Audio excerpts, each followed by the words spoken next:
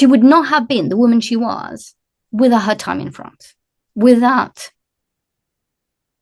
her interactions with 3 different type of queens. Anne Boleyn was one pawn, and I think she thought she was a bit more important than she actually was for the French.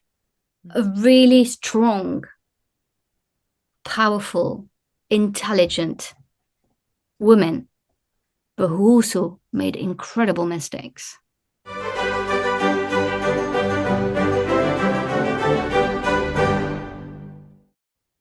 Hello and welcome to the British History Channel with me, Philippa Lacey-Bruhl, and to our latest historian interview. If you've been here before, thank you for coming back and your support of this channel. And if this is your first time, a warm welcome to you. Thank you for checking out the channel. Now, if you love British history, then you are definitely in the right place. As well as today's incredible interview, I have at least around 40 other historian interviews building each month for you to go and check out. Array of eminent historians with fascinating insight into their topic. It's a bit of a wormhole, I will warn you, but go and check those out.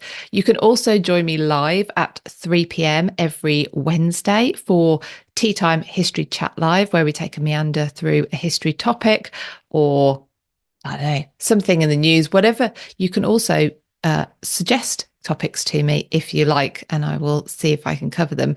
But today I am talking to Dr. Estelle Paranque.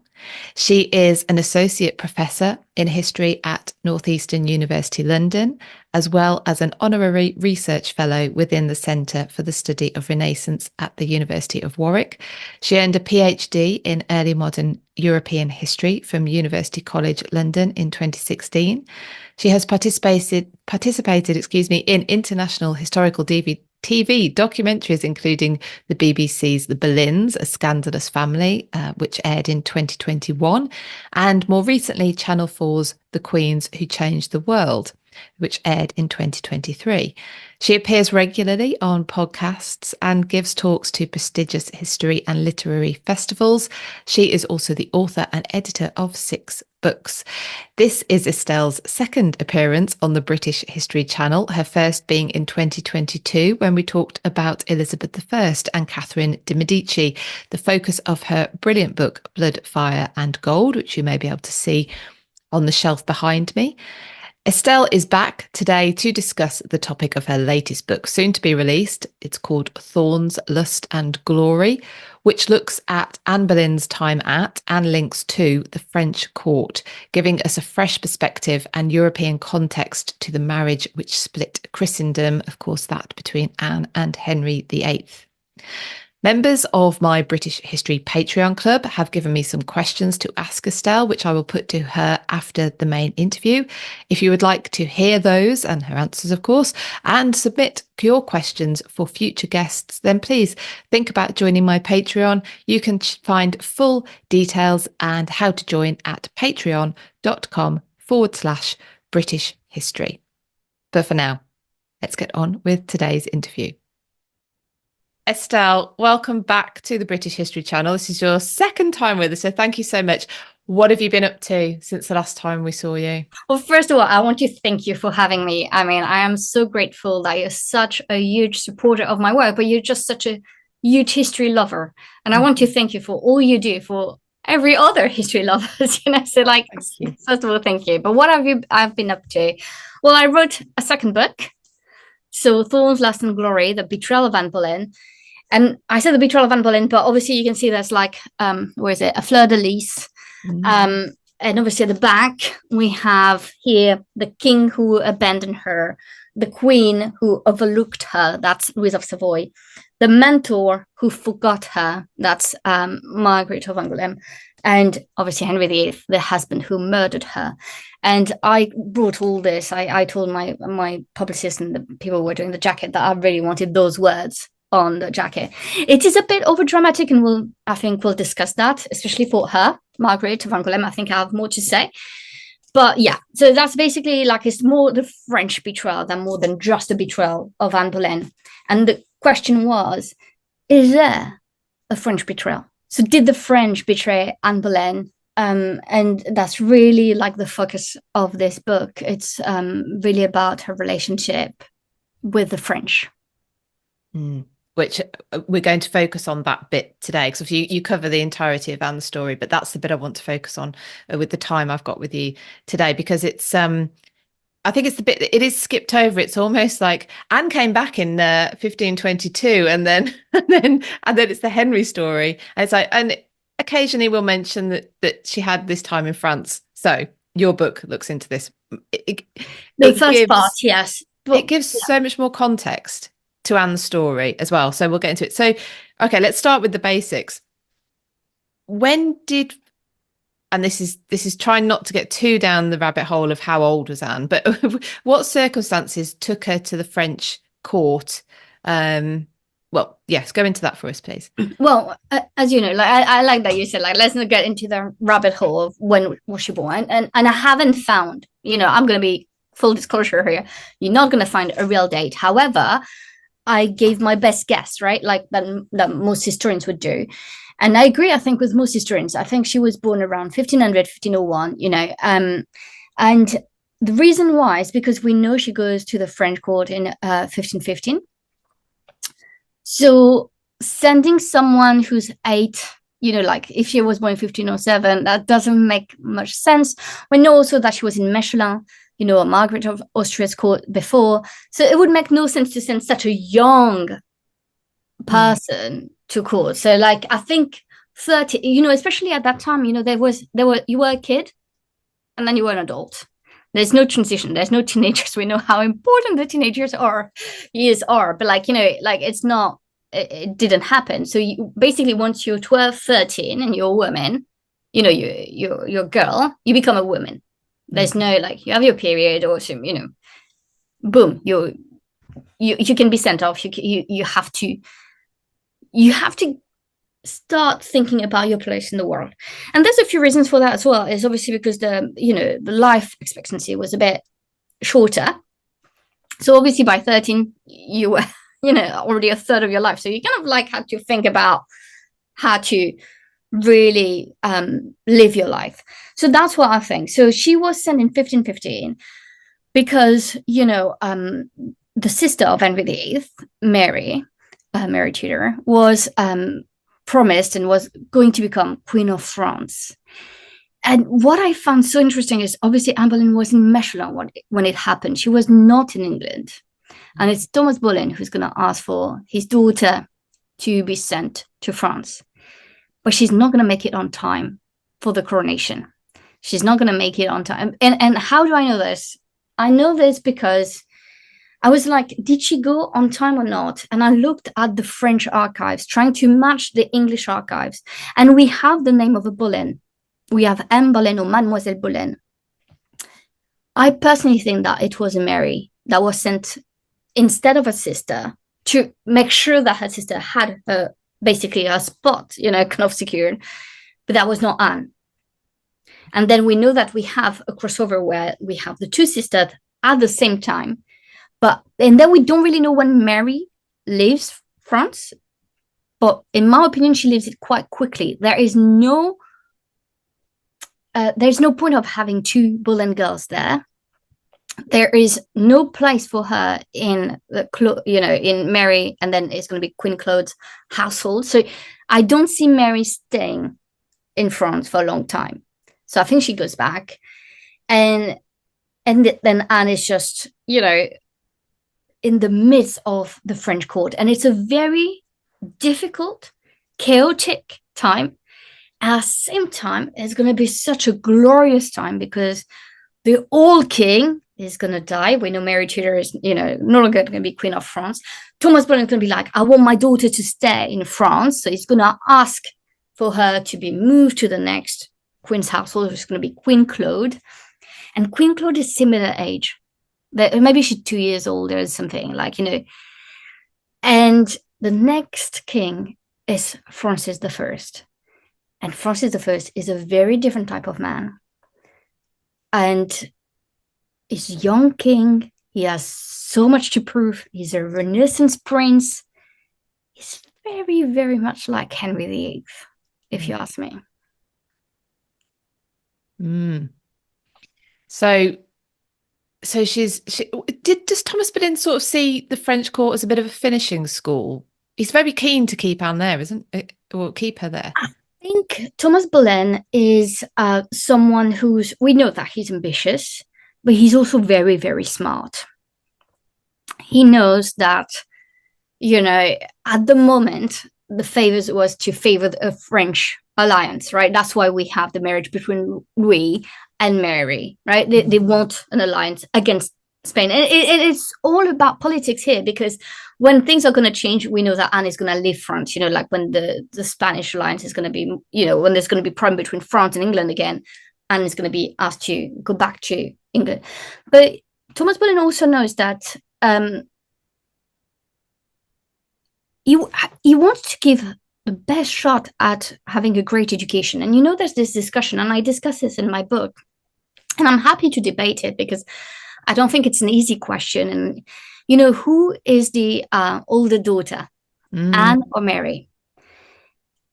And for me, and I know, I've read what other people have said, Eric Ives, Alison Weir, I can give you a list of, I've read their arguments, and everyone has a strong idea, and they make sense, when they discuss their argument.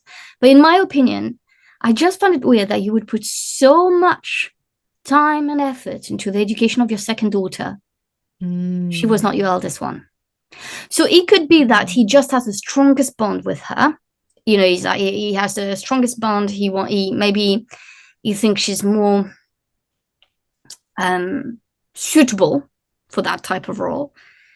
But I still think that it would be weird to see that, and then obviously we see that there are different types of sources that are going to say, yeah, but Mary Boleyn was the eldest because she's the first one to get married. I don't think it's that. It's just, I think the opportunity happened, and then, But then there's a discussion during Elizabeth's reign and her own heritage and legacy from the Boleyn. And she said she's the first. She basically explains that she comes from the first one. So Anne Boleyn should be the eldest. And people are going to say, oh, no, what she meant was it's because she's queen, she's above everyone else. And I don't think it's true. I think she's looking at the order of children and the descendant. Right. And that's my reading of things. That's my opinion of things. And also, again, I just don't know why you would want to put such a strong education on your second daughter. Is it just me who thinks that it's a bit weird that you want her to be because she's in the midst of one of the most, glorious court of Europe at the time, but also it's a great rival for England. It's and now we have two young kings, Henry and Francis. And so I'm just thinking, why would you would probably put your eldest daughter in there. That's my view. It's fascinating. It's only last year that I heard the argument while we're doing the Anne Boleyn tour. Actually, Gareth Russell brought it up that there was even this question about who was the eldest sister. I hadn't actually heard it before last year, so it's fascinating. Funny enough, we talked about it with Gareth because it's something very it's something actually I talked to him about, and I was like, because obviously he's endorsed my book and he's read it. And there was really this idea that it was kind of important to reflect on it. And just some people are so weird when each time you talk about Anne Boleyn, some people think they already know everything and they're going to be like, oh, but I've read this and it's true. Yes. I want to remind everyone that the sources we have are scattered, incomplete, very hard, so I just want to understand, I just want to say that it's okay to debate. It's okay to disagree. It's okay, and do it politely, explain your point of view, laid out why you think something. For me, I've laid out why I think Anne Boleyn is the eldest daughter. I'm sure other people disagree with me, which is totally fine. But I don't think the argument is convincing enough. And until we have the birth certificate, I think we're all allowed to have our own take on this. But in the end, it has to be grounded into something. And for me, the facts remain. We look just at the facts. Anne Boleyn spent 7 years in France at the French court. Not Mary, Anne. That we are sure of. All right. So if she did, what can we speculate about that fact? And for me, is the fact that she probably was the eldest daughter. And also, like, when you combine with, I said, with the sources we have with Elizabeth's reign, and I think it makes much more sense. I love that as a general point anyway, about history, about anything, actually. I think we're hardwired as humans to kind of believe the first, or we get ingrained, somehow we get attached to the first thing we hear about something, and then it's to everything else to disprove that first one. But it's so enlightening when you can open up your mind and not be wedded to those ideas as if they're you personally. They're not. You're just, this is what I love about history. And I mean, I do the Anne Boleyn tour at least once a year. I'm doing it twice this year, and I can guarantee we discuss fresh things every time we do it. I know, because it will never stop. People will ask me, like, do you really have anything new to say? And I bet you, Philippa, there will be someone who's going to find something in 5 years. I said 5 years. It can be in a year. It can be in 10. Just in a few years. Let's not put a timeline, but someone will find something. Someone will, maybe someone will find that Anne was definitely the second daughter. And the reason why she was sent was because, and we'll find a letter that Thomas said, like, Anne Boleyn is my favorite. I'm just, because you have to explain why she was the one who was sent, right? We might find that, or we might find the birth certificate of the two daughters and see that Anne Boleyn was the eldest. Do you see what I mean? There are things that are lost, completely lost, and there are things that have not been found yet. I think there's a lot of that as well, isn't there? And you only have to look at a auction house catalogue to realise that there's a lot of stuff that is never publicly seen. But okay, well, this is so fascinating already. But I need to get on to you've mentioned two of the women at the French court that were an influence on Anne. So I want to go into, there's three of them that you mentioned in the book that I want to go into. Louise of Savoy, Marguerite of Angoulême, and Queen Claude, of course. Who first of all, let's go through who were those women, what were their role at the French court. Louise of Savoy was the mother of Francis I of France. But she's a very, very interesting figure. I think we have so many strong women who are behind the kings. I'm thinking about Margaret of Beaufort behind Henry VII. I'm even thinking about Elizabeth of York behind Henry VIII, and I think we don't give her enough credit on that. I'm thinking about what could have been with Elizabeth Woodville and her two princes. I'm really, like, the mothers are such a strong political figure, but because the tie, and we know this, Philippa, you and I, we have sons. The tie between a mother and her son, can be so strong. And Louise was extremely, extremely ambitious. And when you look at all these women, Louise of Savoy could be like a bit, I think I'm going to get backlash on this, but I don't care. Could be seen as basically the French Margaret Beaufort. She really pushed for her son to be king, but no one got killed for. But she really pushed for her son to be king when he was just one of the branches, and basically it was out of luck that Anne of Brittany didn't give birth to a son, but she had two daughters, Claude and Renee, and we're gonna come to them. And so he was the cousin, so he was like the one, but her husband died young. She decided to remain a widow. And honestly, I think I need to write a book on that, like the power of widowhood in the early modern period. You become so bloody powerful once you're a widow. I'm a bit surprised, even with women who constantly want to keep getting married. But, I'm thinking of Beth of Hardwick or Mary Stuart. Sometimes you get more wealth. Anyway, but it's a different way of thinking. For Louise of Savoy was like, stop that shit. I don't want to get another husband. I'm the one who's going to be in charge. And she has two children. She has Margaret, the eldest daughter, and Francis. And she creates a sense of unity between the three of them. Like Francis is the sun, is not the sun, like, and the planets around him, but they're here to support him. And she's going to raise her daughter to be like, you have to support your brother. She's going to create a very strong bond. And I'm saying it's very important for you to understand a very strong bond between Francis I and Margaret of Angoulême. And she's going to create a very strong bond between her and her two children. And why is it so important? Is because it's going to completely change the dynamic of the court when he becomes king. Because both Louise and Margaret are going to have lots of political influence, even political freedom. I'll get you that. So that's the first woman. Very fascinating. So young when, like all these women who are married to old men and they were like 30. I can't even imagine. Sometimes I think we forget that they were human beings. We just have the facts, oh, she was 13 and she was married to this 35-year-old, 40-year-old. You think, oh, 35, 40, 37, something like that. It's fine. It's not fine. It's not okay.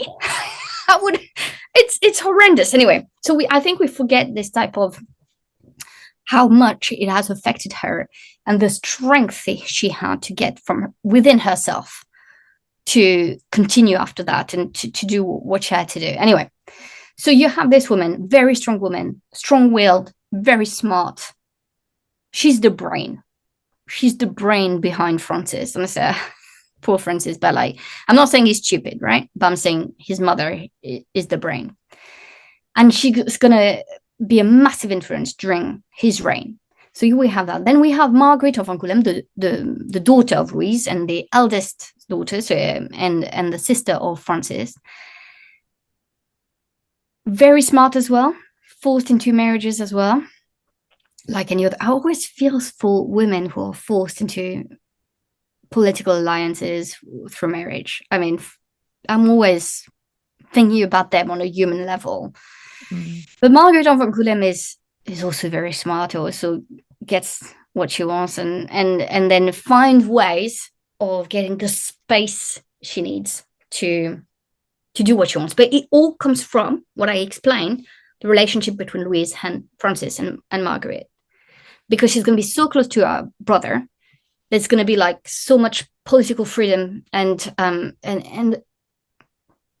strong relationship that's going to go beyond any disagreements. And again, we'll come to that. And then we have Queen Claude. Queen Claude is a daughter of the late king who had married Mary Tudor, and of Anne of Brittany. Again, a very amazing woman. I mean, also very sad story as well. Anyway, a very complicated and complex story. And Queen Claude is a daughter. She's going to also be forced to marry. But at least she marries someone younger. So I feel like there's less of a... No, I'm just, at least it's not an old man who probably smells and stinks. But so she's like, she's 15, 15, something like that when she marries, or a bit younger when she marries Francis. And she's forced to marry him because obviously there's the need of continuity. There's a need of like helping him being legitimate. But for her, there's a need of like, she's the link. Queen Claude is the link between the other branch of Valois and. Is it almost like a Henry VII, Elizabeth of York? It is almost, yes, yeah. There's this need to but remember that. Yeah, I guess we could even compare them more because you're right. Henry VII had like some blood rights, but I think Francis is slightly stronger in terms of like the fact that he can be the heir. But yes, it's very similar. And Francis is not the best of husbands, but we can discuss that maybe for another. We could do lots of podcasts on the French royal family. But Queen Claude is a very interesting figure because she's young, as I said. And it's the queen that Anne Boleyn is going to serve. And people always ask me, like when I was writing, and if you've read my book, Philippa, like I really wanted to know, was it true that that Anne only served Queen Claude? And we'll never know because I really looked into all the household. What I know is that there are some years she definitely didn't serve Margaret of Angoulême. I know for sure she met Margaret of Angoulême, multiple times. But I also know that she didn't serve her in, I think it's my book, I think it's 1588. Like there were some households manuscript that I could find, and they were clear Anne Boleyn was not on there. But it doesn't mean that she was not there in 1517. It doesn't mean that she was not there in 1519. It doesn't mean that she was not there in 1516. So who knows what actually happened? But what we know is that she was at the service of Queen Claude. I really believe that it would have been very easy for them to form some sort of bond. We also know that because Queen Claude had a younger sister, Renee of France. And I'm mentioning her because Catherine de Medici, so now we know in my first book, Blood, Fire and Gold, Catherine of Medici reminded Elizabeth that Renee of France and Anne Boleyn had a very strong friendship. So she said, we could have a strong friendship as well. So I really believe that the three young girls, let's call them girls because, like, you know, they're 15 or something, must have bonded when they were in this, you know, at the service of Queen Claude. And, you know, like Queen Claude was 15. So even though she was queen and everything, you know, and there must have been like little gossips or discussions or I think we tend to think that it was all about protocols and this and that, but we forget that we don't have the oral history. We don't have the records of discussions. But come on, like, they were human beings. So they must have chatted about things. They must have discussed things. And the fact that Catherine de Medici used the relationship between Anne and Renee, because Catherine de Medici met Renee of France, because we know that Queen Claude is going to die, but she actually met Renee of France and had her own friendship with Renee. I can see that Renee was talking about her friendship with, you know, Anne Boleyn and you know, and saying, you know, the woman who's now on the throne of England, actually she was a good friend of mine. And then when I can't believe she managed to get on the throne of it. You know, can you imagine, like, it must be the conversation. Oh my God, I remember those, you know, maybe the stupid thing she was doing at my sister's, you know, when she was at my sister's household, and now she's Queen of England. And so for Catherine de Medici to mention that to Elizabeth later on, to try to forge a friendship with her, and that, again, in my first book, means that I believe that Queen Claude, Anne Boleyn, and the sister Renee, so princess, and she's not just, were pretty close to each other. Yeah, there's a royal progress that I was fascinated to read about. The royal progress of the queens, really, beginning in October 1515. And two things struck me about it, because Anne was on this progress alongside the women we've just talked about. Two things struck me. One, is it fair to say Anne was much better travelled than her future husband, Henry VIII, for a start? She was much better travelled than anyone at the English court. I hadn't realised how far they'd have gone. It is crazy when you think about it. Anne is and I think that's why she was so different honestly, so different when she came back in England. You know, like when people say, oh, she was, you know, there was je ne sais quoi, right? You always read that. You always got this idea that Anne Boleyn is a bit exotic. The reason why she was, in many ways, is because of her own experience, of what she saw with her own eyes. We have to remember she was in Mechlin. Then she was in Paris, you know, like she was in the Vallée de la Loire. So like she moved, you know, she never stayed in one place. But here, the progress you're referring to is obviously this big progress to the south of France to welcome back Francis I, who had his big victory, Marignano. So like very big victory. His and the queen, so his mother, his wife, his sister, like everyone went to acclaim him. And I was like, when I read it, you know, I was just thinking, we know for sure that in October 1515, Anne Boleyn was in the service of Queen Claude, right? There's no doubt. And I was like, and I found this source about this, describing this magnificent progress and how many times they stopped and where did they stop and who was receiving them. And I just, and what was the weather like? I mean, I was so amazed at the amount of details in that source. But then it struck me, as you, Philippa, when you said it, like, Queen Claude went with her household. It says with her ladies. So Anne Boleyn, 14, 15, 16, yeah, or 30, you know, probably I would say 14 or 15, was there, went with her. This young girl traveled down France in one of the most magnificent progresses to welcome the young, strong warrior king of France for his magnificent victory. But the beauty of it is like everywhere she stopped, you know, like the beautiful cities, the beautiful tapestries. And none of it was for her, obviously, because she was a nobody. Mm. Yeah, like we have to remember that she was a nobody.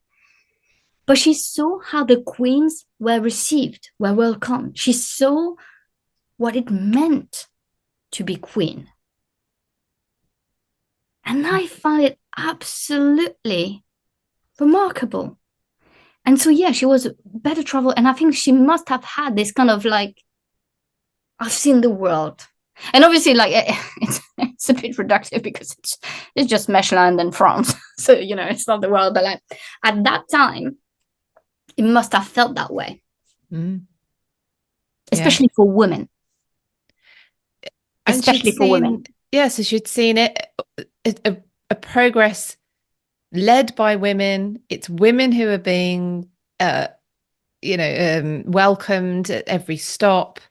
They're the forefront of this progress. How long did it take this until they met up with Francis? It must have taken like more than a month or something. I can't remember. So for a long time, it was everywhere they had to go down. It took a long time. And each time it cost so much money for each city. I feel so bad. The money they had to throw at this type of like to entertain you know, the royal family. And then they had to go back, right? So she went back as well. And she really had her ears and eyes everywhere, you know, wide open. And I think it must have impacted. When we say, oh, Anne Boleyn was so ambitious, you know, like she, you know, you love her, you hate her, right? Like there's lots of people who hate her, and yet they're still reading all the posts about how people love her. Anyway, but I think a bit masochist here. But with Anne Boleyn, like, you have to understand where the ambitions come from. And for me, I make the point and I make the case. I really believe she would not have been the woman she was without her time in France, without her interactions with 3 different type of queens. 3, because everyone say, oh, Queen Claude, she was just giving birth and stuff. Do you know how strong you need to be giving birth every year? So don't give me crap like this. You know, like, oh, she was so weak. She was just giving birth. Do you know how hard it is to be constantly pregnant? How hard it is to be constantly giving birth? She was a bloody warrior. Is she pregnant when she's on this progress as well? Yeah, I'm trying to remember. Yeah. It's a lot. Honestly, everyone is like, oh, Queen Claude, so fragile. Fragile, my ass. She was not fragile.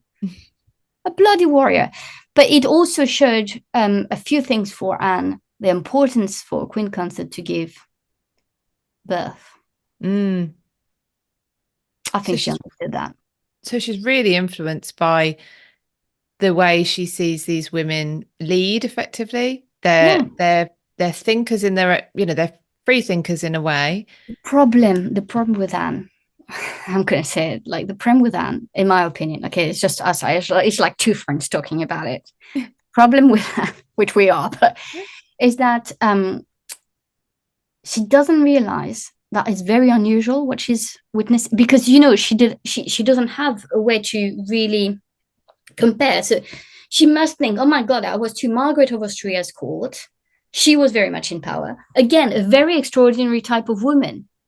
And then she's like, oh my God, I'm in France, and the 3 women are, you know, they have so much freedom. And Queen Claude is very revered and but she doesn't understand that Queen Claude has like the background. She has a lineage. She's the daughter of a king. She's not the daughter of a diplomat. She's not the daughter of a courtier. She's daughter of a king and of the Duchess of Brittany. I mean, here we're talking about very high. If you have to need a hierarchy, I don't think we need a hierarchy, but you see what I mean? But it's royal blood. So she must think, oh my God, like, look, Louise of Savoy made her luck. Fine. But again, very lucky to be able to do so. And she probably thought, oh my God, women can be very powerful, can be ambitious. And Francis I led them in many ways, being their own free women. Mm. So when she goes back to England, she has a kind of a distorted view of what a raw woman should be, in my opinion. Mm. Well, it's her only reference. Yeah, and then she's going to serve Catherine of Aragon, who's again a very strong woman herself. So, but again, she's royal blood. In many ways, she's allowed to be because she's royal blood. And I think Anne forgot that, like, and it's what I talk in my book as well. I think it's almost, in my views, it's almost as if she felt, oh, you know, I had my education in France. I was at the French court. I can give so much in terms of, you know, I can bring so much on the table. And then she kind of forgot. She didn't have the security that even Catherine of Aragon had, that Claude would have had. You know, like, she's not raw blood. That's a really interesting point. I really think that Anne didn't think this through. And when people also ask me, like, do you think that Anne Boleyn, you know, really wanted to become queen? I don't think so. But I think that once she's going to have the interest of the king, her past experience, the experience she has at the French court is going to, you know, the ambition and the things she saw are going to take, you know, are going to take over. But yeah, you know, it's also why I love her when people are like, but you know, Anne was not just nice. Of course she was not just nice. No one is always just nice. She was vulnerable. She was human. She was impulsive. She was erratic. I bloody love her for absolutely all of it. I love that she's so imperfect. She's so... it's someone it's so sad because we don't have records of her words and stuff, and maybe we will, you know. I hope like someone is listening to this and they'll be like, I'm gonna dig all the archives and find something. Please do, because I think that the more we can have about her words, the more we're gonna realize how magnificent she was, not in terms of like glorifying her, but in terms of a really strong, powerful, intelligent woman, but who also made incredible mistakes. With all the flaws of a normal human being. Do you think she's one of these people who perhaps there's been an overcorrection of her character in some way? Oh, you mean she's either vilified or glorified? Yeah. Yeah, I think we tend to, you have the people who absolutely hate her. She's a homewrecker, she's this, she's that, you know, you can see like all the rubbish you can read online, you know, on some forums and blogs and stuff. There's big haters of Anne Boleyn, right? Like they're massive. And you have equally the real lovers who are unable to criticize her, unable to see that she was not perfect, and not able to understand that it's her imperfection that makes her so unique. And that's the fact that 500 years later, you and I are doing a podcast about her. It's her imperfection. That's why. So yes, I would agree with you, Philippa. Interesting. So she comes back to, God, there's so much we could talk about, but she comes back to the English court in 1522. Yeah. Under what circumstances is she returning to England? So there's going to be a war between France and England. Like the alliance is not working. So Thomas Boleyn really wants his daughter back. It's just going to be a bit too dangerous. And at the same time, the French realize that the fact that the English are asking for Anne Boleyn to be back, they don't like this. They think, okay, so it's kind of like given that things are going to change in the Anglo-French relations. And you see at, you know, Henry VIII and Francis I relationship, it varies, right? Very close brothers, very big rival, very close brother, you know. So it's the story of basically, you know, the first half of the 16th century political alliances and political disputes. Anne Boleyn is going to come back. And And Anne Boleyn is going to be a very different type of woman. And because we've just discussed, because she was so well traveled, so well educated, she really had there was really something different about her. I would agree. I would argue, though, that her personality has itself played a big role, because she could have been like, oh, yes, I've traveled, but, it didn't have such a huge impact on her. So it's also obviously her and the way she's going to react to everything that happened to her and everything she witnessed. And when she comes back, obviously, there's this proposal for marriage with Henry Percy, and she doesn't have her eye on anything that is above that. It's already very glorious in many ways, like for her to. So she thinks, okay, it's when Henry VIII is going to have and show an interest in her and make sure that she doesn't marry, that then she's going to remember the three women who basically raised her. And where she's going to think, well, I'm not going to be anybody then. If you really want me, that's going to be very different. Because again, another thing that we need to realize. So we talk about Queen Claude, always being pregnant, She did her, honestly, 10 out of 10 in terms of duty, of what is expected to be queen. She's going to die because of it, but 10 out of 10 for doing it. But Anne Boleyn also saw Francis I and his mistresses. She also saw how powerful were the mistresses, because some of them, lands, titles, money, but who's always at the side of the king, who's always respected, who's always at the forefront of everything. It was Queen Claude. So she realized that, mistresses, your war mistresses, you get a lot, but you can be forgotten. You can be discarded. You can, there's just not enough kind of safety and security. I would disagree with that in many ways. It depends on your ambition. But for Anne, it was probably like, I don't want that. And there was kind of an opening for her with Henry VIII being so unhappy with Catherine of Aragon. And I'm sorry for Catherine of Aragon's fan. I love Catherine of Aragon too. I hate that we always put them against one another because they were big rivals. But you can still love Anne Boleyn and love Catherine of Aragon.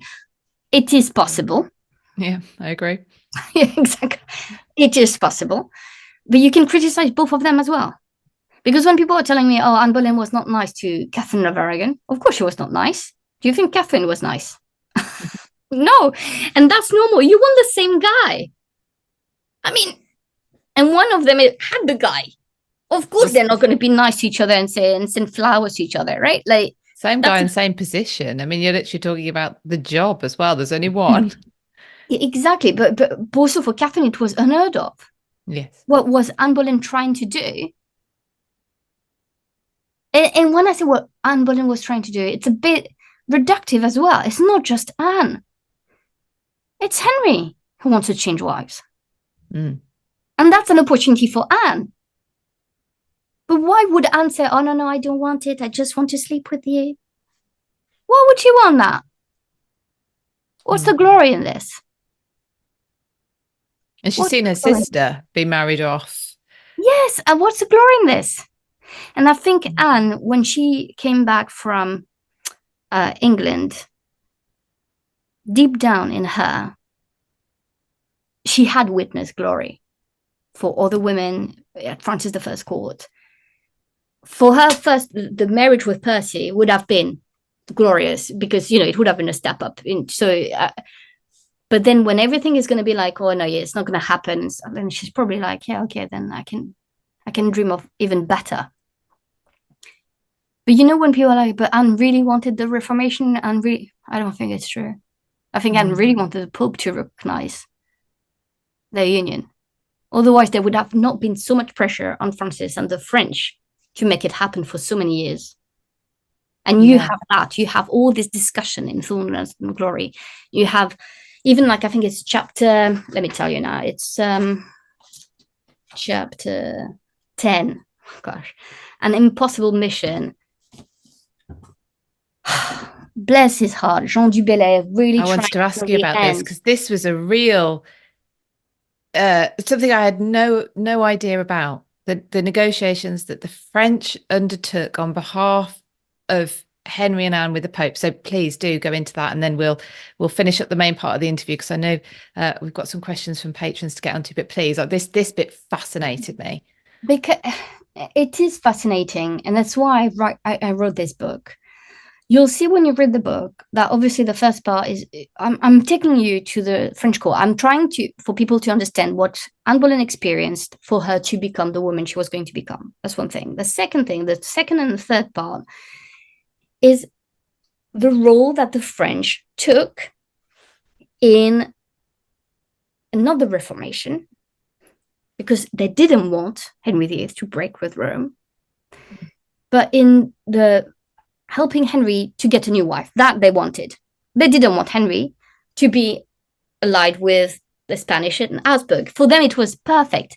And they saw, in many ways, Anne Boleyn as a substitute French princess. She had been raised at the French court. She was a Francophile. She was obviously not going to favor Chapuis, was she? She was not obviously going to favor, a Spanish alliance. So obviously she was going to favor a French one, which was very much what Francis wanted. So she's the perfect person and perfect woman to be in Henry VIII's bed, but even better, if you can make her by the side of Henry VIII. And we know that because also Anne Boleyn is someone who, because she saw how Queen Claude, Louise of Savoy, Margaret of Angoulême were acting, she's someone who has something to say. That's also why Henry VIII is like, his third wife is like, I don't want her to talk, right? Jane Seymour, she's going to have to be fucking quiet because the other one always had an idea, right? And but like that's so true. You have to understand where it comes from. And so the impossible mission is like, obviously everything. It's from 1533, with a secret marriage and, 1532, 1533, the birth of Elizabeth, even Francis is like, oh, like, gosh, he didn't even have a boy now. Like, so all of this for that. And everyone is a bit worried. And I think the French always knew that Anne had to step up, had to get getting pregnant and all of this. And I think the stress of everything was not going to work for Anne. But Jean du Bellay was an ambassador who spent a lot of time with Anne Boleyn. And I believe that they had a very strong friendship. Now, what's so interesting is that his patron, the person paying for him, because Jean du Bellay was someone who, he was going to become a cardinal, yeah? But he was also very much interested in reformist ideas. And that's what I want people to understand. It's not black or white. It's not you're Catholic or Protestant. It's not that, oh, you read a book with reformed ideas, you're obviously against the Pope. No, it doesn't work that way. You're just trying to find a way to have your own ideas, your own goals, and you're intrigued by some stuff, and you try to find ways to get what you want. And it's exactly the case for Jean du Bellay. He was interested in reformed ideas. His patron was Margaret of Angoulême. She was paying for lots of stuff for him. But Jean du Bellay also was part of a very strong family himself, a very strong family. And he had brothers about everywhere. The correspondence between brothers is fascinating. And I think he really liked Anne Boleyn. So in 1535, he's going to try one more time to get the Pope to reconsider the excommunication, so not doing it, to recognize the marriage. He does all of this for Anne. And you'll see when you read that chapter, The Impossible Mission. I don't know if you felt that way, Philippa, when you read it, but when I wrote it, I felt that way. I felt so heartbroken for him, and obviously for Anne. But it's like he thought it was going to work. And it's where you see all the politics and all the scheming and people and different, goals and different agendas. And he got blindsided. It didn't happen. And then it's almost like, well, there's nothing more that the French could do at that point. And that's quite That's quite tragic. Are the English still pursuing this at this point, or No, because they're not in Vatican. They're not. You have to understand that at that point they're not in Rome. They're not there. So they're using the French to do it. That's why it's so interesting. It's a very strong alliance, but the alliance was never to get England to break with Rome. That was never the goal for the French. The goal was to get rid of the domination of Spain and of Charles V, the Holy Roman Emperor, like Francis I, arch enemy. That was the goal. And Anne Boleyn was one pawn into that. And I think she thought she was a bit more important than she actually was for the French. It's what she represented as opposed to her as herself. Yeah. And is it during this time, sorry, I do have one more question before we wrap up, but is it during this time, well, I think if I read this right, that the French are also pursuing a marriage alliance between the Dauphin and Mary, Catherine of Aragon's daughter? So that, and that the reason for that is because Francis is very upset that Henry VIII has gone down to breaking with Rome, and he wants. You have to understand that it's not just one political goal for any king. For Francis, it's a very, very complex. What he wants is to be to have a very strong relationship with the Pope. You know, like he managed to get Catherine de Medici and his second son married, and now he's thinking like the way to get England back into Catholicism is to get, you know, a marriage between the Dauphin, his son, and Mary.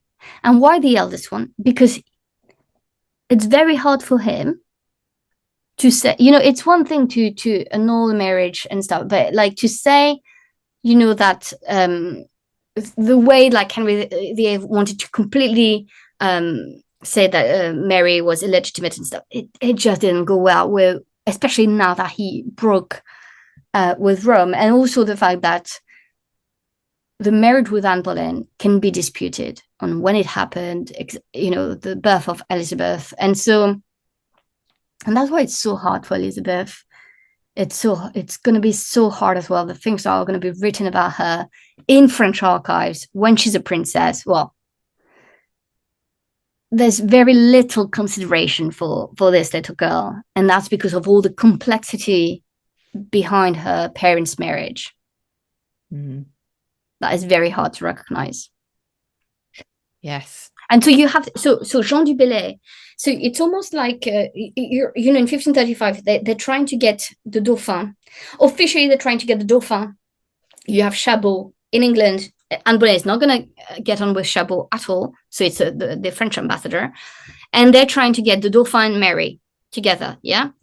At the same time, you have, and that's why it's so complex. Then you have Jean du Bellay trying one more time to get the marriage between Anne and Henry VIII recognized. And obviously, if he does it, it means he has the approval of someone.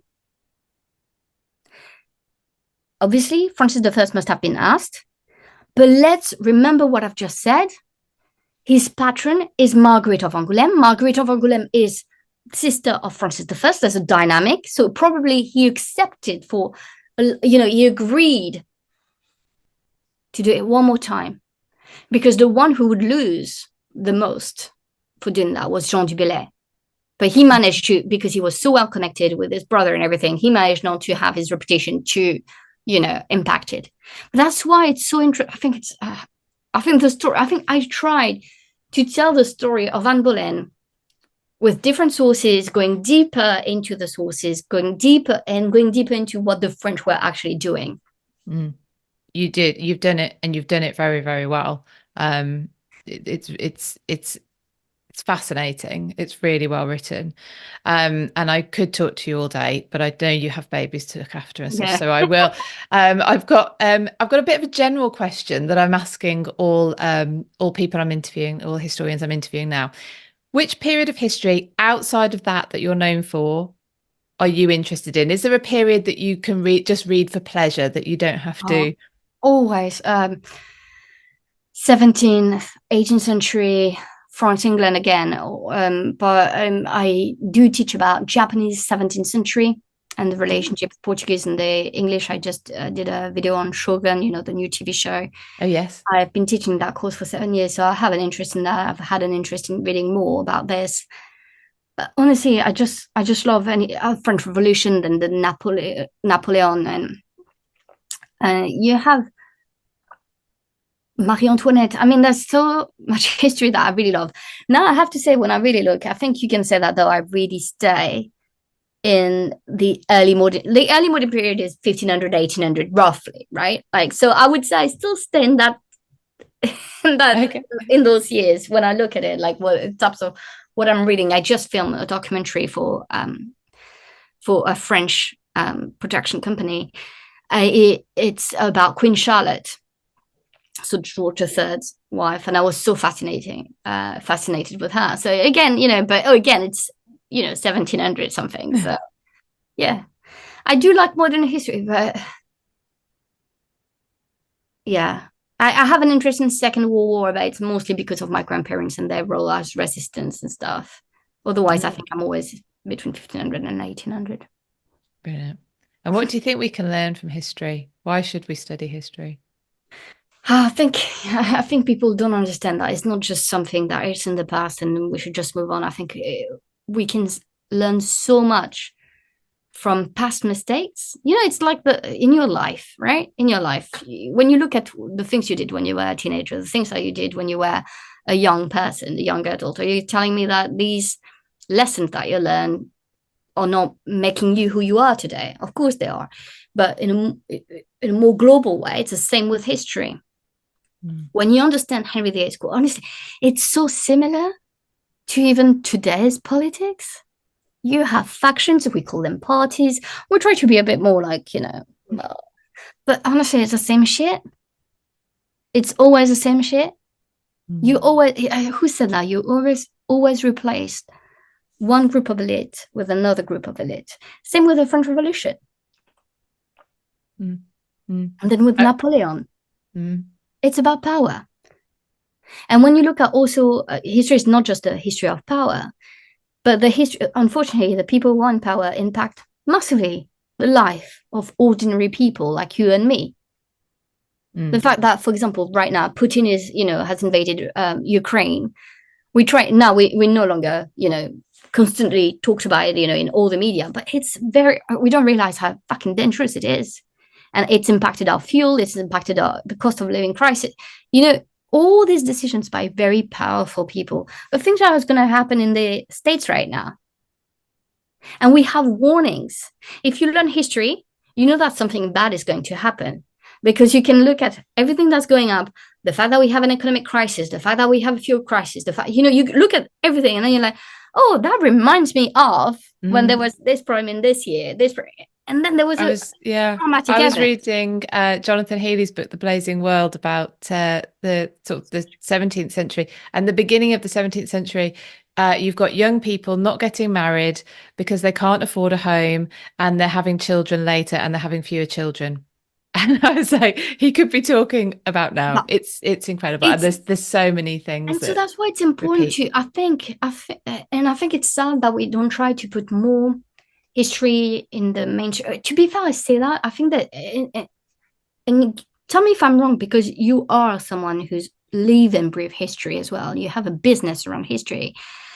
There's more and more an interest, in my view, from the public in history, but it just doesn't translate into university. I think people don't want to have a history degree at university. They think that it's just for the elites. It's just one type of learning, when actually there is much more to it. And I think it's because academics have stopped bridging the gap between their research, their archives, the training they get.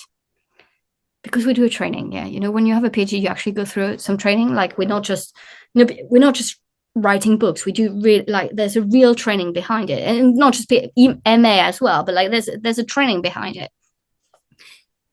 But we're failing in bridging the gap and showing people that actually we have we cannot reach out to a wider audience and give them the research.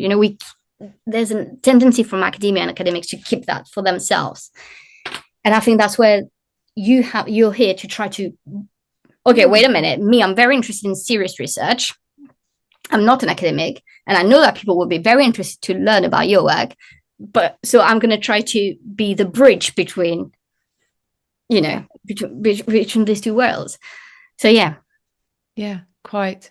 I think if you can use history as well to learn how to, like, back to your earliest point about breaking down your argument, being open to new evidence, changing your mind. If you can practice that skill on history, you can do it in your personal life in the moment as well. And I think it's a fantastic skill, and people would be far happier if they could be less wedded and I to think their it's so ideas. good at understanding that, and at being so open-minded. Like we can see with all you do different tours, you show a different interest in different periods of history. You're not just about the Tudors, like you have a tour about the Stuart, which so overlooked. You have a tour, about the George, so and we need that. We need to keep that interest from the public. I think it's useful. It's useful, and it's interesting, and it's it's fun. So so it's all great. So we're going to move on to the questions that my patrons have put forward. But before we do that, please tell everybody where they can find you, and obviously when your new book is being released as well, please. Yeah. So Thorns, Lust and Glory is out on the 2nd of May in the UK, and it will be out in the US on the 12th of November. Sorry for the delay. It's always like that. I have two different publishers. I'm with Penguin, or Every Penguin for the UK side, and I'm with Hachette for the US side. So there will always be like a bit of a difference. In time for Christmas, though. Yeah, good time for Thanksgiving, for Christmas, and a good time for the summer. Honestly, you want to read that book by the pool. So yes, that's one thing. And you can find me on social media. Obviously Twitter, but I'm less and less active because of what happened to Twitter. So I'm more on Instagram. So if you type Estelle Paranque, you will find me. And yes, and so it's I share what I do. I try to share some bits of my research, but without spoiling too much of what I do in my book. So yes. Perfect. Well, thank you so much for joining me today. Thank you, Philippa. She's not the whore, the Protestant whore that people want her to be. I think it's legitimate to ask the question: did the French, who definitely supported her and were quite happy for her to be so close to Henry VIII, to serve their interest, because she favored the French ambassadors so much, and then at the end, I was just like, oh my God, did they just let her down? And you read the book and you see that it's more complex. For the extended interview with Estelle, go to patreon.com/British. Hello, welcome to the British History Channel with me, Philippa Lacey-Bruhl, and I have a really special episode for you today. A few weeks ago, well, not that long ago actually, a couple of weeks ago, I was able to visit Hever Castle and their new permanent installation. They have reimagined the rooms as they were when Anne Boleyn, its most famous resident, lived there. And I was walked around by none other than assistant curator Kate McCaffrey, one of the brains behind this incredible project. Yeah, so this is the first room. Do you know what you mean? Well, one of the first things is the smell. It's incredible, isn't it? From the rush matting. It's just an amazing kind of immersive sensory experience to add, because not only does it look great and it's authentic, but it smells really Did you know nice. it was going to? We knew it would smell kind of herbal, but we didn't know exactly. And we didn't know how long it would last, because we get so many people walking through these rooms. Yeah. We didn't know if that would kind of affect or dampen down the smell, but it stayed really fresh. We have to water this twice a week, and we spray it with lavender kind of essential oil as well, which would have been used in the rushes when they spread them 500 years ago. So it's a similar kind of smell that we could emulate as possible. And would they have weaved them like this? Because I'd never thought about it when you read about rushes on the floor. It's funny, isn't it? I actually had thought just like thrown on. Strewn around, yeah, and that's what they used to do for a long time, but in the early Tudor period they started to realise they could weave them together, and it was much easier because obviously if you think of ladies' dresses specifically, when you're walking through you'd be picking them up all over the shop. So I think it's much neater, especially for us practically, to have them woven, but they realised that as well. So this first room, so we're in the parlour, really recently renamed as the parlour. It was the morning room. And this was separated off from the Great Hall by Geoffrey Boleyn, and the staircase at the end that goes up to now the nursery was added by Thomas and Elizabeth Boleyn. So this is quite a Boleyn space. It was, you can see sort of different layers of their additions and changes as we go through.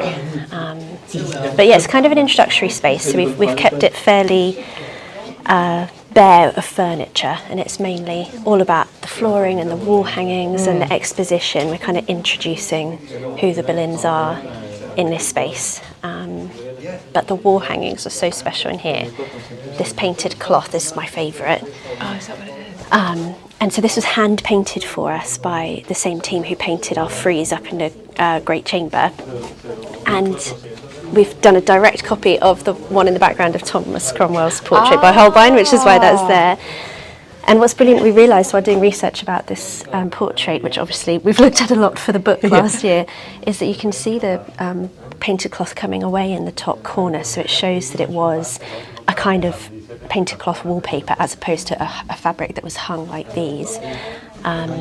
So yeah, it's fun to show throughout the apartment all the different types of wall hangings that the Tudors played with, and painted cloth was by far the cheapest of all of them. It appears in inventories as stained or painted cloth, and it often would have just been kind of stamped with a pattern a bit like this one. So we kind of start off more simply in this room with the least expensive wall hangings, and as you progress through the rooms you progress with the Boleyns and their wealth and power, and you end in the best bedchamber surrounded by tapestry, which obviously was extraordinarily expensive, so the most expensive of all the hangings. I suppose painted cloth is, or printed cloth is, quick as well. Totally, it's quick, it's cheap, it's still effective, and was obviously used by really important people, as we can see, you know, in the background of Thomas Cromwell's portrait. So it's nice to show, the different options.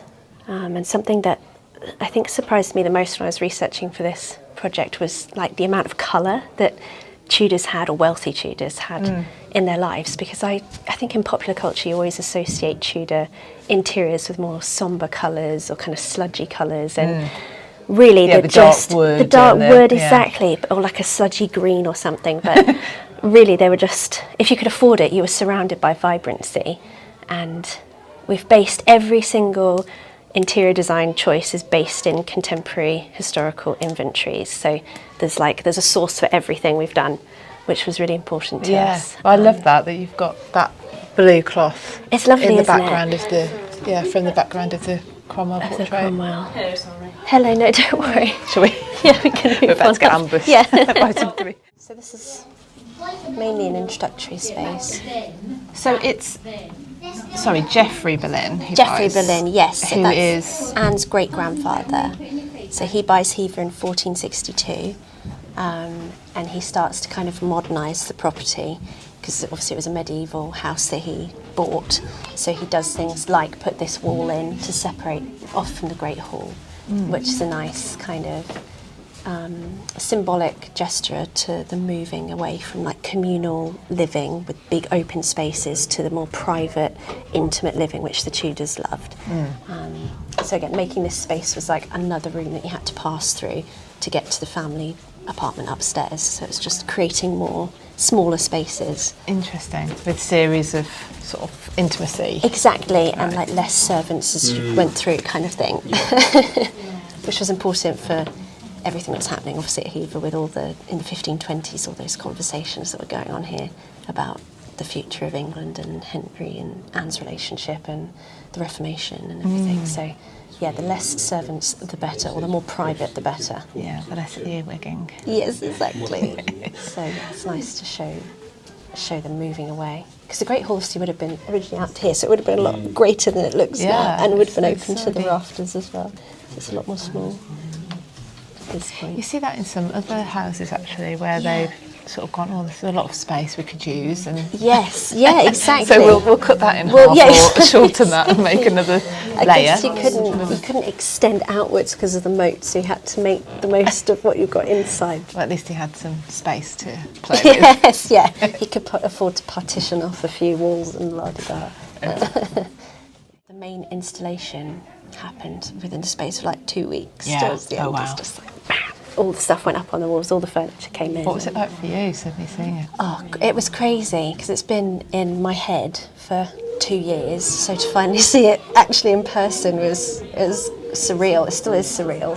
This project is largely everything that we can base in historical sources we are, but there's also a degree of imagination you have to use because we don't have an inventory of Hever during the Boleyn's time. We don't know for sure what these spaces looked like, so we have to kind of slightly use our imagination. But our main source base was about 10 inventories, contemporary inventories, but of families of comparable status to the Boleyns. So, like there's a Dudley inventory, Guildford inventory from Leeds Castle, Thomas Cromwell's inventory, things like that. So we've used people of similar standing, similar wealth. Exactly. We've used that for inspiration, and yeah, we've had so many debates over the last couple of years on how much money do we think the Boleyns had at this point, and all this sort of stuff. It's not a given that you know that. No, we have a later recollection from Thomas Boleyn. He's writing to Cromwell and he's recollecting,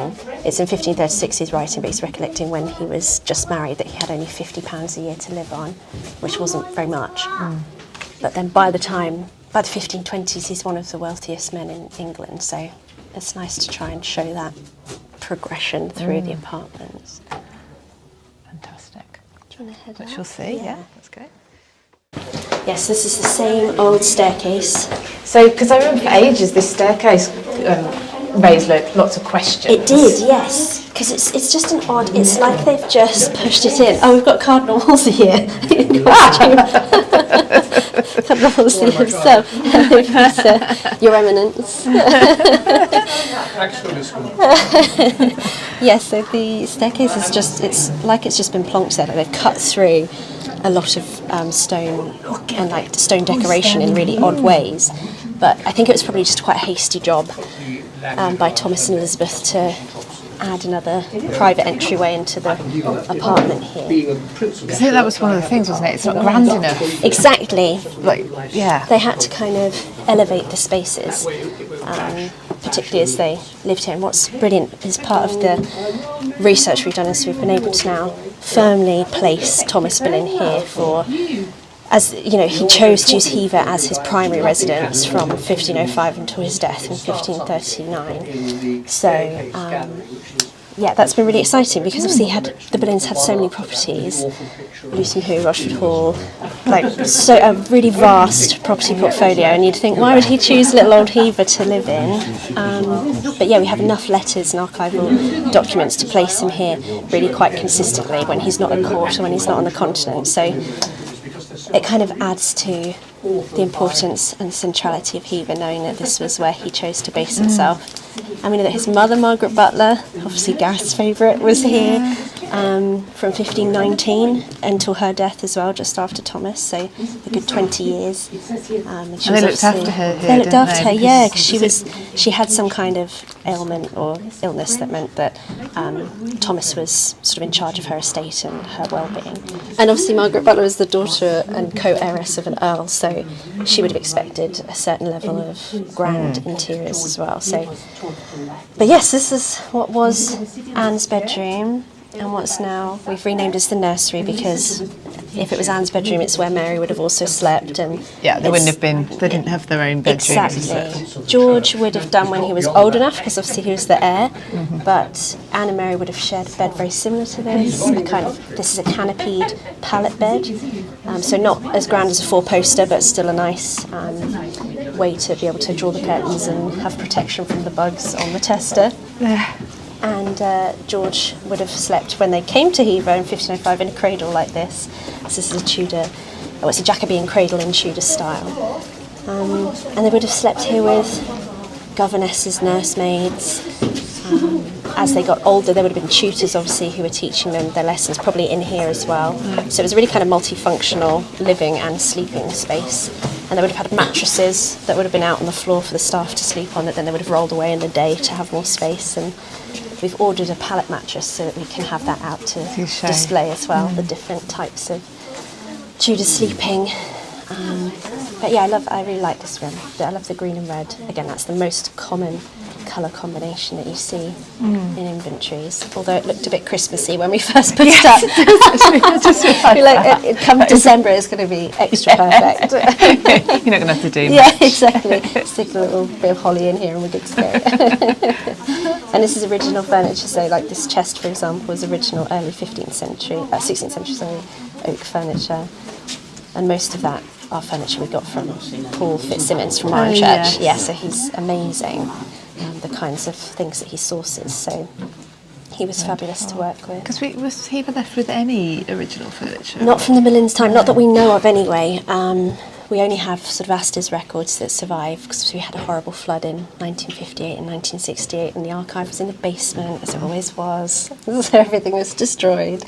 But we have Astor's ledgers that remain, but beyond or before Astor we don't really know.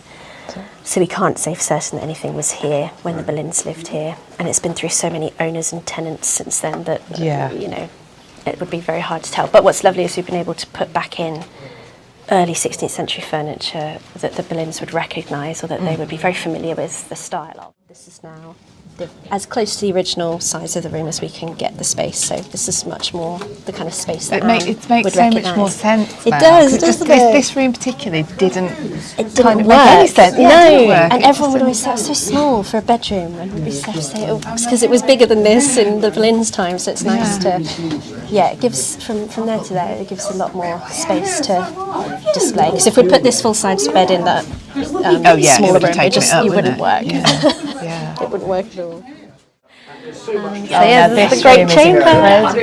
It's lovely, isn't it? I think this is the biggest transformation of all the rooms. Yeah. Because if you think this used to be the Books of Hours room, so there's basically nothing in here but the two cases with the Books of Hours in. It was kind of more like a museum-y space. And I think now it feels so lived in and so just like exactly how I imagine it would have been when the Boleyns would walk in. See, I'd love to be able to say I've got enough imagination to work, to go into a space and imagine it. No, not really. Do it for me, and then I'll get pretend interior designer. I've got that on my own. I've become weirdly expert now in Tudor interior design. Something I did not expect to happen, but it's lovely to see it come together. Frieze around the top. Is that painted on there? It is, yes. So it's hand painted by the same people who painted the painted cloth in the parlour, so Tess Newell and her team. And they took about 2 weeks to paint it, maybe probably less than. But we went back and forth on the design a lot, so we chose the Tudor rose, obviously, and the pomegranate from Catherine of Aragon, which some people have been a bit confused by, but why did you go for that? Yeah, we chose it because Catherine's a massive part in Anne's story, and in this room we're sort of entering the 1520s, early 1520s, and it would have been totally typical to have rooms displaying emblems or portraits, as we've got in here of Henry and Catherine as well, of the monarchs, to display your loyalty to them. And obviously Elizabeth Boleyn was a member of Catherine's household. Anne and Mary were long before anything happened with Anne and Henry, so the Boleyns had loyally served Henry and Catherine for many years before the kind of new relationship between the king and Anne began. So it was nice to include her in the story. And what I love is Ali pointed this out, actually, our curator. She said that she looks like she's got her arms crossed, the pomegranate. It looks like it's like a stubborn Catherine of Aragon pomegranate.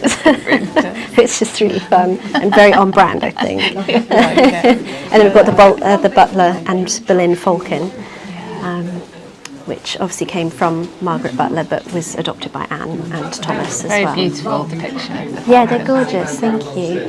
And we took inspiration from the frieze from lots of contemporary surviving ones, mainly at Acton Court, which their frieze was created for Anne and Henry when they went to visit in 1535. And the colour scheme we've taken from the painted ceiling in the chapel at Ighton Moat, which is not far from us. And that had sorts of emblems for Catherine of Aragon specifically, but we've taken the colour palette from there, so it's kind of nice muted, but still bright. Because the idea for us is that it probably would have been up there since the time the Boleyns moved in around 1505. So by 1520, it's been up for a little while. So we've gone to green and gold? Yes, a kind of, golden and teal kind of combination, which again you see a lot in inventories. And this striping effect is just all over the place in inventories. And I think it's because, they called it paned fabric. And I think it was much more expensive to produce like a really long piece of one fabric than to just piece together scraps of different fabrics that they would call paned or striped. Right. So that's kind of where that came from, but it's quite a nice effect because it mirrors quite nicely our blue and gold ceiling. Well, the ceiling is stunning. Was it just plain white? It was just plain white, so we always had the ribbing on the ceiling, but it was all just plain white, and so you didn't really notice it. But we've taken this blue and gold ceiling from an exact contemporary description from 1528 of Sir Edward Wotton's ceiling, who was the officiator at Anne Boleyn's coronation. And he lived in a manor house just outside of Maidstone, and he describes his ceiling as a blue background with reddish gold ribs. So we thought, perfect, we'll take that and have that in here. It's I don't know how to describe it. It's sort of stunning, but not, it's not garish. It's just very elegant, actually. Oh, glad you think so. Yeah, as befitted the Boleyns. It's sort of made the room look bigger as well. That's what lots of people have remarked on, weirdly, because we've sort of got more furniture in here than we had before. But I think it's just because it's a continuous space. Exactly, rather than broken up with different items. So a lot of this furniture is original 16th century as well. So this gorgeous oak chest is from 1530. The beautiful chairs are from 1530 as well. Oh wow! And they still close up. The X chairs, they still sort of fold up so they can be portable. It's like a very posh camping chair. If you think they've sort of are transporting furniture around from house to house, it makes sense. But they've been reupholstered since then though. That's not original reupholstery. And original chests in the background, and so it's a room filled with interesting objects. These are original 16th century ceramics we've got, so that the flowers are in. Oh. This one's from Italy. He looks really good. Do you think so? He's giving a side eye, isn't he? Yeah. He's really giving you a look, Peter. No. And our wonderful florist Pam, who decorates the entire castle, has now had it put upon her to create Tudor appropriate flower arrangements for us. So they're all traditional flowers that you'd find in a Tudor garden, which so they're is going to be incredibly, very seasonal. Very seasonal, exactly. So she does a brilliant job. Not going to get any tulips. No, I don't think so. No dazzling daffodils. I don't think so. That will change. July. Yes, exactly. So our lovely lute. This does actually work, and it's a proper lute. I can't play, of course, but we're hoping to find someone who might be able to. Do you play? No, do I lute? Strum. Might know a man who does. Yeah. So we basically took inspiration for the designs from the Thomas More family portrait and the ambassadors, Holbein's ambassadors, which is basically how we furnished the buffet and the rooms. So kind of every object or accessory you see in the background of those paintings we have in some format in this space. So I've never looked at so many portraits just to look at what's happening in the background, rather than who's in the front. That's quite insightful. It's interesting. quite fun. It was again a different way to look at things. What about the plate then with the... so we had this made by a coppersmith who only fashions things with Tudor tools and materials. He's amazing. He's called the Copper Elf. And he hand-hammered the Boleyn crest into the plate because it's the exact kind of thing that they would have had displayed in a room like this in the Great Chamber to show off their coats of arms and their wealth. But it's beautiful. It's really been the whole plate's been hand-hammered. And that's more original 16th century ceramics with the lavender in. Again, they came from Paul, so he's been massively helpful. He's number one customer. Yes, and the chair is from Paul as well. That's also original 16th century. It makes me think of the one in one of Henry's psalm books. There's a portrait of him sitting in a chair exactly like that. So I love that chair. So it makes me think of that. It's really interesting. It's like for leaning, maybe so not backwards. Yes, like, not really backwards. Yeah, any which way but backwards. The X chairs were a really popular form of chair to sit in, which again you wouldn't think is massively comfortable. These at least have backs on them. Yeah. But yeah, it's more like it's made of iron, so it's a curule stool is what it's called. But you don't want to lean back in that. Thankfully, there's a cushion on it because it wouldn't be very comfortable. Well, there's a pine cone on it now as well. Yes, so it's not. we're trying to do what the National Trust do with like putting things to Well, discourage seating. They're meaner than you. They use like thistles. Oh, do they? Yeah. Oh, I didn't know. We thought they used pine cones. I'm not sure the pine cone's been working. Dare you? Yeah. So maybe we'll have to do that because I don't think the pine cones have been working because they keep going missing. I think people are just picking them up. So maybe we'll have to switch to a thistle. What did you get from Hever? Yeah, a pine cone. Yeah, a Tudor pine cone. But that's part of the fun now is seeing, obviously we've been planning this for so long, but now seeing how the visitors work with this space is going to be... Seeing how long the matting lasts. So, exactly, things like that. We're going to have this regularly kind of replaced and updated. Probably every January when we close we'll have to have parts redone. See if you have trouble with bugs like they used to. Yes, well that's the idea of spraying with the lavender is antibacterial, so the idea is that will help keep this clean. But we've already found moths in the fabric and we're like, no, get out. But then that might give it a more authentic feel as well if there's some moths. But yes, lovely. I love this bust as well. It's one of my favourite pieces that we've got. Yes, where's that come from? So it's Italian, early 16th century terracotta. It's entirely made out of terracotta. We again bought it from Paul, but we didn't know who she was when we purchased it. But Owen and I have recently been researching and figured out who she is. And she's Claude of France. Claude of France's daughter, Charlotte. French, you can see the fleur de lis. Yeah. So she died when she was 7, but Anne would have known her. So she was at the French court when Anne was there. So it's a sort of lovely coincidence that we have a beautiful bust of someone that Anne Boleyn set eyes upon and knew from France. That's quite poignant, actually. It is, isn't it? And it's lovely to show the French fashions, I think, as well, the French hood and everything. Her eyes are quite piercing. They are. Like they follow you around a little bit. Yes. Everything we had to think of accessory-wise, these books were made by a company called Bookworks, and so it's all parchment, original parchment, and we had them bound and with clasps as they would have done 500 years ago. I've got my eye on a couple. Yeah. There's some lovely ones. And then this is the final room in the apartment. This is the best bed chamber. Oh, this is transformed as well. Isn't it? I always thought the Great Chamber was going to be my favourite, but I think this is now my favourite room. I think what struck me immediately, or the biggest change for me when we were installing, was the lighting. So we deliberately went for a really orange-toned light in here, so it feels so warm and cosy, and like it would have been lit by candles and the fire. And so yes, this is a very. And again, I feel like it almost feels a bit bigger now that we've redone it. I think there's something about having the flooring down that makes that happen. It really changes, doesn't it? And it also muffles like the footsteps sound that we used to get a lot, so it changes the whole. That's interesting as well, isn't it? Thinking about the lower floors. Exactly. It sort of adds another sensory aspect that we weren't expecting so much.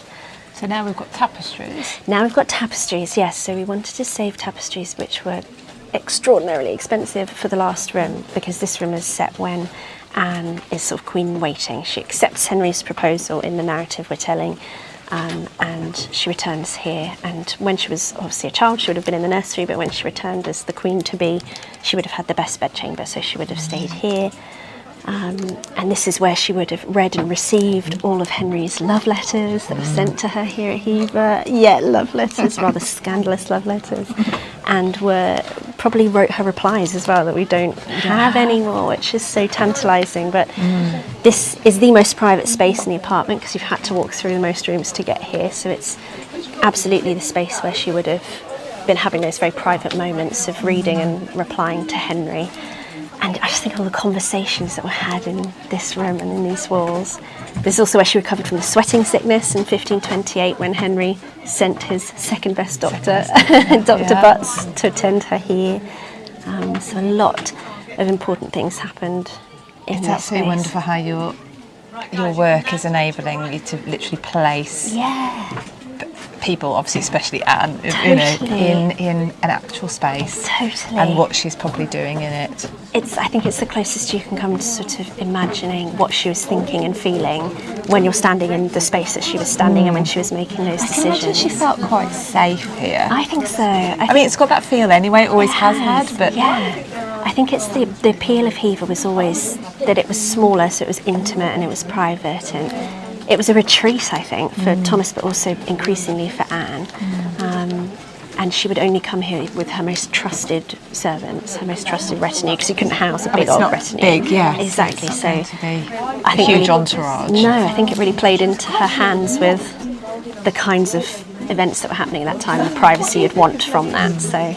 Because people think that this is close to London, because if you just looked at it on Google Maps, it kind of looks it. But I mean, we're here every year and we take people into London, and it's a good hour on a It is on a coach on now. A coach, So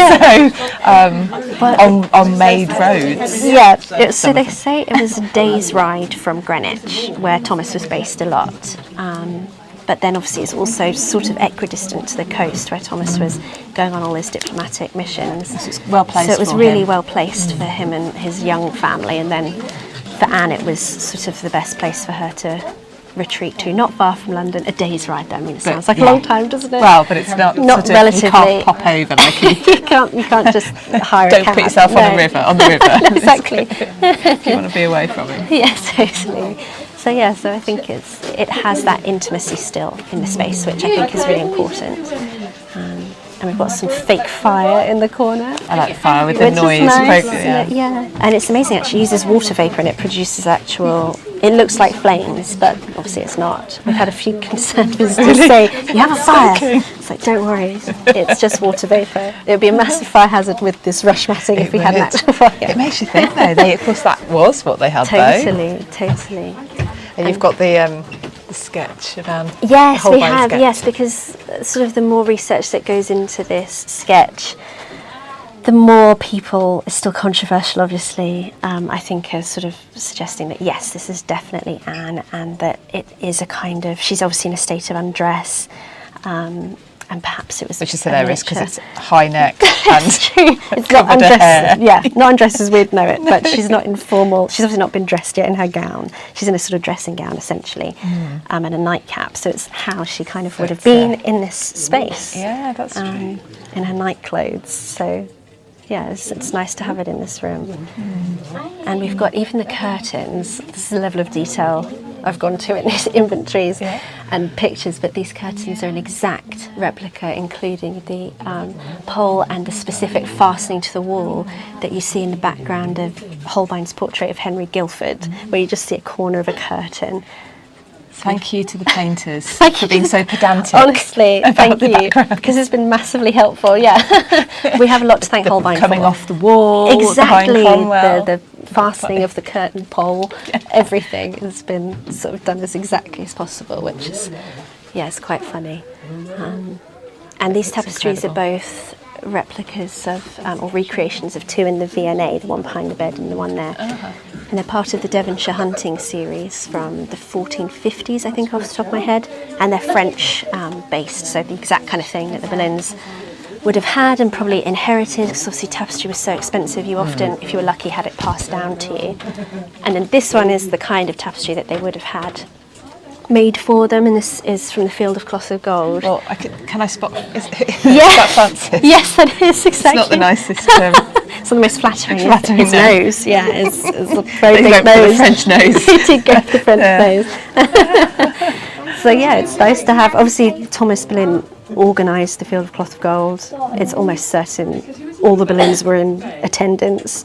So it's nice to have this tapestry. It's called the Wrestlers. It's a bit of a love story going on down Yeah, here. I think so. Yeah, there's all sorts of interesting things in this tapestry. Actually, I notice something new every time I look at it. but we've been trying to research into who the Black Trumpeter is. Yeah. But because we thought, oh, is it John Blank, who's obviously the famous He got around a bit if he was everywhere. Well, exactly. But then, of course, he's absolutely not, because he's got the French fleur-de-lis on his trumpet. So he's a French trumpeter. Well, that makes sense anyway. Trumpeter. So yes, but nothing's known about him as far as I'm aware. This one is full size. You can tell that it's not been altered as well, because it's got the borders still around the edge, whereas often tapestries are sort of half cut off or something, because people have chopped them up. Fit them somewhere, which is crazy, isn't it? Fold it. Just fold it and tack it if you need to. I know. Stop cutting things up. Dreadful. Actually, we had, because our one original tapestry in here is the one above the fireplace, and that used to be in a big case in the Book of Hours room, but it's an armorial arras from the early 16th century, and it fit perfectly above the fireplace, thankfully. We were like looking for somewhere we could slot it in. Because that's the Welsh dragon. Yes, the Welsh dragon, yes, it's the royal coat of arms with sort of Welsh nod, which is nice. And you can see it's faded quite a lot from sun exposure, but that's also why it's nice to put it there, because it's away from all the windows. Left alone. Exactly, give it some love that it deserves. And we've tried to nod with lots of French influences. So this is a chest from France in the late 15th century, to nod to how Francophile the Boleyns were, really. Yes, yeah. Which was a massive part of their identity. But yeah, the bed looks so comfy, I just want to like jump on it and have a nap. But I think it would collapse if I did. It's not very... No one is allowed to jump on the bed, even Kate. Even me. Yeah, this is our oldest bed in the collection. This is from 1485, and it's also French. We had this bed anyway, but we've had it rehung. Guys, we're coming in here first. Yeah, we've had it It's rehung. nice as well to see something you've had in the collection. Totally. Life. And yeah, it looks completely different now, and it's got a whole new life. And we do have recreations of some of the love letters as well that were sent here, which our castle duty manager, John, actually, he's very handy on Photoshop, so he's created these for us and printed them on actual parchment. But yeah, there's so many that we know were sent to Hever. It's lovely to kind of have a way to tell that story. Yeah. And I just he was verbose. He was. He really was. It's the AB in the heart for me. I mean, that's just so lovesick schoolboy, isn't it? Yeah.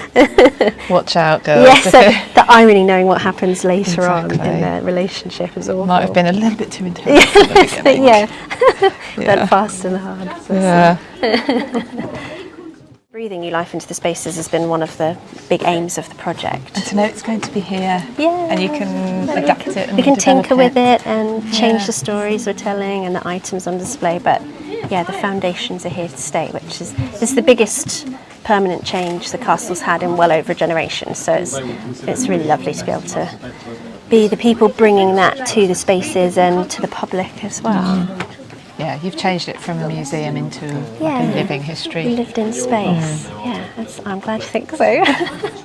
Glad you like it. Awesome. Good. Well done. Thank because you. It's incredible. Thank you so much.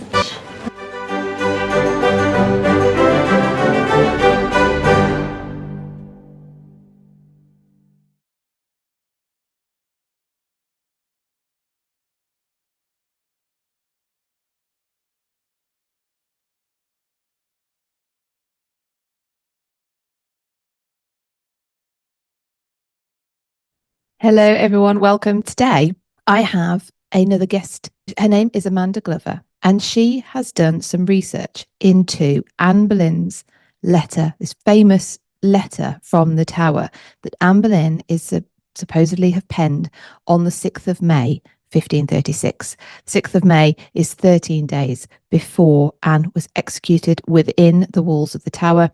She was executed on the 19th of May, and this letter was addressed to her husband, Henry VIII. And ever since its discovery or rediscovery, it has caused debate between historians as to its legitimacy. Welcome, Amanda, to the channel. Just to start us off, can you explain a bit about your background and how you got into history and how you got into specifically sort of looking at things that you've been looking at, please? Yeah, sure. Well, by profession, I'm actually a lawyer. So I spent all my life in an office as a solicitor. I don't know if that helps my history research. I think in some ways it does. I've had to be very thorough in that. and I'm used to doing research, but I've always just loved history. I don't know why. My immediate family were not particularly interested, but I've always loved it. From a child, they used to take me to museums and places and couldn't drag me away when I was looking at all the little minutiae, Roman artifacts and that sort of thing. So when I retired, I thought, wow, I've got some time now. I'll do some serious. I started just with reading history, and I thought, well, why not do some proper research? The Tudors have always particularly fascinated me, and I just came across the Anne Boleyn letter, which I had known about, the letter that she's supposed to have written from the Tower of London when she was in prison. And I read it and thought it was a very interesting letter. And then I picked up a book written about it by Sandra Fasoli. It's quite a short book, so I managed to read that in a very short time. I thought it was absolutely fascinating, so I started looking into it in more depth. Can we ever decide whether this is the real thing or not? Because there's so much that we don't know about the letter. It would be handy if Anne had signed it, then we'd know, oh, it's definitely her letter. It's an amazingly well-written letter for someone who's in the Tower, petrified for her life. That's something that puzzled me. We've got to think about that. Was she capable of doing it? Was she not? And I was just interested in the research that had been carried out, but it didn't get us far enough. There's no positive, yes, it was her, or no, it wasn't her. And that what got me into looking into it further. I think quite a lot of people have actually looked at the letter and tried to analyse, is this Anne's way of writing? Is this even handwriting going back to the 1530s? And there have been different opinions. Half of the experts say, oh, yes, of course she was capable of writing it. And yes, it was her style. And yes, it was mid-16th century handwriting. And others were saying, no, she couldn't possibly write that. And no, this isn't that sort of handwriting. So that's what got me really interested. But the content itself, I think it's well worth anyone having a look at it. You can get hold of it online, because it is a fascinating letter. So I think up till your work, correct me if I'm wrong, the main debates have been around what you've said there, the content of the letter and whether or not it's her handwriting or could be the handwriting of a scribe. So therefore from the time period, like you say. But, well, your research looks at it in a completely different, in a very new way, which we'll get onto. But let's roll it back a little bit and just put this letter into context. So like you say, she's in the Tower of London. So this is 1536. She was arrested and brought to the Tower, I think it was on the 2nd of May. And what's her state of mind at this time when she's brought to the Tower? She's in a terrible state. She's hysterical much of the time and then calm much of the time. Sometimes she's joking, but probably in a hysterical way. And she's desperately trying to work out why she's there. What are the accusations against her? It's not like now. You don't get a massive, great interview and told what you're suspected of doing. She was in there quite suddenly, although I think she did suspect that something was afoot. And she was talking to the ladies. She wasn't allowed any of her own ladies in the Tower. So they were all, if you like, her enemy ladies, people she was known not to like. And they were, Lady Kingston was in charge of them. She was the wife of the constable of the Tower. And they were all told to report back to her if she wasn't present. And she had to report to her husband every single word that Anne said. And it was clear from that she was in an absolutely terrible state, just going over in her mind, what on earth could make anyone think I've done anything wrong? Was it this conversation? Was it that conversation? But from time to time, she got very calm and then was off again on her hysteria and fear.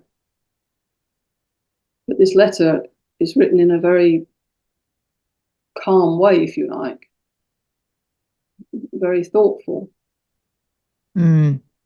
I read the letter again in obviously in preparation for us talking today, and yes, you're right. It does come across very calm, and very insightful as to what's about to happen, which I imagine is one of the red flags to those who don't believe that this was penned by Anne. There are she refers to there's a few things that stood out to me, but her referring to she says, "Tell me, good king, but let me have a lawful trial," which of course insinuates she thinks she's not going to have a lawful trial, which is a way of interpreting what happens to her in hindsight. Let me have a lawful trial. Yes, she's saying, well, she probably knows that most people in those days, once they crossed the king, didn't have a rightfully lawful trial. But she was saying, I'm innocent. Try me. I know that I'm totally innocent, and I have no fear of that. But going back to the beginning of the letter, I think it's quite interesting because it says, "You have sent to me, willing me to confess the truth and receive your favour." So she's saying, and we don't know whether this is true or not, somehow you've got a message to me, whether it's from Cromwell or Norfolk, who are our two major enemies, or whatever. Somehow you've got a message to me saying, if I confess this, I'll be let off, or I'll receive some sort of benefit. But she's saying, I'm not going to confess anything. I'm more than happy to confess the truth. You're asking me to confess the truth, and of course I will. I haven't done anything. Try me. I have no fear on that. And we've got no evidence that he did send such a message, apart from this letter. Maybe she's very insightful and knows full well that a promise from Henry to be merciful is worth nothing. Because a lot of people would at that stage say, yes, okay, I did it, just to save their lives. But she wasn't having any of that. So it's possible that she just knew that that was a false promise, or possible that she just could not admit to something she hadn't done. Yeah. Now, when and how does this letter first come to light?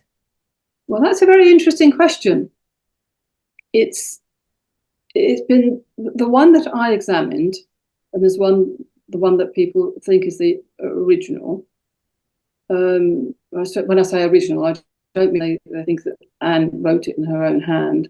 The suggestion is that it's a copy that Thomas Cromwell took for his own records, which is why it doesn't have her signature on it either. Because if she dictated it in the Tower, she would have signed it, even if it wasn't in her handwriting. It's not done that. So I think most people think that if it's genuine, it's Cromwell's copy. So the one I'm talking about is in what's known as the Cotton Library. So Robert Bruce Cotton was an avid collector of very important documents in the late 16th and early 17th century. So we know it was in the Cotton collection. The problem is that doesn't help us a great deal. He, his son, and his grandson all collected right the way up to 1700, so they could have acquired this document any time between mid to late 16th century, right the way up to 1700. And it was very badly burnt in a fire in 1731, I think it was. But we have a very, very large fragment of it. You can read most of it, but copies were taken before that. But it wasn't known to be published until much later. The first book in which there was reference to it was 1649, so that's over 100 years after Anne's death, and that was by Lord Herbert of Cherbury, and he mentioned the letter. 1679, it was in another publication by Bishop Burnet. I've actually just found some more information which I'm working on, so I can't go into too much details because I'm still wanting to validate things, but I've now traced some of it back to the 1620s as in public knowledge, but that's still way after Anne's death. And there are slight discrepancies in these two publications, which makes it interesting in itself. And the first one, the 1641 with Lord Herbert, he says that the document was stated to be found amongst Cromwell's papers, but he gives no opinion as to whether it was genuine. Just purely that fact, it was stated to be. And the reason he said that is because there's another copy of the document, which is in the Stowe Library. Now, the Cotton Library and the Stowe Library are now both at the British Library. And the one in the Stowe Library was clearly a copy. It was written by a known copyist. He's called the Feathery Scribe because his handwriting is sort of wispy and feathery, but no one knows who he was. But we do know that he flourished between about 1625 and 1640. That's when he was doing most of his copy work. So all we can say is that one in the Stowe Library was around about that time. It may have been a few years before he was well known, a few years after he was well known, but that sort of period. And that document actually says it was found amongst Cromwell's papers. It's headed found among Cromwell's papers. And so that may be where Lord Herbert got his information from, looking at the one in the Stowe Library, the Feathery Scribes one, rather than the one in the Cotton Library, which doesn't say any such thing. It just has a copy of the letter with no other commentary. So we've got a big gap between 1536 and, let's say, the 1640s as to why did no one know about this letter. And that always rings alarm bells, of course, when you're trying to establish authenticity. Mm. But there could be reasons. If it was in Cromwell's papers, they may have just been taken away, forgotten about. And there's hundreds of thousands of documents. And after Cromwell was executed in 1640, it may have been that his secretary just cleared them out, if you like, put them somewhere, and they could, in theory, have been forgotten about. But there's no actual evidence that they were in Cromwell's papers. Except, tantalisingly, Bishop Burnet, who wrote his in 1679, he said that the reason he believes that it is genuine is that the copy he took, he saw amongst Cromwell's papers. But he can't have seen it until much later. He was only born in 1643, I think it was. So was it still in Cromwell's papers 15 years after Burnet was born? Because he says he saw it there. Mm. So the point I'm trying to make here is that maybe the first writer, Lord Herbert, was copying the Feathery Scribes one, but maybe the bishop actually saw an original. But that's what he says. But is it true or is it not? We don't know. Yeah, and how would he know? Yeah, so we don't know how he would know that. No, he says the reason, he actually says he thinks it's beyond her normal style. Well, my argument for that was, I think it would be, that her normal style, we've only got half a dozen letters, and they're just business letters. You don't write a business letter in the same way as you write a letter to your husband when you're locked up in the tower and in fear of your life. he says the reason he believes it's true is that he saw the copy he took it from. So I think he's writing down his own copy. He found amongst Cromwell's papers. That's the only evidence we really have that it may actually have been amongst Cromwell's papers. And do we know the provenance of Cromwell's papers? You know, do we know their location for these 100 years? We know that's the tantalising thing. Sandra Fasoli's done quite a lot of work on that.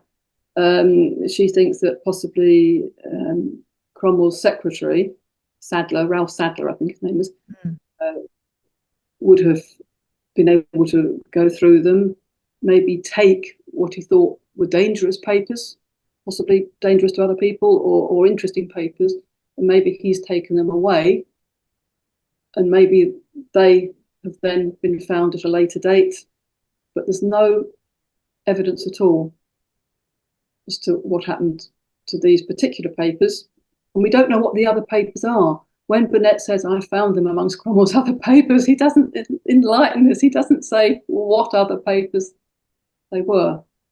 So there's no verification there as to, yes, these were definitely, the other things were definitely Cromwell's papers. We just don't know.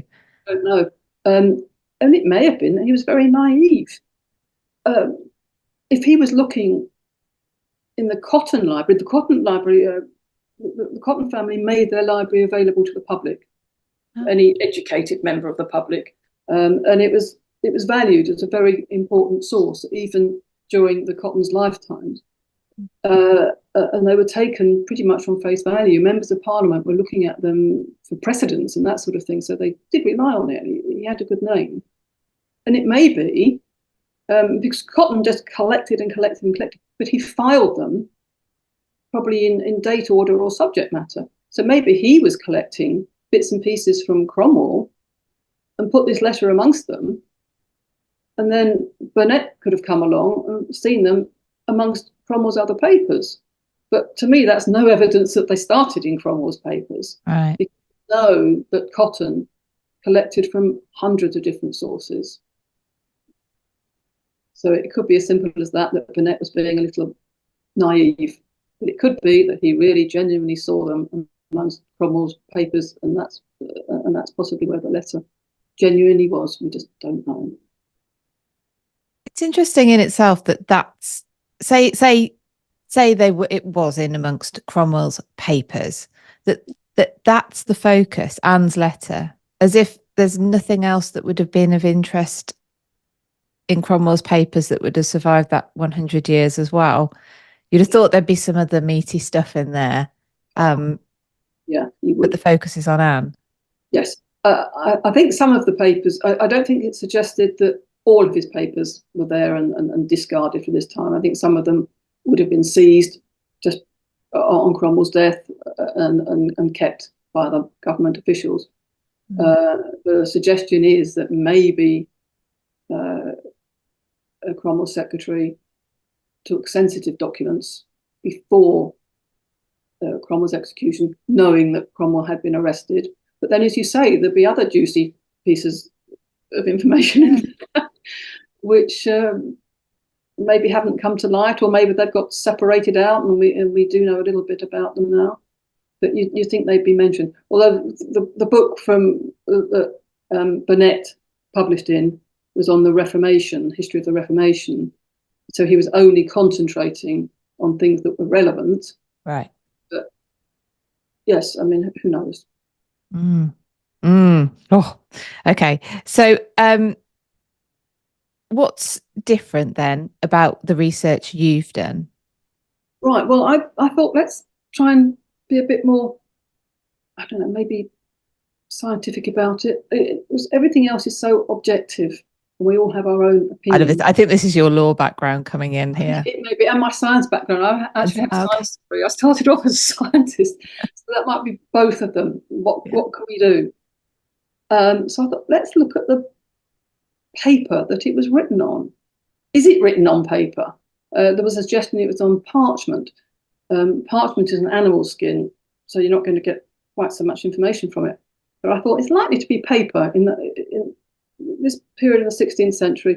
if you're locked up in the Tower of London, you're going to be given paper, if anything, rather than parchment. And if Cromwell's having a copy taken, it's likely to be on paper. So that's the first thing I checked, that it was on paper. Oh, that's great.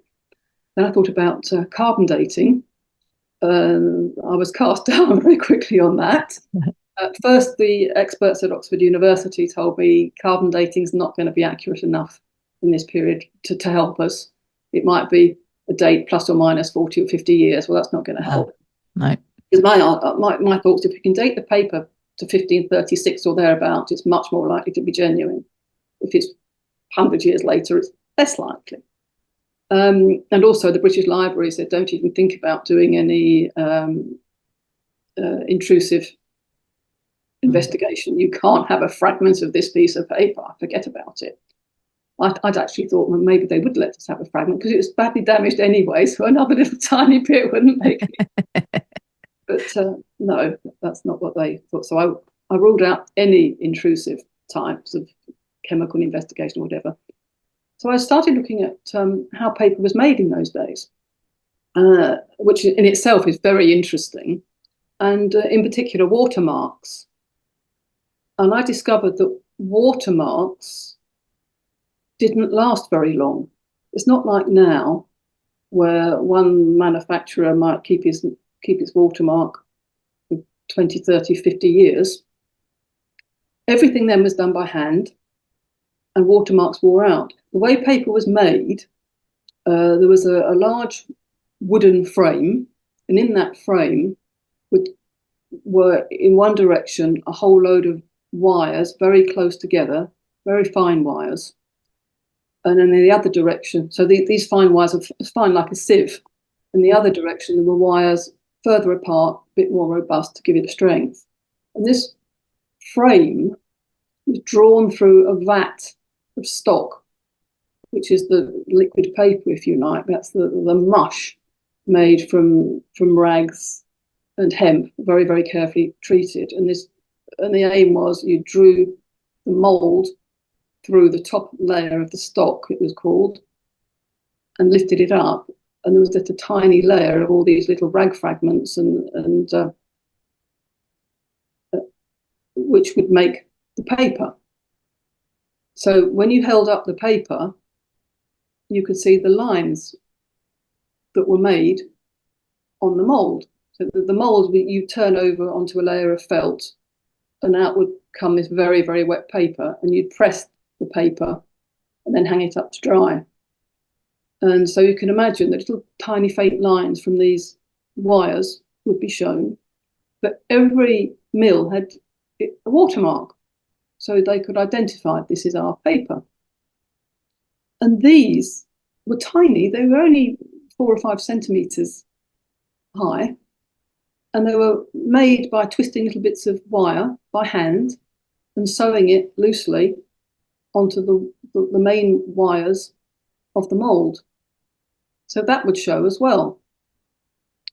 And I investigated all of those. And they changed very quickly. Constant use of the mould, as you can imagine, you're making hundreds of pieces of paper every day. The mould themselves wear, the wires get knocked and bashed. And the watermark would be damaged. So I discovered that the normal average size paper the mould would only last about 1 or 2 years, and then they would be replaced. And there was always a pair, incidentally. They called them twins. It was faster to work with 2. So you were picking one up, turning it over while someone else was doing the previous stage, and so on. So there were always 2 twin moulds with supposedly identical watermarks. But because they were handmade, there were always slight differences. So this is quite handy. We would be able to find something from this. Even imperfections you can find. So you can find pieces of paper that you know were made within minutes of each other, if you like, because they're virtually identical. So I then started investigating how can I find a history of all these watermarks. And there's an amazing site online, Memory of Paper, it's called, a website. And that's worth looking at if you get interested in watermarks. And they've got an archive, or they've united together about 40 different archives, which between them have got 254,000 examples of watermarks throughout the ages. Wow. So I then, I looked at them further, and you could see the differences through the ages, and that you wouldn't find one watermark in, let's say, 1500 and the identical one in 1550. You could see they were all changing. So I then contacted the British Library, and they very kindly gave me consent to look at this document. Because it's so fragile, you have to get special consent. As you can imagine, if there's hundreds of students going through a 16th century document, especially one that's been burnt all around the edges, it's very, very fragile. Mm. So I explained what I wanted to do, and they allowed me to go into a darkened room with the document and a light underneath, a light sheet, which they provided for me. They were very helpful. And we had a good look at it, and up popped a beautiful watermark. It was a little bit faint, but you could see it well enough. And they kindly took a proper photograph of it for me, but let me take some other photographs with my iPhone. And I tried to take measurements. It's very hard to take the measurements because this thing was only about 5 centimetres high. And of course, I'm not allowed to touch the paper. So I've tried to measure with a ruler, hovering above the paper. And incidentally, all these documents, the letter is bound into another big volume in the Cotton Library, all with very famous letters and documents in them. So I can't lean on it or do anything because I would damage the documents underneath it. So my measurements weren't perfect, but I took what I thought would be enough. Armed with some photographs, came back and started wading through the archives. And very fortunately, I found 2 watermarks which were virtually identical to the letter from the Tower. And it was quite a distinctive mark. It was a pot with some quite fancy handles. And on top of the pot was a pile of grapes in a pyramid shape. There were 3 great big grapes. I'm calling them grapes, that's what they look like. There were 3 large ones on the bottom row, then 5 smaller ones, and then a little pile going up to a pyramid. And as I said, I found these 2 virtually identical watermarks, and they had measurements on them. And the measurements were slightly different. They looked very, very similar, but one was a little bit fatter, one was a little bit taller, a little bit thinner, that sort of thing. But they looked almost identical. And so at this stage, I thought I need some expert help. Are these the same watermarks? They're slightly different in size. So I contacted a chap called Peter Bauer. And he's now an expert on handmade paper, a forensic expert, but he used to make handmade paper, so he has proper experience of doing it. And he looked at the marks for me and said, yeah, they can easily be from the exact same mould. Different conditions in the making of the paper can affect the size of the watermark. From his research, it was up to 0.63 millimetres, I think he'd found. From the very same mould, not even its twin, it could be that different in size. He said that when he used to make paper, his would turn out slightly different in size from his partner's. So the 2 of them making paper on the same day within minutes of each other. And because the way he shook the paper to get the liquid off and turned it on to the felt could make it difference in size from his partner's. Okay. I think his were bigger in the vertical and his partner's bigger in the horizontal, that sort of thing. But just from the way the person did it.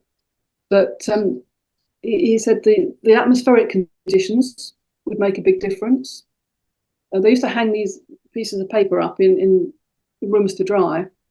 If, for example, the batch of paper was near the window with the breeze coming in, they would dry faster. That would affect the size of the watermark. The paper would shrink in a different way. If it was at the other end of the room, it might take longer and it would shrink in a different way. If there were several piles of paper together, so sometimes there might just be a single sheet hanging up to dry, a bit like washing. If you have 2 or 3 things together, they take longer to dry. He said all these things would affect it. So he concluded that they were from the same mould. To be on the safe side, I thought, well, let's say it's from the same mould or it's twin, so it's brother mould, because that could allow for the very slight differences as well. Other things slightly affect the wear. So if it's a beautiful, fresh, clean mould, the watermark is going to look pristine. If it's been in use for 18 months, it's going to look a bit different. And that's what I found on these watermarks. The one from the Tower, the description I've given is the pile of grapes, they look a bit squashed at the top. And one of the watermarks I found on the website was a nice, neat pile of grapes. But one of the others looked a bit iffy at the top as well. So then I looked into more detail of these watermarks. They're both on the Gravel database, which is a bit of a coincidence. The 2 watermarks I found on the same database. And even more coincidental, they were in the same collection at the Folger Shakespeare Library. So these 2 documents were both at the Folger Shakespeare Library in Washington, DC.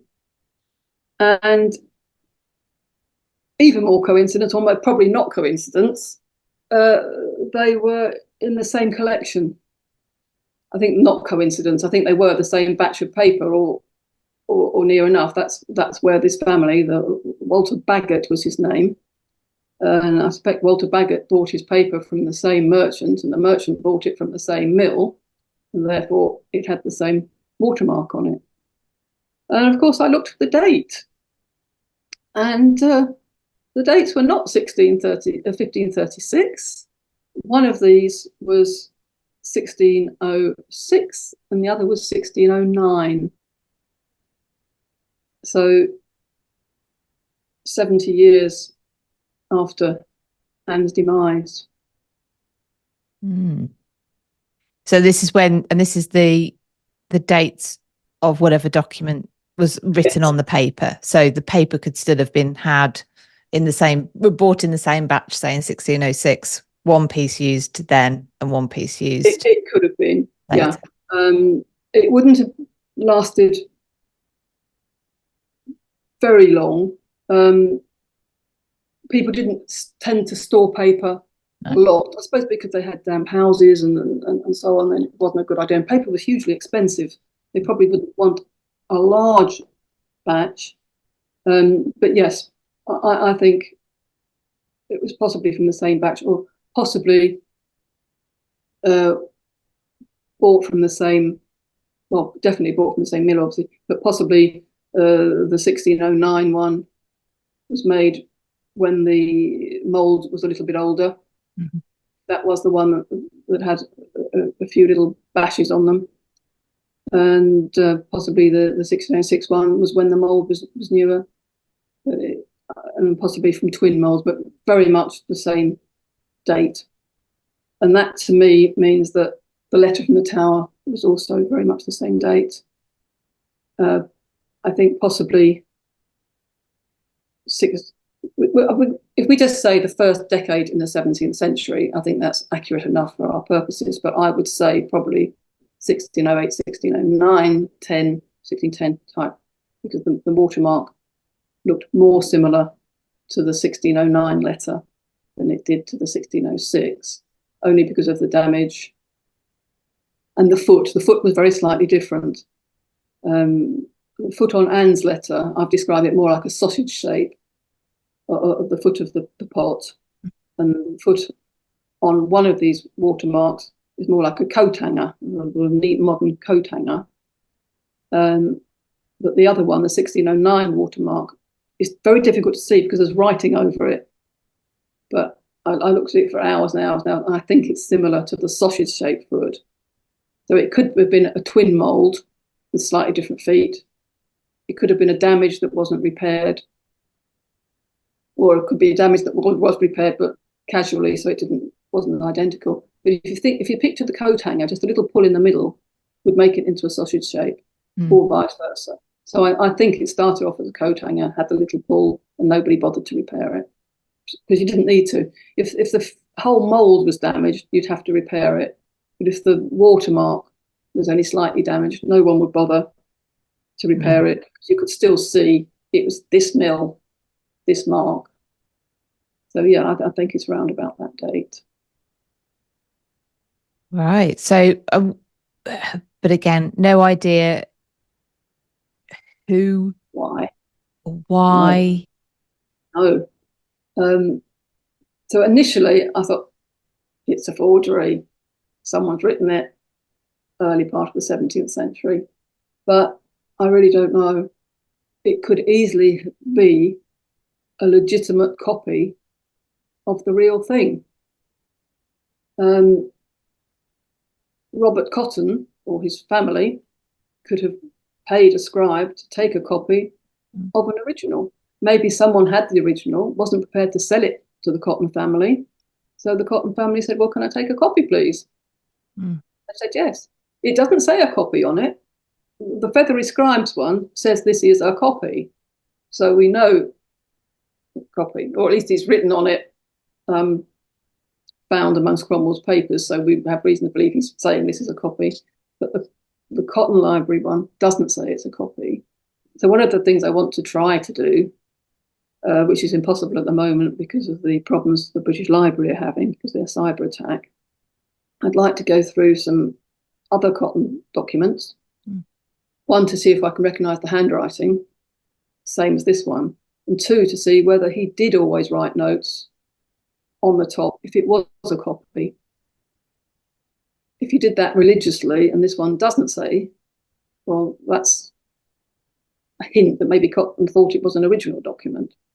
But I did discuss it with a curator, and the curator at the time, without having done much research, obviously, said that he didn't think that Cotton did always write, that it was a copy. This wasn't a curator at the British Library, it was another curator at another collection, but that was his opinion. So I don't know. But the main thing for me is, the question is, if it's a forgery, why? Why would someone forge a document in the early 17th century? What gain is he going to get? Great if you're going to find, I could forge a letter and say, look, I've just found this letter from Queen Elizabeth and I want fame and fortune, please. But there's no indication that someone did that in the first part of the 17th century. No, if this had been Victorian, if you'd have found the paper to be Victorian, you'd be like, when there was this interest, stirring and money to be made. Absolutely. That's not happening, as you say, in the beginning of the 17th century. And Cotton had the document, but he didn't have it. If we believe Bishop Burnet, who was writing or was publishing in 1679, if we believe him and that he found it amongst Cromwell's papers, then Cotton didn't pay the forger,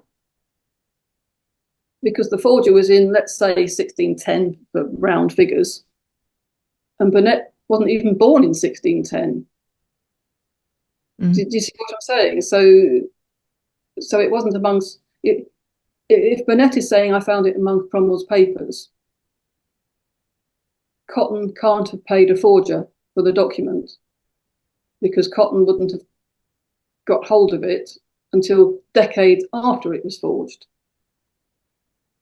If Burnet is right that it was in Cromwell's papers. Do you follow what I'm saying? But we don't know why he thinks that, and if he's just taken at face value a little note that says this is Cromwell's papers. I found it amongst Cromwell's papers.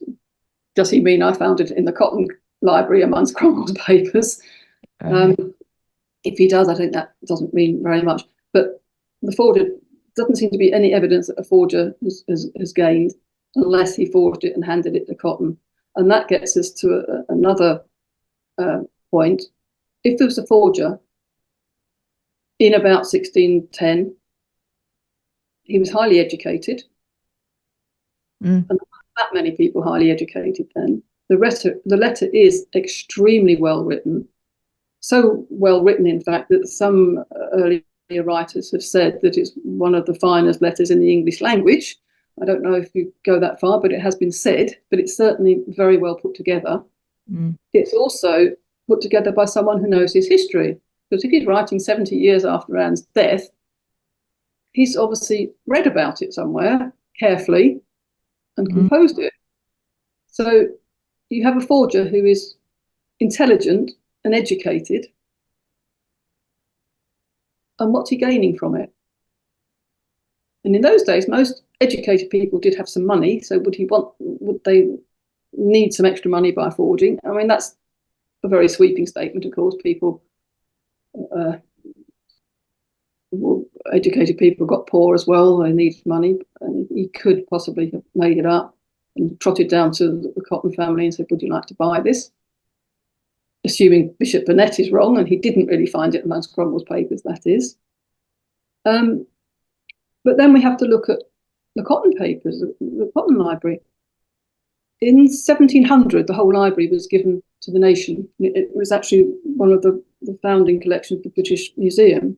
There was an Act of Parliament that provided for its care and its keep. And in that act, it specifically said that the Cottons engage the best antiquaries in the land in gathering their collection. So it wasn't a casual person just saying, oh yeah, I'll have that, I'll buy that. These were people who were experts at the time. So would they have been fooled by a forgery? Wouldn't they be saying, oh, where do you get this letter? How comes you've got it? Before they accepted it as original, wouldn't they be investigating it if they're the finest antiquaries in the land? That's something we've got to think about, if it is a forgery. Of course, they haven't written anything, though, that says what they think of the letter. Nothing at all. So, no. You know, clearly Anne's story, fascinating in itself, that it was still being told and to such detail that someone could write this letter, say that they'd done this, and that there's that much interest in her story as well. You know, if it's part of because plenty of people have done it since, a fiction based on fact story, and this is someone's fanciful, oh gosh, what, you know, loads of people have done it since. What would Anne have said if she could have said what, you know, her piece? Absolutely. What would she have done? It has been suggested that it was even someone's homework, you know, write what you think Anne was saying. That's not somebody's homework. I mean, that's very well written, and I think that it would be more Victorian and up to the modern time. I can't envisage them in the early 17th century doing such a thing. Possibly they did. Possibly someone was going to write a novel about it. But and how did it get into Cromwell's papers? How would Cotton fall into acquiring it? And these are all the sort of things we need to know. Unfortunately, Cotton's personal library, his personal letters, are no longer in existence. No one knows where they are. So there's no records. I do want to try to investigate it further, but as I understand it, there's no records of how or when he acquired his documents, because that would have helped, obviously, if there was a nice little book saying the date he acquired documents. But I understand there's nothing, but I do want to try and look into that more. And has the Cotton Library, this might be a naive question, but been catalogued since, down to every document in it? Yes, it's in the British Library, in lots of volumes. Cotton himself had an interesting way of doing it. Apparently he stored all his papers in a very long, narrow room. Actually, within the Palace of Westminster. That's what it was so important at the time. He was allowed to do that, and as I said, MPs and notables were allowed into it. And along the shelves, on the top of the shelves, he had busts of famous Romans, mainly emperors, and he'd store them under the name of the emperor. So the letter from the Tower is under Otto, Emperor Otto, because on the shelf above where it was kept was Otto.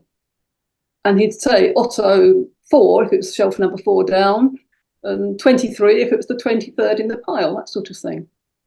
And that's why I'm saying it's possible that Burnet made the mistake by finding them on the same shelf, not realising that Cotton himself had got them from all over the place and put in letters. Was this your description? There was Cromwell's papers and this is there, not necessarily meaning... But they should be bound together. So now that they are bound together, and I want to go back, if I can, to look at the whole volume to see if there are any Cromwell's papers there. I did have a quick look. I'm not good at secretary scripts, not being a historian, not having the training. I'd love someone with the secretary to go through it to see what there is. But when the British Library is back up and running properly, it's unfortunate that it's the early modern manuscript department that is the last to come back online.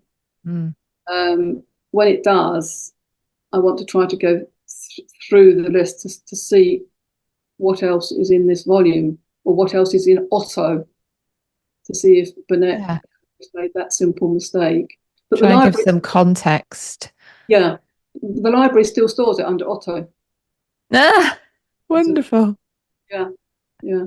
It sounds like he's sort of testing himself to, his knowledge of his Roman emperors as well, presumably in the order they came. And I would presume so. I don't know.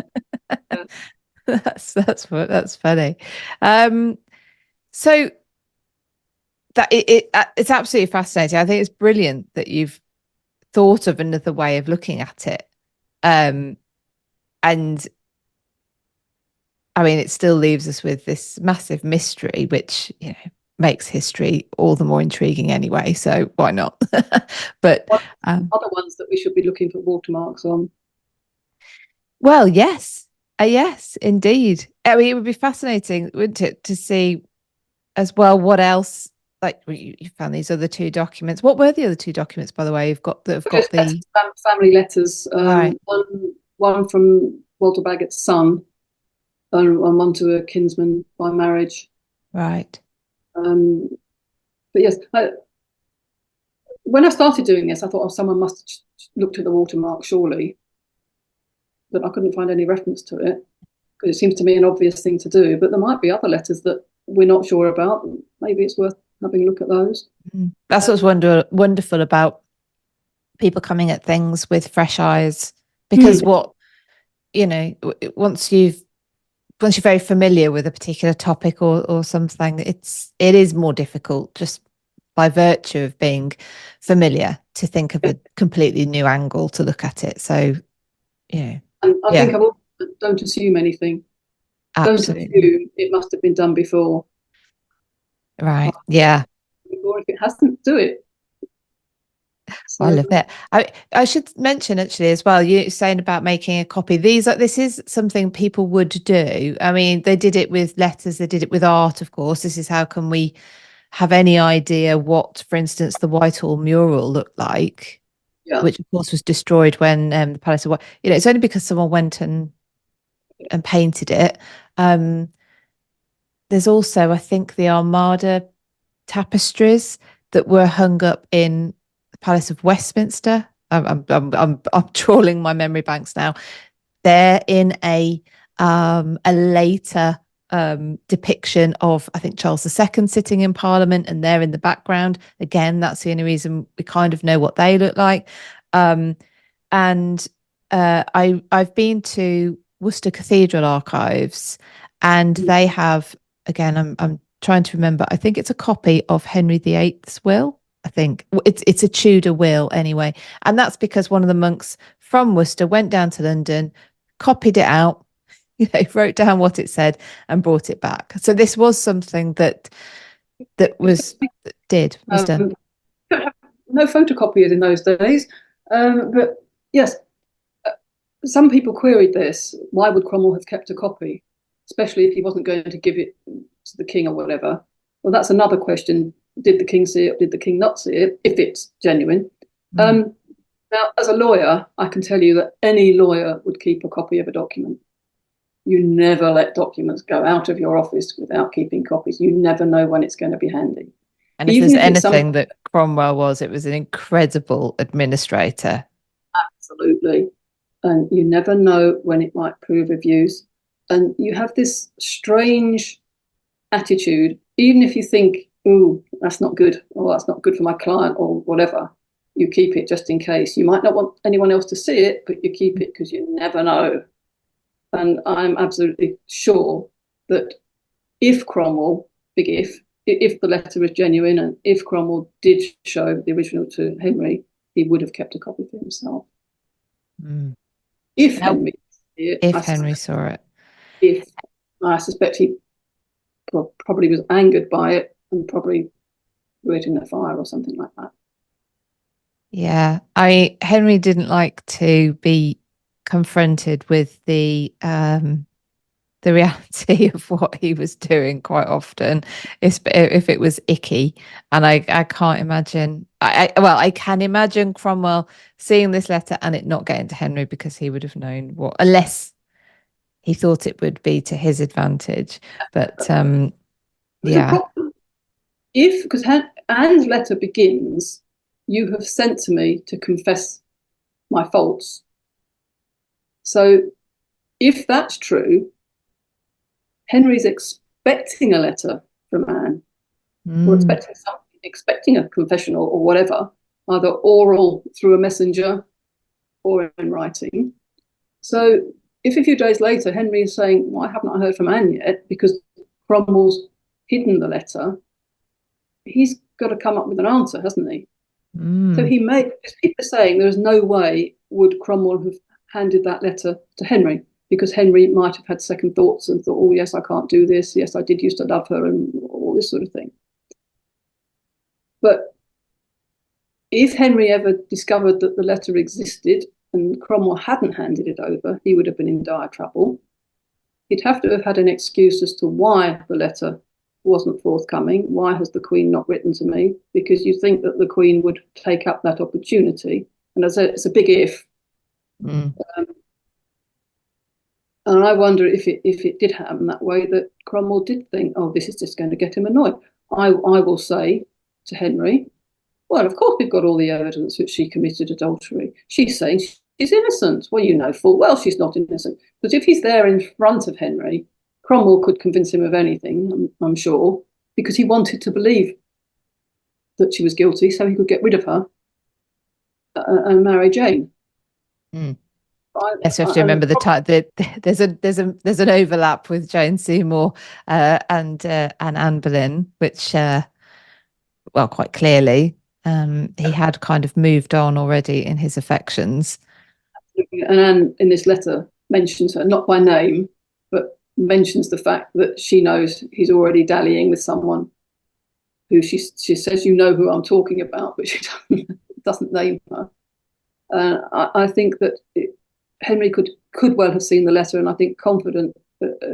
Cromwell was a supremely confident person. I think he would be confident that he could convince Henry that this is just showing what an evil woman Anne is, because she's lying to you. She's saying you're going to go to hell, because that's what the letter says. Yeah, she put something about something about infamous slander, and I desire of God that he will pardon your great sin herein.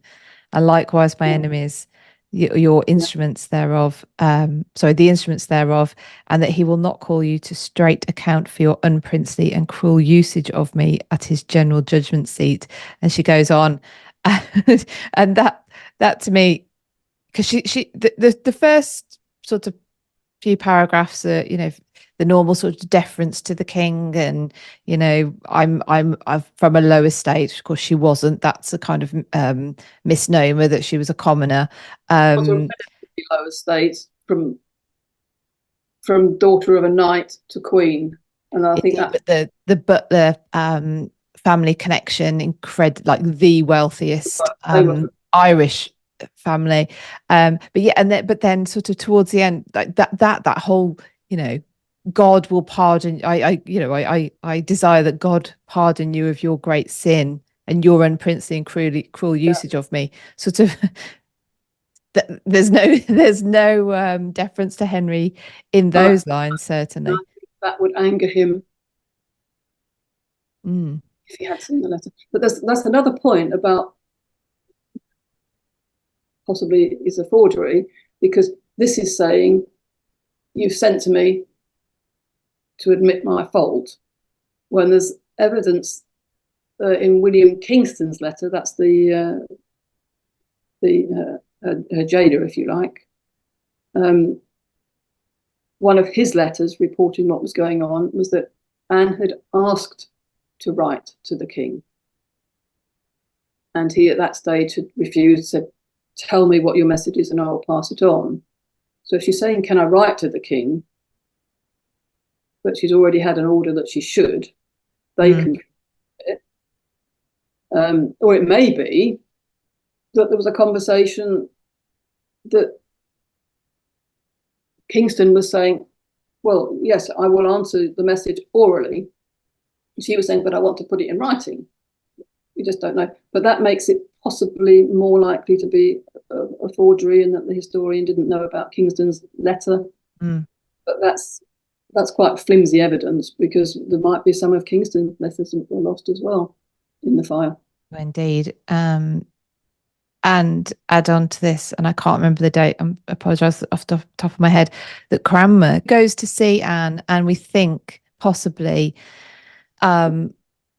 offers, this is when she agrees to the annulment of the marriage, and that linked to that may well have been a promise of life in a nunnery. Yes, or exile, Or exile, yeah. We think it's likely, we're just surmising, that that's what Cromwell said, because she seemed to get a little bit more confident, a little bit happier for a while. And I think the theory is that Henry lied to Cranmer and told Cranmer, get her to agree an annulment and tell her she can go to a nunnery or into exile or whatever. And that Cranmer believed it. It's not thought that Cranmer made it up, but that's pure hypothesis, because nobody really knows what happened. Yes. But it does seem odd that she suddenly agreed to an annulment. Yes. Make her child illegitimate for a start. Yes, exactly. Elizabeth becomes illegitimate. She's not yet 2. I mean, just that must have been playing on Anne's mind constantly, I would imagine. Now the letter, now I've only seen the transcript of it, but ends with her supposedly, we don't know because there's no signature on the letter, but calling herself Anne Boleyn. Yeah. And that as well has been one of these red flags to people who believe this is a forgery. Anne would not have been signing herself Anne Boleyn, or what do you make of that? Well, I think it's either a very clever forger or it is Anne. If I'd been asked to write a letter, like you're saying, as an exercise, or write a letter that you think Anne might have written to the king, I wouldn't have signed it Anne Boleyn. And I think most forgers would have signed it Anne the Queen or whatever. So it's either a very clever forger or Anne. She's saying, you used to love me as Anne Boleyn. So think of me, if you ever had any thoughts for Anne Boleyn, think of me now. Don't kill me. So trying to almost roll the clock back in his mind. Yeah, you mean? because she's at the beginning of the letter, she ends it. If ever I have found favour in your sight, if ever the name of Anne Boleyn hath been pleasing in your ears, let me obtain this request. And that request was for her to, if you must insist on killing me, don't kill the men as well. Mm. At the time, the 6th of May, she knew that some other men had been arrested, but she didn't know who. And so they haven't been named. So I don't think that's a problem in it being Anne. As I said, I think most forgers wouldn't have signed it Anne Boleyn. I don't know, because I think it's quite a clever tack to take, if you like. That she's saying, you can just call me Anne Boleyn again. You can divorce me, call me Anne Boleyn again, start from scratch, but don't let your current whim or the slanders you've had from my enemies let you do this terrible thing. Mm.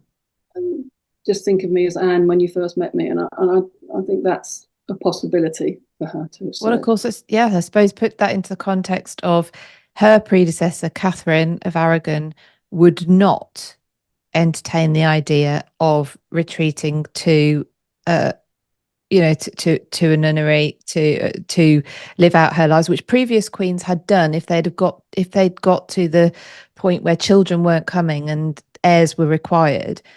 Catherine doesn't do that, and Anne could have learnt from that. It's a very good point. Yes, I hadn't actually thought of that. That's a very good point. That she's saying, yes, I'm not like Catherine. You won't have to wait 10 years to get this done. I'm just Anne Boleyn again. Yeah, that is. On the Cotton Library one, there's a little story at the bottom that said the Queen giving a message to someone, presumably at the Tower, said that the King had raised her from an ordinary person, i.e. no title, to a marquis and then a queen, and not being able to raise her any further on earth, he was, by martyrdom, making her a queen in heaven. And that anecdote is only on the Cotton one, not on the Stowe one, which makes it interesting as well. Where did Cotton get that from? Yeah. Burnett mentions the story, but he doesn't say, and by the way, this is tacked onto the Cotton Library letter. He mentions it in a separate little passage, and he says the date that conversation took place, and that date isn't written on the Cotton Library one, so where did he get that from? Also, there's other documents missing that. So that means that maybe he did see an original. Maybe there was a note from Cromwell of this conversation and the original letter. That's just another bit. Is that supposed to show Henry in a good or a bad light? Like, is that trying to say? Is that trying to say Henry was doing her a favour? I think she was sarcastically saying it. Yeah. Because she come up with these funny little jokes, even though she knew she was about to die, about having a little neck and all of that. And I think, yes, it was her way of semi-coping, I suppose, if she said it. But yeah, and that's another interesting thing. Why is that on one copy and not the other? And another thing I didn't say to you, Burnett, which is something I want to look into. He's the one who said, I've found it amongst Cromwell's papers. When you look at his book, he publishes the sources. At the end, he's got a volume with copies of all the documents he's referred to in his actual book. And when you look at that, the first edition has, I think I counted 16 errors in what the letter says. So was he copying from one where these weren't errors and they were real? If you see what I mean. Because they made sense, they were just slightly different. And the second revised one in the 1800s, he was long gone, they corrected these to make it match the one in the Cotton Library. these little errors were now identical to the words in the Cotton Library, if you see what I mean. So again, that possibly been an original. But on both occasions, and this is what really throws me, when he's published the letter, it says it's in the Cotton Library. He doesn't say, I've published this from the copy I took. He says it's in the Cotton Library. So did he take it and give it to Cotton and say, here you go, you can now have it? Or was he only getting his from the Cotton Library? He didn't really find it amongst Cromwell's papers. Oh, wow. It's very twisty-turny, this tale, isn't it? Fascinating. Oh, well, it's such a fascinating, I mean, Anne is a fascinating topic. I do tours on Anne Boleyn every year, sometimes two. You know, she is, well, her story is fascinating. And this is just one element that shows how much is still to find out, and open to discussion, which makes it all the more interesting. So thank goodness for people like you coming at it from a fresh stance as well and adding to the discussion. I think it's fantastic. Absolutely brilliant. Before I let you go, I've got a couple of questions that I ask all my guests, if I may. Now, the first one is, so obviously you're concentrating on the Tudors, but do you have another period of history which fascinates you? That, I don't know, maybe you just read for pleasure, that you don't have to feel like you need to go and do any research on, you just... It's changed throughout my life. I started off being fascinated by the Romans when I was literally 6 or 7. But at the moment, I love all aspects of history, and I'm branching out a little bit more into what was going on in Europe at the same time, because I think that's important. We tend to be very blinkered, at least we do in this country. But yeah, I'm going backwards now. So Wars of the Roses, I'm interested in. I think the likes of Nathan Armin and Matt Lewis. He got me interested in that, and of course Philippa Langley's discovery of Richard III. And then going back further, and Edward IV, and right the way back to Edward III.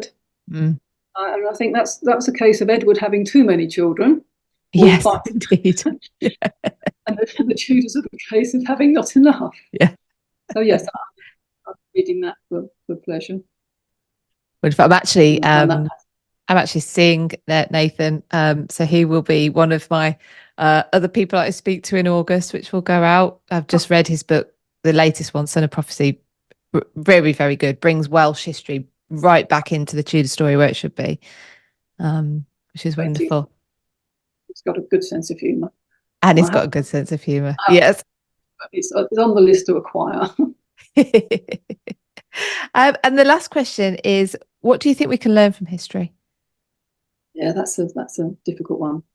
I do think it's so important.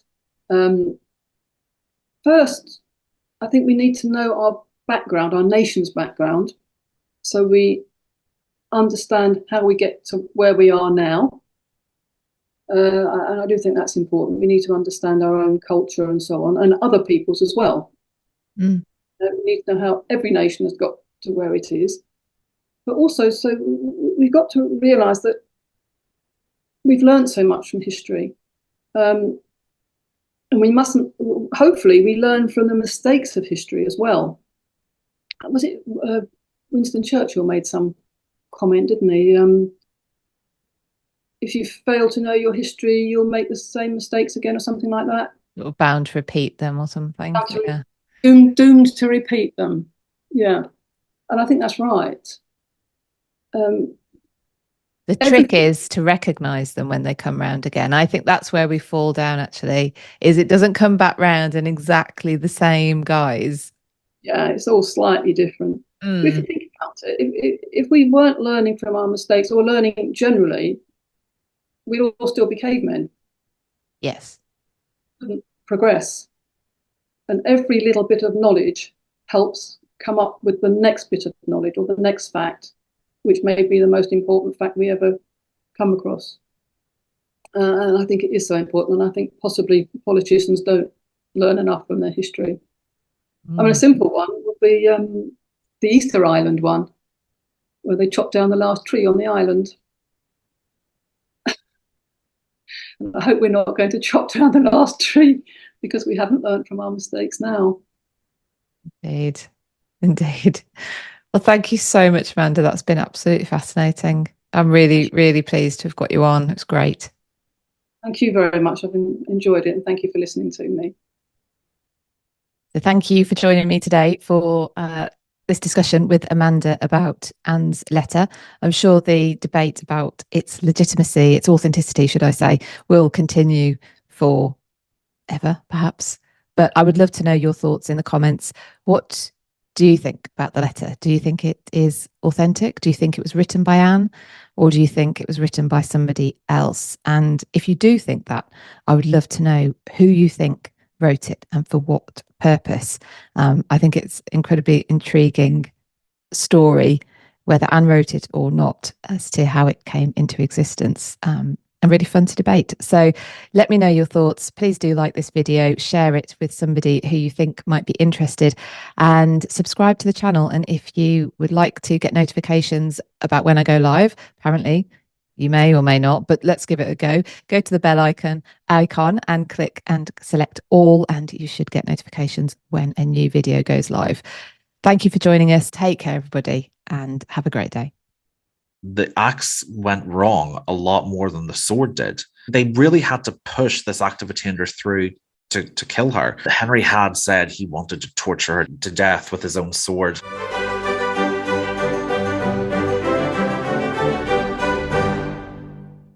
Hello and welcome to this latest episode on the British History Channel with me, Philippa Lacey-Bruhl. In this episode, I'm talking to Gareth Russell, historian and writer, about the downfalls of Anne Boleyn and Catherine Howard, comparing and contrasting the events and learning about each from looking at the other.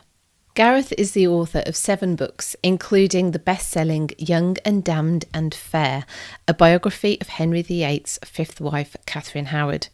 He studied history at Oxford and at Queen's University, Belfast, where his postgraduate dissertation was on the Queen's household in the 1540s.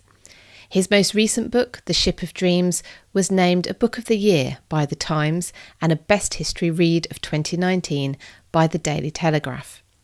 He was a contributor to the recent BBC series The Boleyns, A Scandalous Family, and is host of the podcast Single Malt History. He is currently working on a history of Hampton Court Palace and the people who lived there. Gareth has also delivered talks to my tour groups on Anne Boleyn and Catherine Howard, and I'm very happy to say will be accompanying me as co-host on my tours in May and July this year. Today, I want to explore with Gareth the similarities and differences in the downfalls of Anne Boleyn and Catherine Howard, the second and fifth wives of Henry VIII, to see what we can learn about each by comparing and contrasting the events leading up to and including their executions. Members of my British History Patreon club were able to ask Gareth their own questions, which I will put to him after the main interview. You can become a patron and access the extended interview at patreon.com/British History, as well as gaining loads of History Lover benefits, including putting your own questions to future guests. First of all, I want to welcome Gareth and say a big thank you for joining me today. You've written many fabulous history books, but one in particular is pertinent to our discussion today. Young and Damned and Fair is, in many people's opinion, mine included, the biography of Catherine Howard. Now, viewers and listeners will have a chance to win a copy signed by yourself, and I will share details of how at the end of this interview. Right, so shall we begin by giving some context to what we're going to be talking about today? So in the conveyor belt that is the wives of Henry VIII, where do Anne and Catherine fit? Well, they fit if you ever see sort of the tourist chocolates of the 6 wives of Henry VIII. They're sold in 2 rows of 3. They're above each other. They are the middle of both rows, number 2 and 5. And in the rhyme, a lot of British school children, learn they are both of the beheadeds. So they also, along with being next to each other in the list of Henry's wives and in tragedy, as a lot of people will know, they're also first cousins. Anne's mother, Elizabeth, was the sister of Catherine's father, Edmund. So they stand close to each other in a lot of ways, but they are separated by quite a considerable gap in their dates of birth. While both are debated, Anne certainly was born at some point in the first decade of the 16th century. Catherine was born at some point, probably towards the earlier part of the first half of the third decade of the century. And that's partly because Elizabeth Boleyn married a lot younger than her brother Edmund did. Edmund didn't marry until he was in his 40s. So Anne was born to quite a young set of parents. Catherine was born to an elder set of parents. And so there was quite a significant gap. Anne probably wasn't old enough, maybe by contemporary standards, potentially actually old enough to be Catherine's mother. So depending obviously on what, there's a wide parameter of date births there, but they were united in both being Howard's, Anne on her mother's side, Catherine on her father's side, and these were two women tied to an enormously wealthy and influential family. Quite interestingly, though, we tend to think of Catherine as the more high-born, but but Anne was, by contemporary standards, we tend to leave out the Irish side of the family, much to my constant irritation. There's a great deal of talking about the Boleyn side, but the Butler side, the House of Butler, who were Anne's grandmother Margaret was a butler. And really, if you know anything about the history of 16th century Ireland, it is hard to imagine a family with more wealth and clout and influence in the Northern European aristocracy. So Anne had two connections really to very influential aristocratic families, the Howards on her mother's side and the Butlers on her father's side.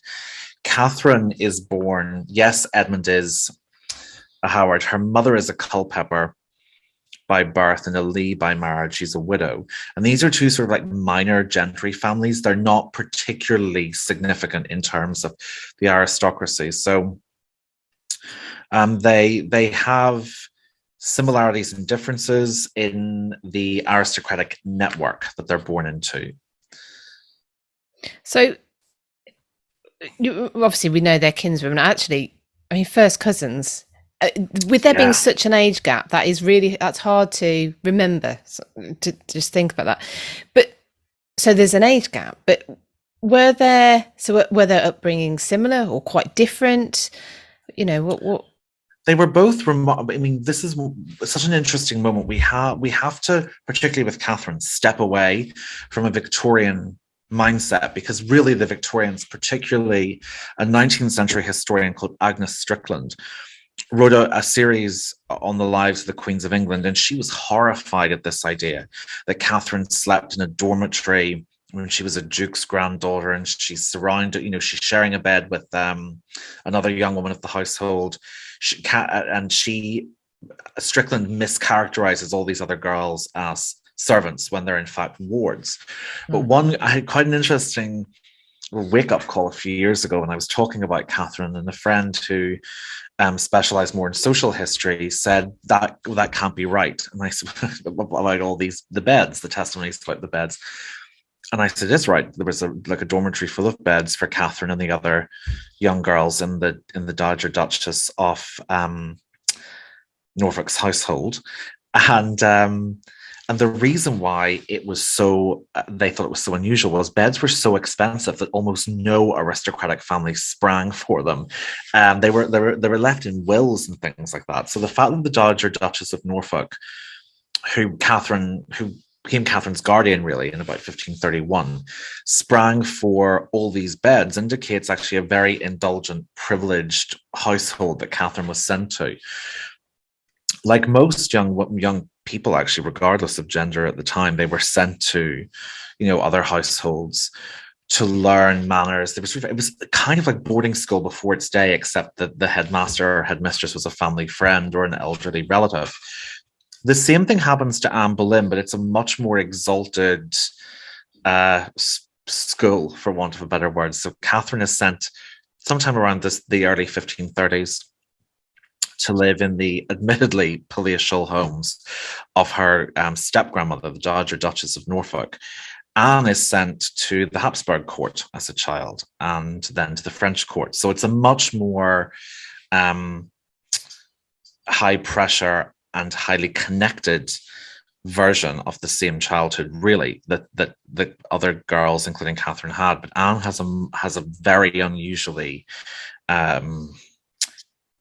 privilege, both in terms of comfort, which Catherine's was, and in access to sort of the heart of the great monarchies of Northern Europe, which obviously was unusual by any standards.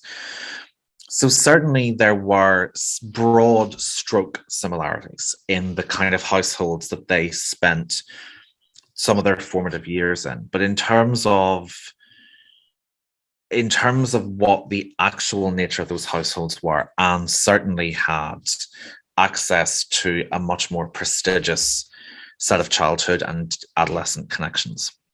What sort of age were they when they went off to these? Well, that's sort of the $1,000,000 question, really, in terms of the debate. Catherine seems to have been about 8 or 9, broadly speaking, which was pretty standard. Anne Boleyn's date of birth is obviously such a contested moment. She could have been 8. She could have been, if you think she was born in 1507, she was 6. If you think she was born in, say, 1505, 1504, then she was 8 or 9. And if you think she's 1501, she was 11 or 12. So there's but I mean, broadly speaking, it is before their teenage years, they're sent. Yeah, they're still. And foreign observers thought this was bizarre. It was unusual. It was a uniquely English custom, and it was considered. Foreigners did think it was a bit weird. Foreign visitors to England do remark on it, kind of being just, they think it's odd. Really, I didn't realize that. And it's still, by the way, it still mildly survives, because a lot of people who still go to boarding school would be sent potentially at 8 or 9 is sometimes when a lot of the older, more traditional boarding schools that have maybe been around for a couple of 100 years, you can start boarding then. So there is that system does still have a certain residual influence in English culture. It's interesting, actually. I do think the continent have always had a slightly more familial feel than we do here.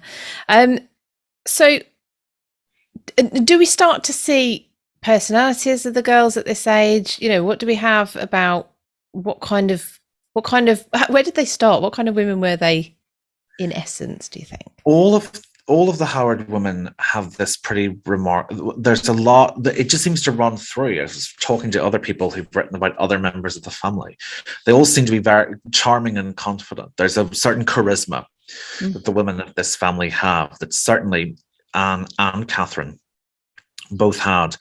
Anne has when I was researching for another talk I gave on the history of the Butler family, it is remarkable, actually, when you go back, how much of Anne's personality is so similar to a lot of the Butler side of the family. This sort of like Olympic gold medal capacity for holding a grudge is certainly something Anne gets, which Catherine does not have. It has to be said. Catherine can be sharp in the way Anne is. Both of them are very good at setting boundaries in terms of what they think is respectful. They don't like being talked down to. They don't like being belittled, and they are very quick to make sure that people know that. That's probably one of the traits I like the most in both of them. But Catherine, while she can be firm, even sometimes quite cutting, there's incidents with some of her servants when she's queen that doesn't show her in a great light. But Catherine gets over a grudge quickly, whereas Anne less so. But they also both we have this idea when we only think of Tudor society as existing, with these famous people we know. We tend not to remember that they are all one percenters, to use a modern kind of nomenclature there, because Catherine and Anne both have a tendency to sort of kind of throw money at the problem. And what I mean by that is they both have a tendency to give gifts to people who, or to hold out offers of favor in terms of political or social advancement if the person will kind of fall in line.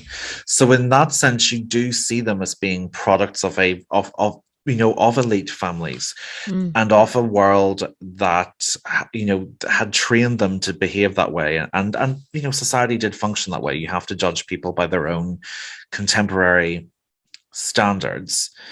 So I think there are similarities in terms of charm, charisma, and sense of self-worth, and a certain strength of character that they both have. Anne, I would argue, was not just better educated. I think she probably was more naturally intelligent. Again, the Butlers were historically interested in the arts, particularly in patronage of literature. So she has a different, and Anne grew up. Her Butler grandmother, Margaret Boleyn, was really around for most of Anne's. In fact, she actually outlived Anne. So she had that exposure growing up in a way that Catherine didn't. Neither the Lees, Culpepers, or actually the Howards were particularly interested in the arts. So Anne has a certain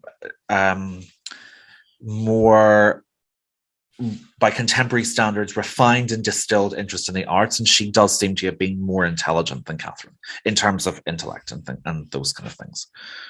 Interesting. So I want to move on to Anne first. Yeah. So summer of 1535, and Anne and Henry are enjoying their extended summer progress in Gloucestershire and Wiltshire and so on. They were feasting, they were hunting, generally having a fantastic time.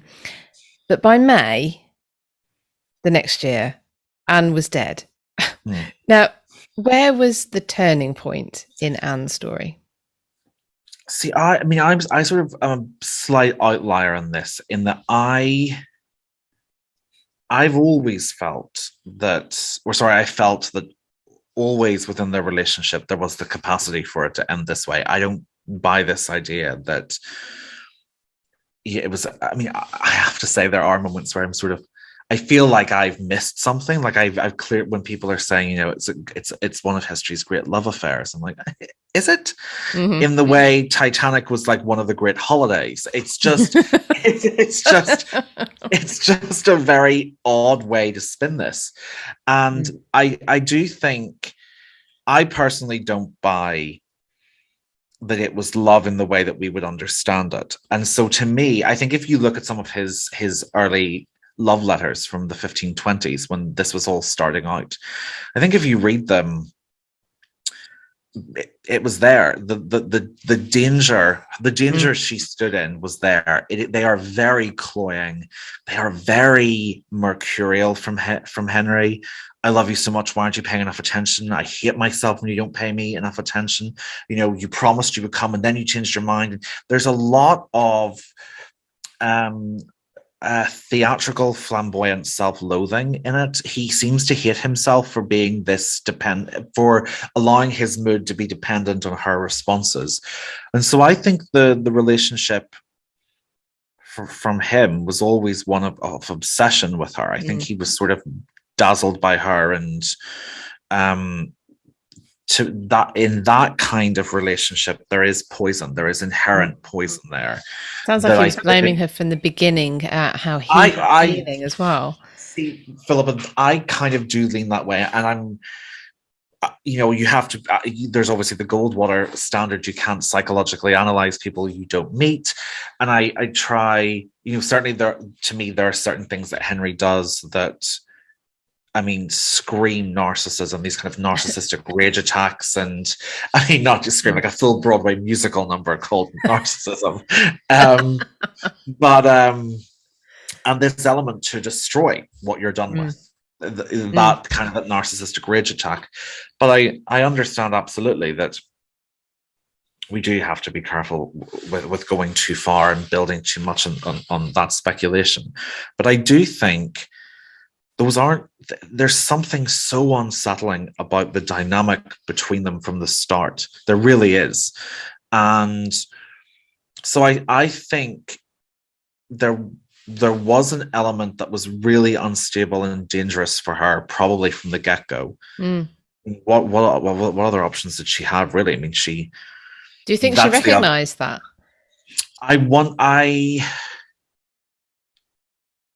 I think her reluctance when it started out was a lot more sincere. And the reason why I say that is we are so spoiled and addled by modern transport that we think Hever is close to London. Mm-hmm. And actually, when she moved to Hever away from the court, it was not like 90 minutes on the train. It was a full day, maybe a day and a half's journey. It was not going to be easy for him to pursue her there. So actually, when she moved away to get away from his attention, I think you have to assume that at least initially she was not keen on this. But you know, obviously, I think that changed. Certainly, she does seem to have completely accepted that I think it's an Italian diplomat. Yeah, he's Venetian. And he said that he was really struck by, this is the early 1530s, before she was married, by how complete and total Anne's conviction was that God had picked her. And that all of this was God's will, that she would be queen. So I think we have to also factor in the intensity of this as a providentialist society, a very pious society. And when you merge those, it's not surprising she thought that. But what, in terms of the short term, accelerated it, I think he could be very inconsistent. She's not the only person who has a moment where everything seems fine. But, you know, it happens with Cromwell, Thomas Cromwell later, where all, you know, he's given the earldom of Essex only a few weeks before his downfall begins. So that's particularly interesting in light of, as you say, this very happy tour of Gloucestershire and Wiltshire. I do think the miscarriage of January 1536, I think in terms of, I know that some people think it's a more traditional narrative, but sometimes the traditional narratives are closer than we give them credit for. And I do think something snapped in him in early 1536. To me, the argument, I, by the way, should also point out, I do not believe in any way, shape or form that Henry believed she was guilty. But I think he believed she deserved to die, which is not the same thing. So I think, to sort of swing back to the narcissism point, sometimes you know, people think, I know this person deserves something terrible, in Henry's case, that she deserves to die. And he didn't really, okay, she didn't do what we're accusing her of, but she still deserves it. Like, I think there is an element that sort of explains, because, I mean, if it's obvious to us she didn't do it, there's no way Henry VIII's stupid enough to think it actually happened. And I say this as someone who really has to struggle to find a single good thing to say about his political capabilities. And yet even I do not think that he would have fallen for it.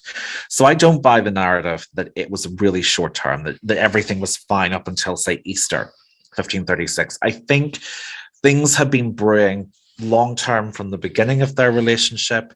I think these started to dial up with Elizabeth's gender. I do think the miscarriage of 1534 and again of 1536 all starts to collide. Her quarrel with Cromwell happens at the same time. Jane Seymour's ascent begins at the same time. It's a cocktail of things, but I think from pretty much the end of January 1536 to me, I think that she hadn't realized yet, but she lost the game. That was it. So before we get too much into the events that led to Anne's execution and downfall and execution, can we outline those surrounding Catherine first? So what's Sure. the first thing we see that indicates that it's all going wrong for Catherine, and in Henry in their relationship? Well, this is one of those moments or one of those discussions, and why I think this is such an interesting topic to pick, because even here there's a contrast between the two of them.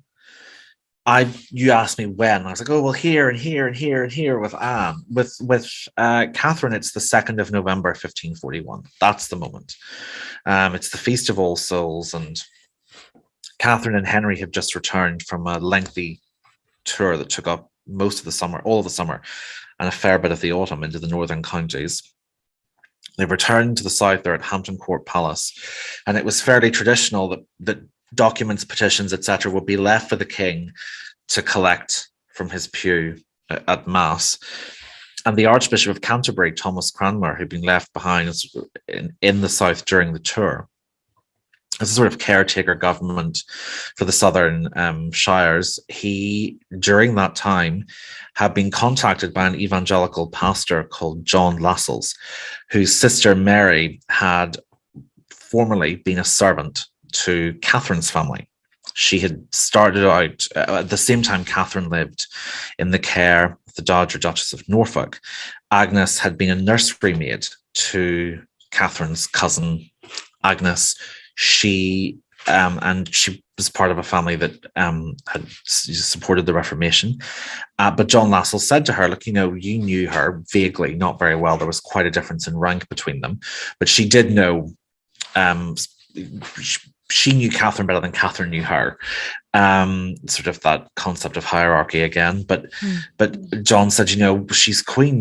Basically, why don't you go and get a place in her service now that she's queen? That will be advantageous to us.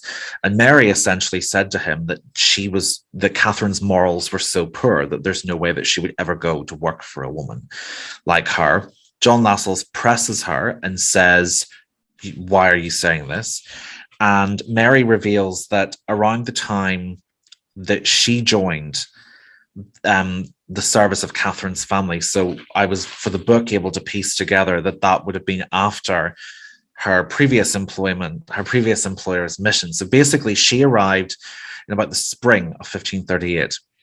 And Mary relates how at that point, Catherine this affair was developing, a liaison with her music teacher, who was more on Mary's level in sort of the hierarchy of servants, a man called Henry Mannix. He turns up in records sometimes as young Mannock, but it seems generally to have been Mannix. 16th century spellings flit around quite a bit. But Mary found out that some other servants were carrying notes between Mannix and Catherine. She said to him, if anything happens between you and her, that her family will kill you. But Mannix reveals that there has been some physical intimacy between them, and that Catherine has promised that they will sleep together at some stage. Mary then tells people this. Catherine hears that Mannix has boasted. She then goes for a walk with them in the orchard and says, nope, I'm not pleased if this is being discussed. I don't want anything more to do with you.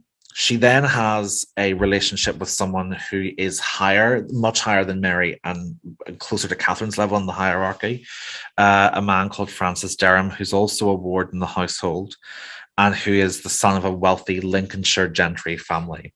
And that there was talk of them maybe marrying at one stage. Now, Mary relates all of this to her brother.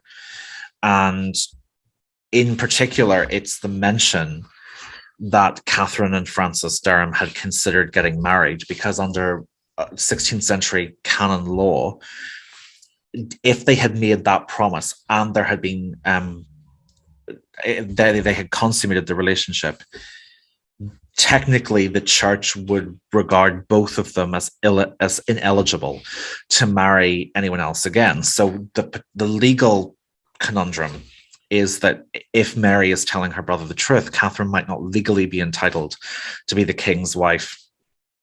So Lascelles, although I would argue Lascelles, because bearing in mind he's an evangelical pastor, Lascelles to me is more concerned with what he sees as the morality aspect, because actually there's no reason to divulge the Manox element. It doesn't have a legal component in terms of her position to be queen.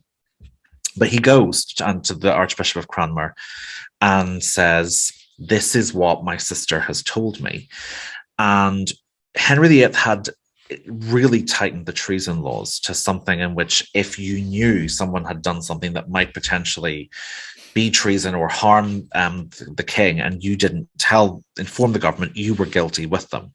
So this really puts Cranmer and the Archbishop in an awkward position, to put it mildly. And he's so afraid of what Henry's reaction will be that he can't bring himself to say it in person. So in the time honored, he's sort of the equivalent of, he kind of texts to him. He writes the letter. He writes all of this in the letter, and he leaves it for Henry to read.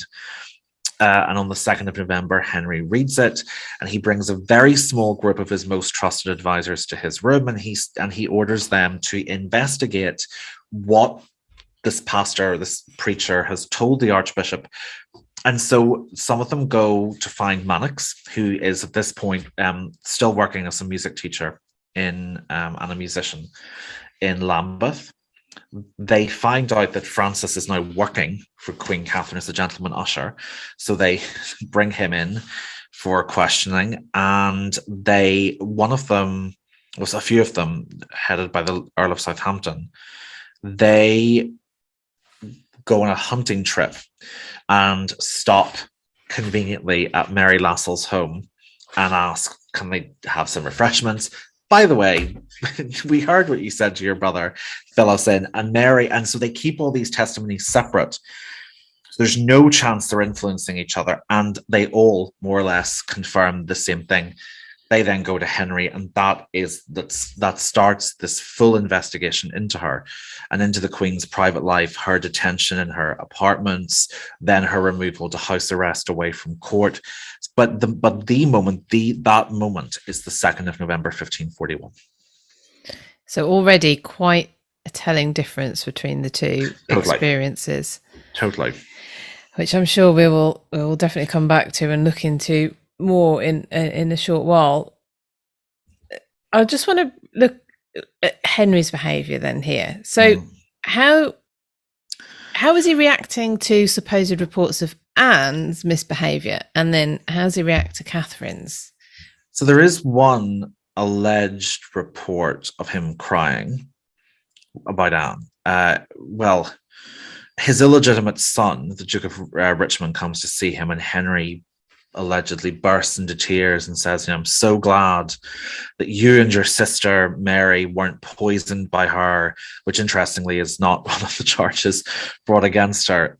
So that is one outlier. If I'm not sure I believe that, but if he cried, it was not for long. He is seen, and he's seen by many people, including people in London, who start defending Anne and writing ballads in her defense, because it doesn't exactly scream grieving, wounded husband when you're seen sailing up and down the Thames on your barge, having banquets on board and playing music while your wife's in prison, which Henry does. There's also, the document is lost, but the Bishop of Carlisle has a supremely awkward moment where Henry, bear in mind, Anne has not been arrested for that long. Henry shows the Archbishop of Carlisle a full play that Henry has written about Anne's sexual misdeeds, and the bishop just does not know what to say. Who would? So Henry's taken time off from grieving to write a play about it. To write a play about it in a suspiciously short period of time. And he also, really revealingly, Mary is engaged a day after she's executed and married by the end of the month. the same month, which does not happen with Catherine. He stays unmarried. No, he grieves for about. He doesn't get married again until the next year, but he grieves really quite intensely with Catherine. He's screaming at one point that he wants a sword. He's going to torture her to death himself, that he wants to see her die, that he also intervenes. He authorizes torture to be used against Francis Derham repeatedly to get more testimonies out of him that they don't really legally need. There's the suggestion, at least in court gossip, that he sanctioned torture against one of Derham's friends, a man called Robert Damport. The legend is by having his teeth pulled out one by one, although that's unverifiable. But his reaction between Anne and Catherine is night and day. They are so dissimilar to each other. And to me, the most revealing remark is he uses Anne to bully Jane Seymour. When Jane puts forward a political opinion in 1536, Henry says to her, remember what happened to the last queen who interfered who meddled in affairs of state. You don't say that if you think the crimes were adultery and incest. You don't say, by the way, be careful because remember what happened to her. He in that moment revealed that he knew she hadn't done it. So he knew Anne was innocent. I think he had this extraordinary sense of self-righteousness and certainty. So I think he fully believed she deserved to die because she disappointed him. But there is absolutely no way that you could convince me that someone like Henry VIII, who had grown up in the Tudor court his entire life, and who was intimately aware of its structures because he was the king, could possibly have believed that those that the alleged adulteries with Anne Boleyn had happened. If we can figure it out, he certainly could figure it out. If we can remember things, if we can spot she wasn't at Windsor when she was supposed to be plotting his murder, surely he would remember. There's no comparison between the reaction to Anne's fall in 1536 and Catherine's in 1541. They are completely different, and in their difference lies the detail to your answer, which is that these are two very different downfalls. Yes, interesting. Now, the queens didn't fall from grace in isolation. No. There were others obviously caught up and executed both in 1536 and with Catherine in 1540. Is she executed early for 1542? Yeah, it's actually rocking up. I just realized I'm going to have to do you're going to have to do it. She's executed on the 13th of February, 1542. So, but they're not the only ones executed. So who else? No. Who else is involved? Who else is accused alongside them? In Anne's case, there are 7. There are actually 7 men. 2 men are released, including the famous poet Thomas Wyatt. Although, interestingly, Wyatt is told at the time of his arrest, "Don't worry, you'll be fine," by Thomas Cromwell. So essentially, they cleverly took in 2 that they knew they were going to release, just to make it look like that the other 5 therefore were guilty. It's a shrewd, horrible move. Yeah. She's, of course, very infamously accused of incest with her brother George, Lord Rochford. Her other alleged lovers are Henry Norris, who is Henry VIII's confidant, a very well-liked courtier, but with pretty significant influence. Also long-standing ties to the Boleyn, to sort of being quite sympathetic to Anne. There is Francis Weston, who's a sort of dashing, athletic playboy type. He's married. That has not stopped there. He does seem to have been I don't think the wedding ring weighed Francis Weston down, although to put it mildly, although not with Queen Anne. There was William Brereton, who everyone just thought was this ludicrous choice, because William Brereton was he's not what you would call a traditionally romantic figure. No one can understand how on earth he was accused in the lists, but he was Thomas Cromwell's. He was a major rival to Thomas Cromwell and a thorn in Cromwell's side. So 2 birds with 1 stone. Mm-hmm. And then Mark Smeaton, who is the only one born outside the upper classes, could be tortured and was a palace servant musician. So he confesses. They need a confession, so they get one out of Smeaton. And the contemporary rumour that a courtier called George Constantine reports is that he had been, quote, grievously racked to get it. And I see no reason to disbelieve that. The 5 men are beheaded on the 17th of May, 1536. Anne is beheaded on the 19th of May. So it's a 2-day gap. It's quickly done.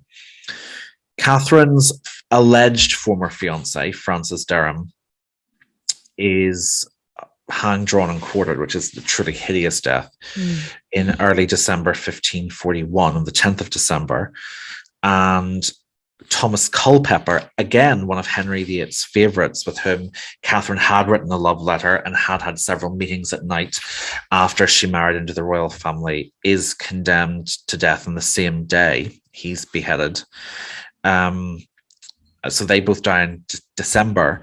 Catherine is beheaded, as I've said, on the 13th of February, and so is one of her ladies in waiting, Lady Rochford, technically Jane Boleyn, Dowager Viscountess Rochford, is beheaded for abetting the Queen's meetings, which is interesting because for Anne to have done what she allegedly did, there would have had to have been a couple or one or very well organized lady in waiting who could help her, meet these men or smuggle these men in.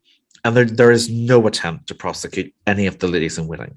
In fact, we know from a courtier called Sir Edward Bainton that they tried to get some of Anne's maids and ladies in waiting to provide false testimony against her, and they wouldn't do it. So Lady Rochford had helped set up and liaise the meetings between Queen Catherine and Thomas Culpeper. So she was beheaded for complicity in treason.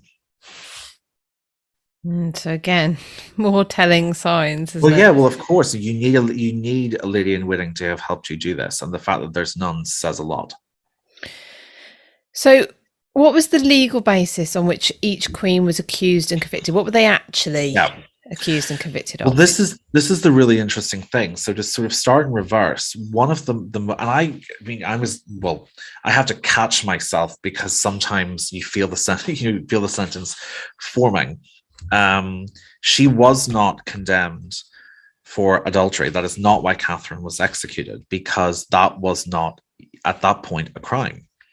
There was legislation from the reign of King Edward III that had criminalised intercourse with a Princess of Wales or a Queen of England, because that could endanger the line of succession. But if you look at the language, it only criminalises it on behalf of the men doing it. And it's very strongly, it looks like it's referring to, it refers to like violation. So it doesn't look like it's talking about what we would categorize, and they would have as well, as consensual adultery. Catherine is condemned, and it is made very clear in the legislation in Parliament and in the testimony of councillors afterwards.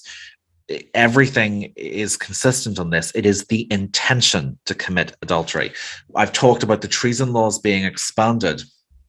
That's what Catherine is. That is the net that catches her. Essentially, they argue your meetings with Thomas Culpeper late at night, including in her lavatory, stool, loo, bathroom in the middle of the night, they say that does not suggest pure intent. And your meetings and your gifts and the fact that the meetings were secret and at night suggest that you both intended at one point to commit adultery and to tamper with the succession.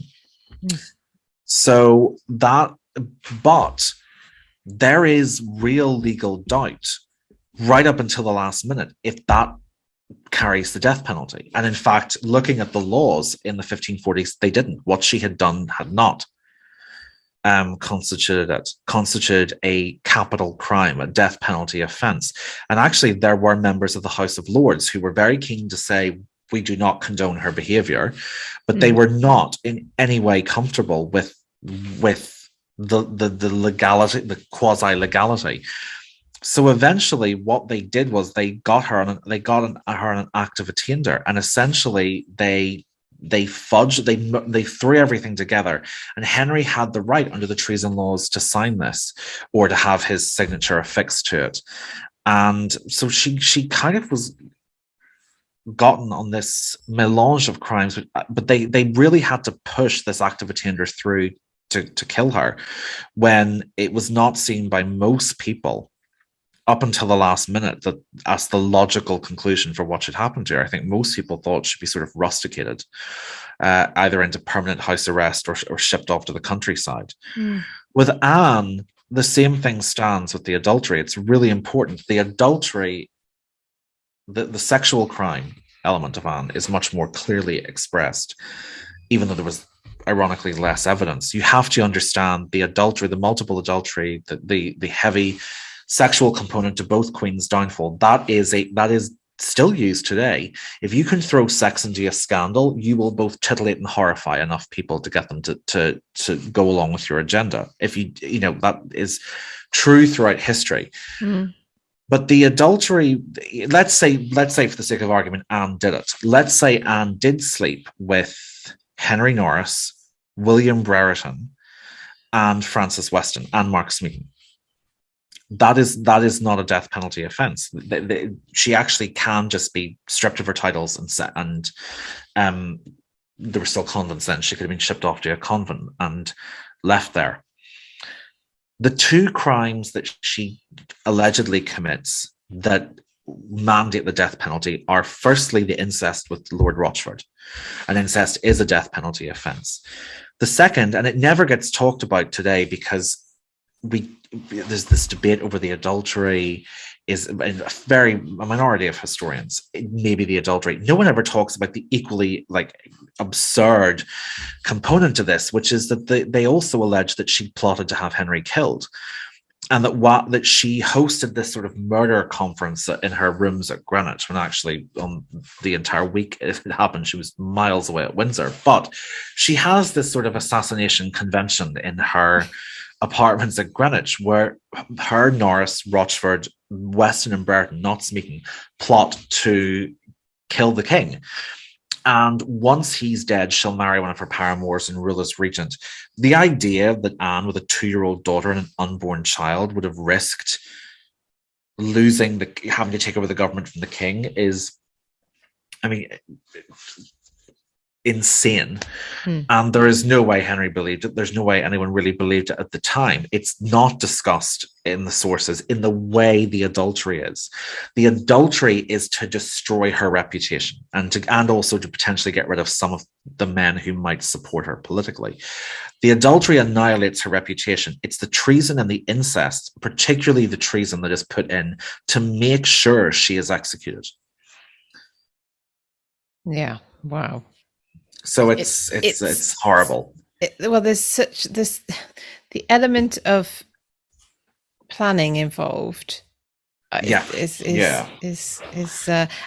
that's really telling difference then, isn't it, between Anne and Catherine? Yeah. The reactionary events to Catherine, right, and this contrived plan, arresting 2 more people than you're actually going to hold, so that you can say, no, look, obviously due process has been done because 2 of them we found weren't involved and we let them go. Yeah. Well, Cromwell's involved with Anne. He's clever. Cromwell's dead by the time Catherine falls. But I kept wondering, was I over-egging my point in Young and Damned and Fair? But I do actually stand by it. I do think it's Henry. It is Henry's hand that pushes this. And seeing the Journal of the House of Lords, where they're sort of saying, "Oh, I'm not sure about if this is death penalty worthy," and even Chapuis and everyone thinking right up to the Emperor referring to it as a divorce, right up until the last few weeks. It is his hand. It is his vengeful hand that wants Catherine dead. And a lot of people say, really kind of identify Cromwell as the reason Anne ends up dead. But Catherine, there was as many opportunities more to let Catherine go, and she still ends up dead. The common denominator is not Cromwell. The common denominator is Henry. Yeah, and that you already talked about the narcissism and wanting to destroy that which you have done with. It runs through. I think that, to me, that's what stands out. To me, that seems like, and certainly I had, the most sort of, I don't know if I sort of call it a fireside and whiskey chat or a fireside and Guinness chat, but I have a friend who's a brilliant psychiatrist, and I spent so long talking. I told him all the what happened in 1536 and 1541. And he said, like, he's not a historian. I mean, he said this is like fireworks display narcissism. But I think to me that all that behavior does absolutely track. It's fascinating. Well, finally, before we come on to the questions that my patrons of the British History Patreon Club have asked, I want to ask you about the final moments of both women and the differences in the treatment of them that we see. Now, famously, Anne was beheaded kneeling up, so she wasn't prostate, I always get that wrong, on the block by the Calais swordsman. Catherine was killed by the axe on the block. Why was there the difference? And actually, this is a question I've pulled out of my patrons' question because Joanne asked it, and it's pertinent to what I wanted to know. And she phrased it this way: why was Anne executed by a French swordsman, but Catherine Howard was not given that same honourable method? Well, Joanne, great question. The honest answer is I don't know, or I don't know in precise detail why. We don't know. There are different theories. Leanda Delisle has a really interesting theory that I think she put in an article for The Spectator in 2013, where she says Anne's sword death really conjures up this like Guinevere and Camelot-esque story that Henry was so keen to cast himself in the role of King Arthur. Some people have said that Cromwell was more organized, was a real details man, and Cromwell was around to have the swordsman pre-ordered before the trial, which just screams justice. But Cromwell had, maybe Cromwell had, ordered the swordsman, and then there wasn't someone around to do that for Catherine. There's obviously. I mean, that's a good point, though, isn't it? The timings for the swordsman to have got. Oh yeah, the swordsman has to have been to England on the 19th of May. He has to have been called for before the trial. Totally. There's absolutely no way that he could have made it to London unless he had been. I mean, we're looking at. I mean, there's no. If you look at any comparable journey, unless he had, in fact, no, it's impossible. He has to have been called for the 15th. There's obviously, again, Joanne, obviously the theory, a long-standing theory that can't be dismissed or proved one way or the other, which is that Anne had been brought up most of her education had passed in France. Catherine's hadn't. Was that why? I don't know, because my gut is that as loath as I'm not a massive Cromwell sympathizer, although I have some people who I hugely respect are. I'm sort of slightly loath to say this, but I think my gut would be maybe it is the difference is Cromwell, not being there. And the other thing is that Henry takes the logistics of the execution. Actually, now that I say this, it could be seasonal. This is going to sound ridiculous, but it would be more difficult to get someone over in winter than it would be in summer. You have to. I mean, that's another. I mean, I know we are aware of the power of nature and the weather, but we are not as openly dependent on it as they were. I mean, this is a really seasonal based society, so potentially getting someone over in February would be a lot harder than it is in May. I think it's probably a cocktail of reasons.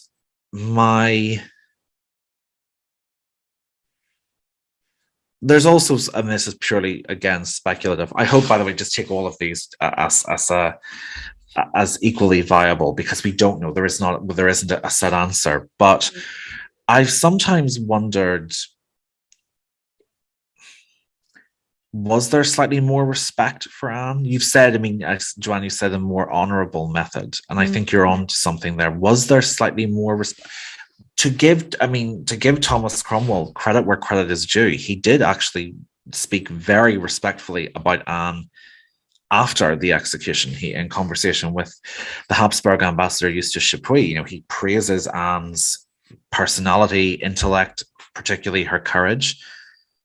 So I wonder, was that part of it? I think probably there are multiple different reasons, but it is an interesting point, because of course a century later, when we see Charles I executed, they purposely use a short block that it's part of a humiliation, rather than the taller block which would have left him kneeling. So it's a really interesting point. I think so. I can't. By the way, again, this is one of those moments where you see, sort of like the Lady of Shalot's mirror, isn't it? You sort of see the shadows darkly. You can't pinpoint with a lot of this stuff what it is, but there is, if not a paper trail, there is a trail of unanswered questions that can sometimes get you close to an answer. Certainly, Catherine is sufficiently nervous about it that she famously asks for the block to rehearse her own execution. And understandably, you have to remember, Catherine was queen when the Countess of Salisbury's execution with the axe had gone very badly indeed. She'd basically been hacked apart. Cromwell's execution had not gone smoothly either. So I do think actually Catherine was a lot more nervous, along with the honourable element of it, which is completely correct. There is also the practicality of it, which is that the axe went wrong a lot more than the sword did. So I would like to think that wasn't a factor in why it was picked for Catherine, but you don't know. Henry had said he wanted to torture her to death with his own sword months earlier, so I don't know, but I think there's probably all these reasons woven together.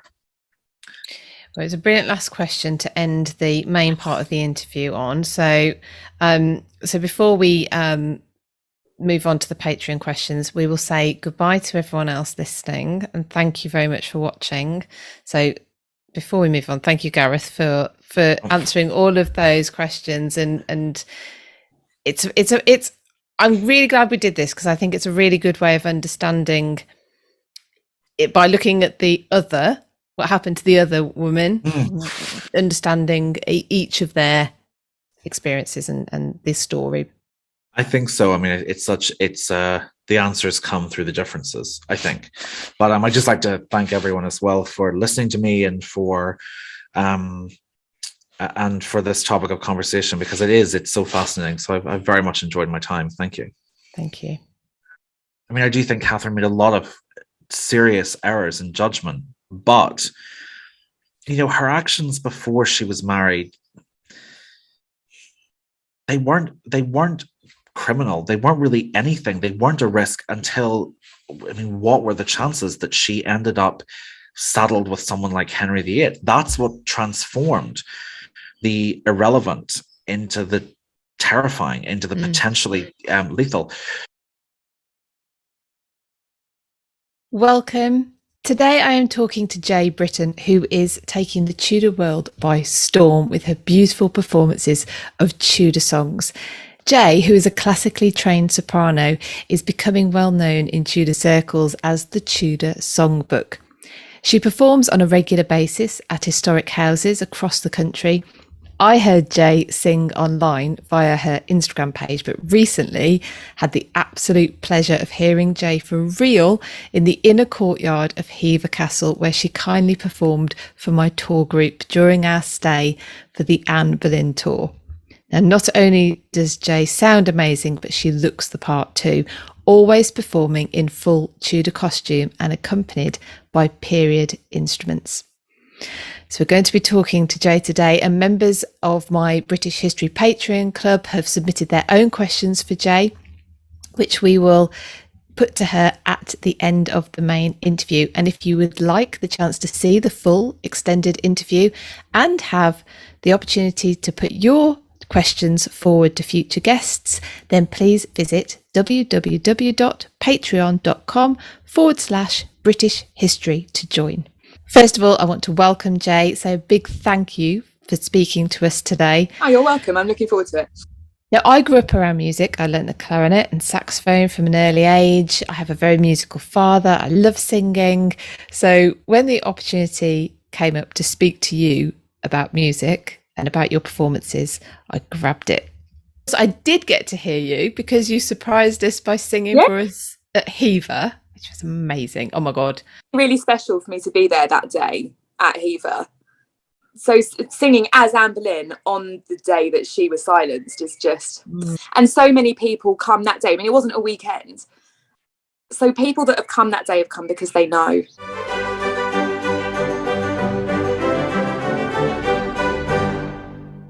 So when did you start singing? I started singing when I was about 11. So in my last year of primary school, I think year 6 we call that. There was some auditions. I say auditions quite loosely for that. They just listened to everyone sing to cast us in the school play, and I got given the main part. And apparently they told my mum, and my mum was like, "Are you sure? Really? You can sing?" And we'd been a family that would sing in the car together. We'd all sing all the time at home, but no one was a professional musician. No one was a singer.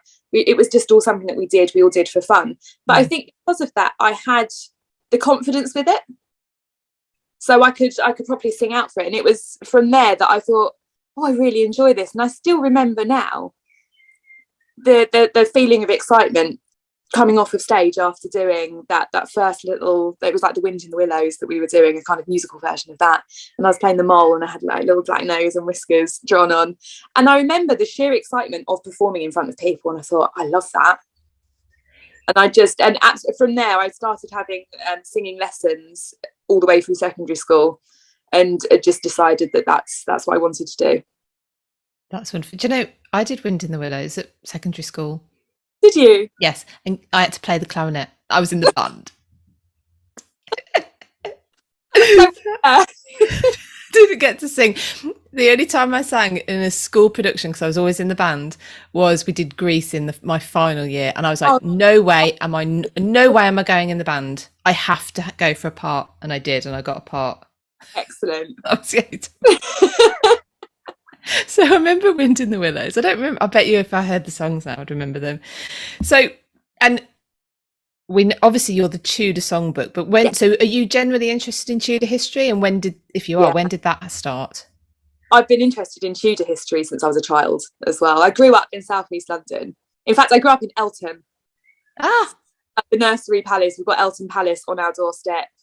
We're half an hour on the train away from the Tower of London. We're about an hour away in the car from Hampton Court Palace. Hever Castle is about a 20-minute drive from where I live now as well. I still live in the area. I'm not in Eltham anymore, but I'm close by. And it was just something that we were surrounded with all the time. And it's fascinating when you're a little kid learning about like this kind of, and you get taught of him as the tyrant king, and he chopped his wife's heads off, and then you hear about Bloody Mary and Elizabeth I, this incredible dynasty. It is really, really captivating for a child. And so, and when I studied, I studied music at university for my undergraduate and for my master's, but I've always kept up reading about history and watching documentaries about history. And I enjoy the dramas as well. I love the Tudors and the Spanish Princess and programs like that. But, I do take them as fiction. But just everything, I've always wanted to surround myself with the history of the Tudor period. I just find it endlessly interesting. Where you grew up as well, then, that is, you're right there. Yeah, we are. It's on our doorstep. I still wonder if Henry would have been famous if he hadn't have had 6 wives. So I think it is down to the women that he is known to history at all. Absolutely. And when, you can just see that Anne Boleyn is a queen consort, but all over the world she is staggeringly famous. Isn't that incredible? Yeah. To be that famous now 500 years 5 after you've died. years. Yeah. I think that is incredible. She, you know, she wasn't a monarch. She was famous for being quite an infamous wife of the king. But yeah, I think the whole having 6 wives is quite extreme, and it is those extremes that people look for interesting stories. And really, you couldn't write a better drama if you wanted to than that, could you? I mean, that it's unbelievable, but it's true. Yeah, helps you remember as well, isn't it? It's almost like a shortcut. The 6 Wives one. Yeah, the 6 Wives one, and it's also really interesting having, when you get taught about it at school. Obviously, they've got a really short space of time to get through a huge amount of history, so you are really taught the kind of basics, and some of it's not quite how we would then understand it when you read further into Tudor history. So you do just think, oh, divorce beheaded died, divorce beheaded survived. You know, lucky Catherine Parr. That's what I remember thinking as I grew up, and it's only as I've read about her, as later on in my kind of my 20s, that I thought, wow, she wasn't the lucky one at all. No, probably Anna Cleves was the lucky, if you want to say it, one. But then she had to live her life on her own as a, you know, she wasn't allowed. She didn't get married again. So when did you start the Tudor Songbook? Because you've come into sort of my vision, I don't know what's the word, in the last maybe year, maybe a bit more. So when did you start? I started it in September last year, so we're not even a year yet. It hasn't been a year yet. It's not been a year yet. I think probably around next month is when I commissioned my first gown to be made, because I had the idea in my head. I thought, actually, I can combine these 2 things that I've loved my entire life. And I can't believe that it took me to the age of 36, like I was last year, to click that I could do singing and history together. It just, even now, I can't believe it took me that long to combine those 2 things, because it's an absolute dream doing it. I love it. Sometimes these things they're so obvious after the fact. After the click, my mum was even like, I can't believe that we haven't thought of you doing this before. Yeah, well, maybe because the time is right. I think the time right now. Yeah, the time is right now. The kids are at school, so I've actually got time to do stuff now. Yes, well, that's a biggie.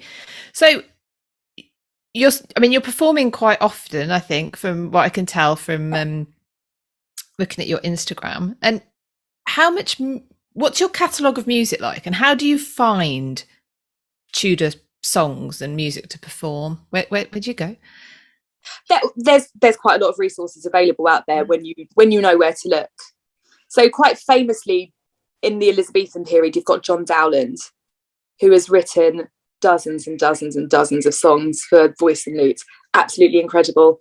And then you've got there are contemporary resources as well. There are songbooks like the Anne Boleyn songbook that I saw quite recently. I'm going to ask you about that later. Yeah, I know. I have a feeling we might have a little chat about that. The Catherine of Aragon and Henry VIII songbook, the Royal Choir book, I think it's called. I've got it around me somewhere. And they're all the original manuscripts for the music. Some of them have been put into modern notation, others haven't been. So there is a little bit of kind of working out to do for some of them.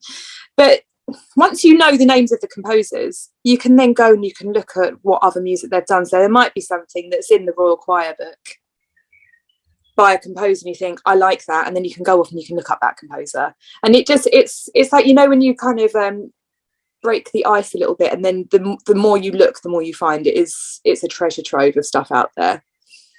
That's nice to know that there's something that's so much to look at from that period, because I mean, this is the soundtrack. This is like the now 15 whatever.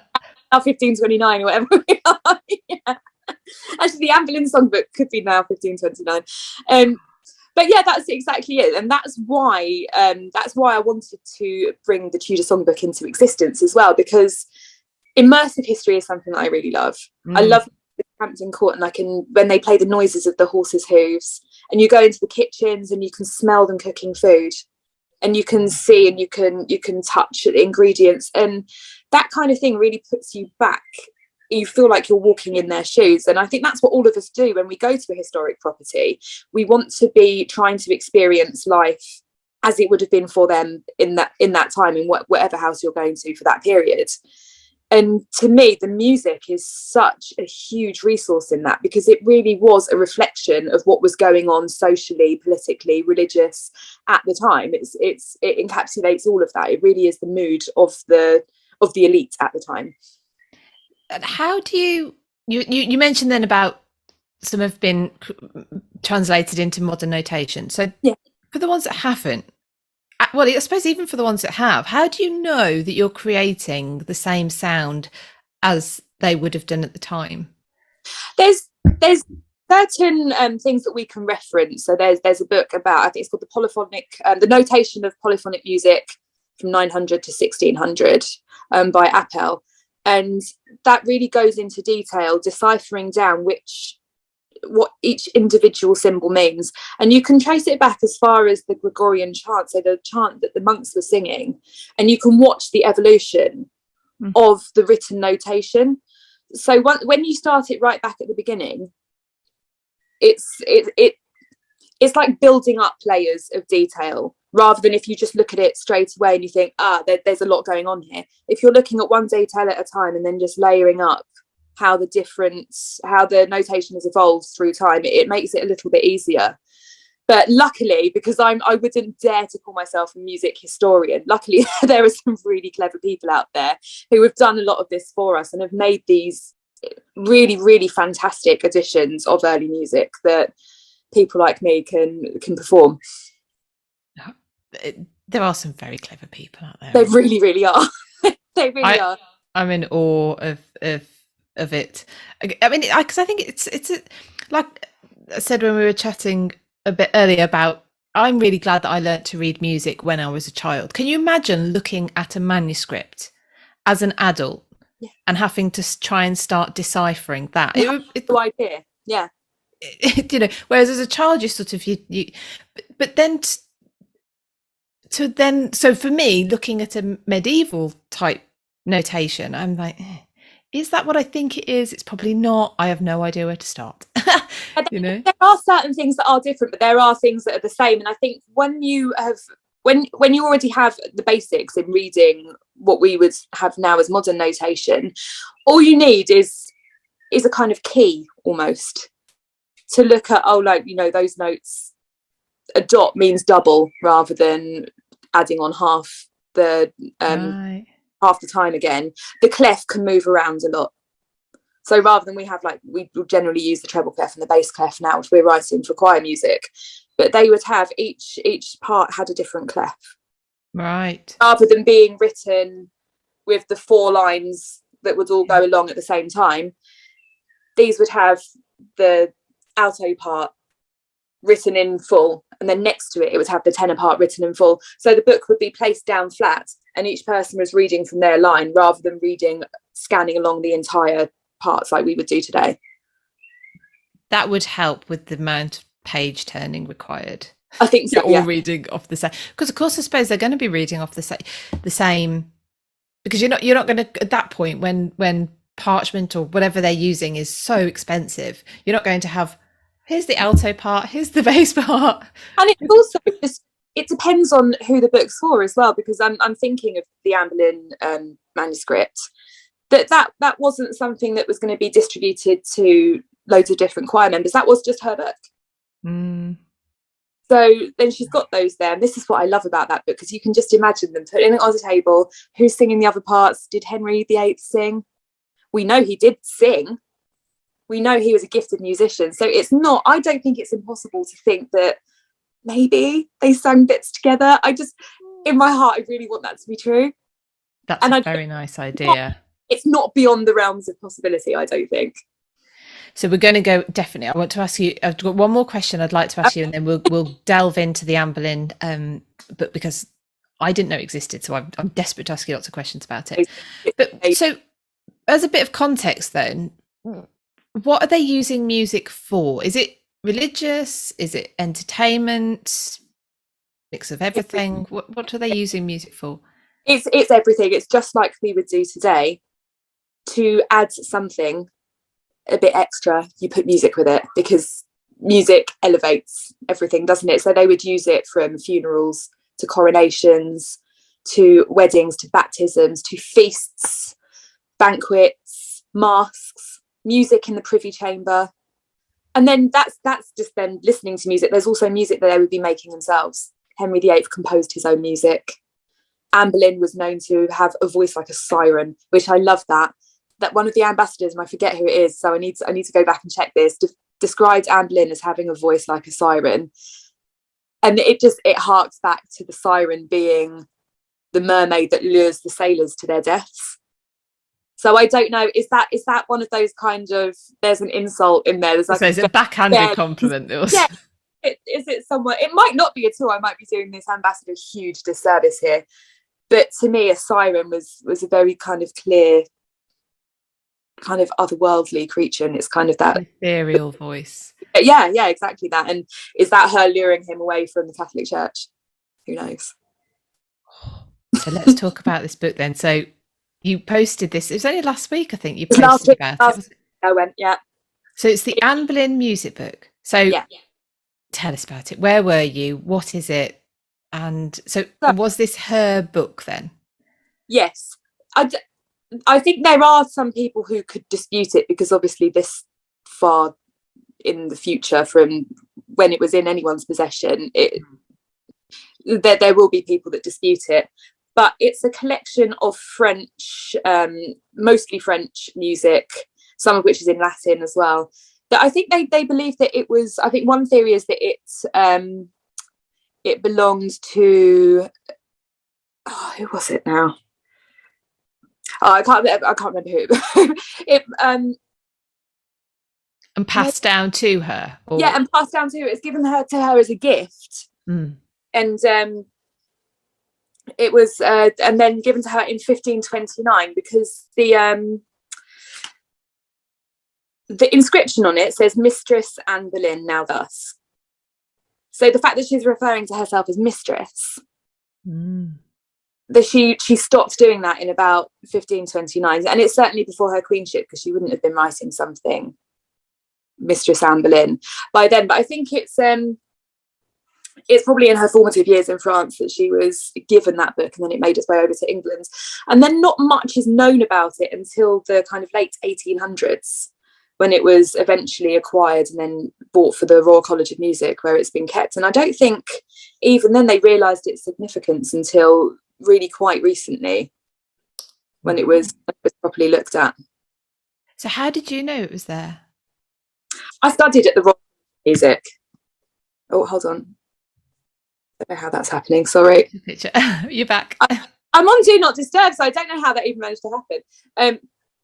I studied at the Royal College of Music. I did my master's there. I studied for my master's there. It's in the library there, so I sent them a little email, and it explained my interest in Anne Boleyn and the music, and asked if I could go and spend a little bit of time taking some kind of very, like, really, really looking at it in detail, because it is just incredible. I mean, to see her writing in there is just unreal, absolutely unreal. Well, because we were both at Hever on the 19th, when they have the books of hours open and you see her inscriptions in there, and that's amazing. I don't know why I just didn't even think about what else, if anything else, was out there, because honestly, until you posted about it last week, I'd never heard of this book. Yeah. And yet you've got her writing in there, and it wasn't there as well, didn't you? You posted a picture of Anne's falcon, and Catherine of Aragon. Is it an eagle? Anne's falcon, and you can see it pecking at Catherine of Aragon's pomegranate.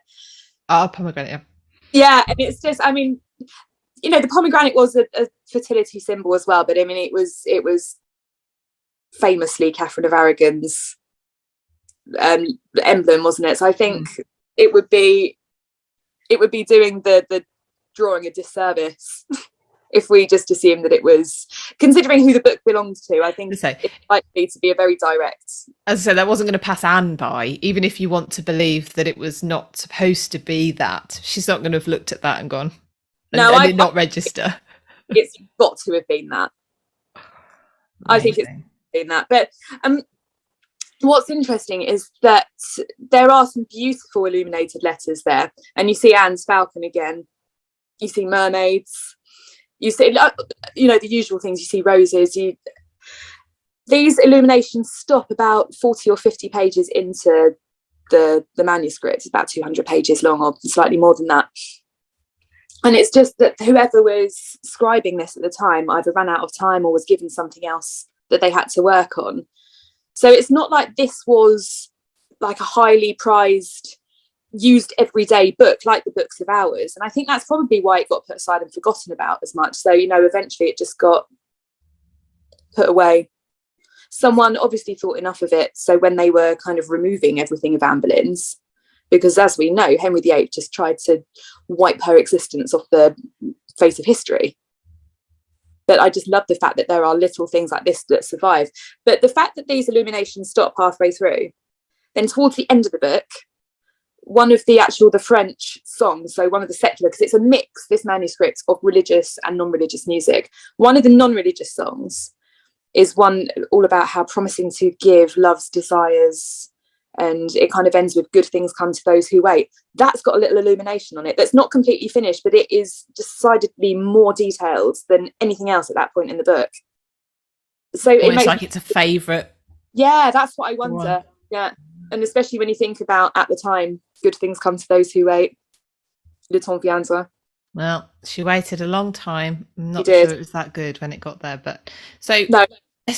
So the book is like it's complete of music. Then it's just that the illuminations aren't there? Yeah, there's 4 different scribes that have been attributed to actually writing this music out, and I think it was finished in stages. So it certainly wasn't done in one go. And in fact, it was Margaret d'Angoulême who I think the book. This is one of the theories that it could have been hers, or it could have been Louise of Savoy, who then gifted it to Anne Boleyn. Right. Okay. I knew the names would come back. So it'd already been in existence for quite a while then before. So what's it like robustness wise? Is it feeling very delicate, or is it? No, it doesn't. And I had a couple of comments on it saying you're not wearing gloves, but apparently, well, you don't need to wear, isn't it? Yeah, exactly. I mean, I didn't. I would have just done as I was told, but they didn't ask me to wear gloves to hold it. But they did just say, don't touch where the ink is, and try and use the middle edge of the page rather than the corner of the page to turn it, just to reduce the risk of ripping anything. Yeah. But no, it's printed on paper rather than parchment, which is,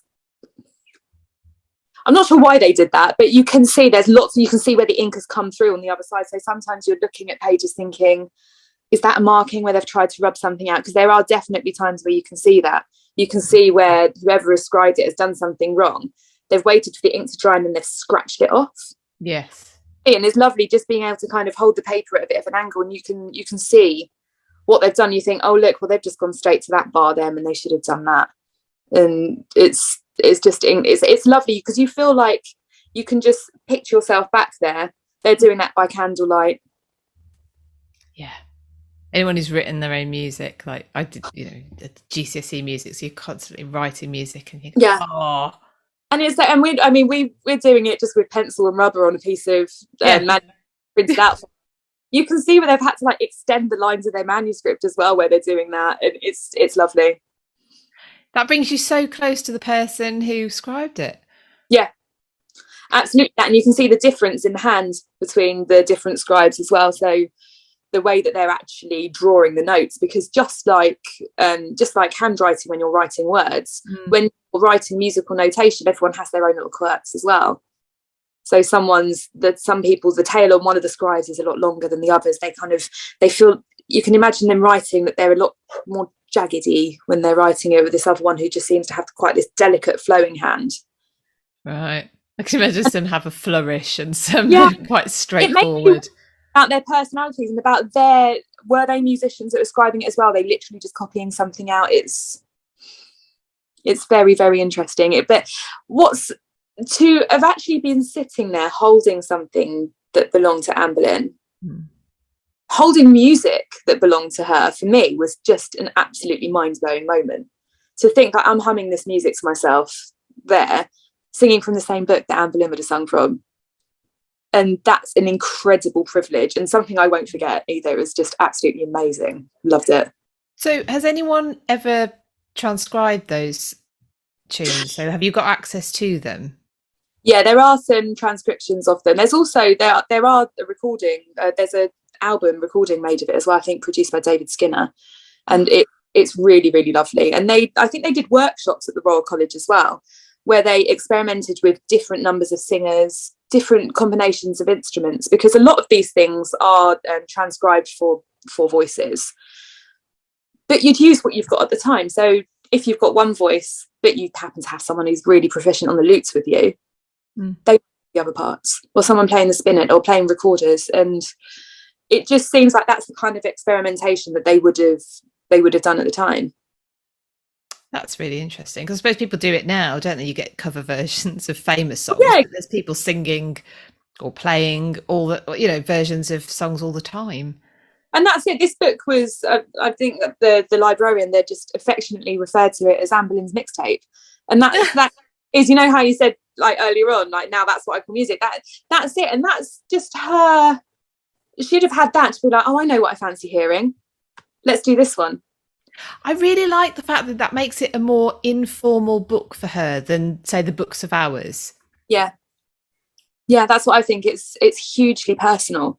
Because I think your taste, when you in modern day, someone's taste in music says a lot about them, doesn't it? And there's so many hidden meanings in it. You can see, I mean, there's beautiful religious music in there as well, but it really does show the things that she was literally listening to at the time, even if she wasn't performing them herself. Although she was a skilled musician, I think she played the lute as well. It's, in terms of creating some immersive history, we know that that's the music that was being heard at the time. It's amazing. Yeah, so it was incredible. Are you going to be able to perform some of, or do you already perform some of the songs? I do already. I think I've recorded at least, I know at least 2 of them I've got videos of already. And 2 of them appear in my Henry VIII and Anne Boleyn programme that I do the performance, because I just think they're gorgeous. They are absolutely stunning. And what kind of tone are they setting? Are they very, in terms of like happy, sad, or what's the kind of? It's a real. There's a real mix. There's I think you've got this kind of light-hearted, flirtatious element in the one that I was referring to before, and that's called Jouissance vous donnerai. And then there's Veine et Regrets, which is just this, it's all talking about regrets. And that's very sad, very soulful, very slow, and a very, very, very big contrast to the other one. And then you've got religious music, so just completely devotional to God music as well. So it really is, there's a little mix of everything in there. And how many songs are in there then? Do we know? 42, I think. Let me do it. Yeah, 42 pieces in there. That would be great to get hold of. It's incredible. It really is. I'm hoping you can buy a copy of it, but it's rather expensive. But at some point I might be able to justify splashing out on it. That's what I was going to ask, if you can actually, if there's anyone sort of published it. Yeah, they have. You can get pretty good copies of I've got the Royal Choir book here, so you can get these incredibly detailed copies of they're literally. Yeah, so it is literally original notation. But the one for the Anne Boleyn music book it's got incredible notes, like footnotes and introduction and kind of explanations all the way through it as well. And it would be an incredible resource. It's well, sounds like I've got your Christmas list. Santa might bring it. I hope so. Yeah. So, I mean, as well as the sound then obviously being incredibly important, but I know that for you, it's not just that, it's the look of the performance as well. And you were talking there about accompanying instruments. So tell everyone, because I know as well, this was something you had in mind when you decided to start doing this, that the look and, how you would be accompanied. Tell people, because you don't do things by halves, I think, Jay, do you? No, I didn't want to do anything by halves. I wanted it to be, Well, when you think of the Tudors, you think extravagance and no expense spared, and I think that's how they would have been with their court musicians. Henry VIII was, I think, by the time of his death, had 60 musicians in his employment. And I think, especially when creating something immersive, it's quite important to be true to the instruments that would have been used at the time. So I'm using a lot of lute at the moment because it was portable. It was something that was hugely popular. Henry VIII played the lute, Anne Boleyn played the lute, Elizabeth I played the lute. It was, and they had lutenists employed in the Privy Chamber for entertaining the King and Queen. So that we use a lot of that. But then I'm looking to do some work with recorders as well at the moment, because I think that'd be an incredible sound. Most people just remember recorders from primary school, though. Yeah, recorders get a really bad rap. They do. You're going to make recorders great again. They're horrible. But when you get a beautiful early music instrument recorder, they're stunning. They're absolutely gorgeous. And I think that would work really well. Organ as well is another one that would have been used at the time, although not so much for the music that I'm performing, like some of the chamber music, the French songs would be much more suited to the lute. And I think in terms of performing in historic houses as well, that's what the lute was made to be performed in rooms like that. So it just makes complete sense to use it. Yes, no backing tracks here. No backing tracks here. No backing tracks. No microphones. We don't need microphones. I don't think you need a microphone. Yeah, I've been told I'm pretty loud when I talk. So.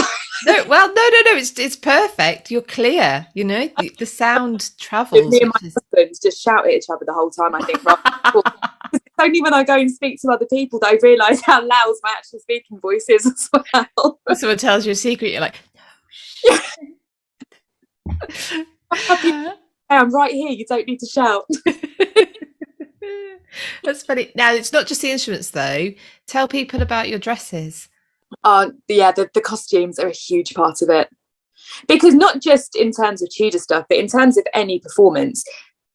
Before I've even opened my mouth to sing a note, I've walked onto a stage and people are taking in part of that performance. So the costuming was always going to be a really, really big part of this for me.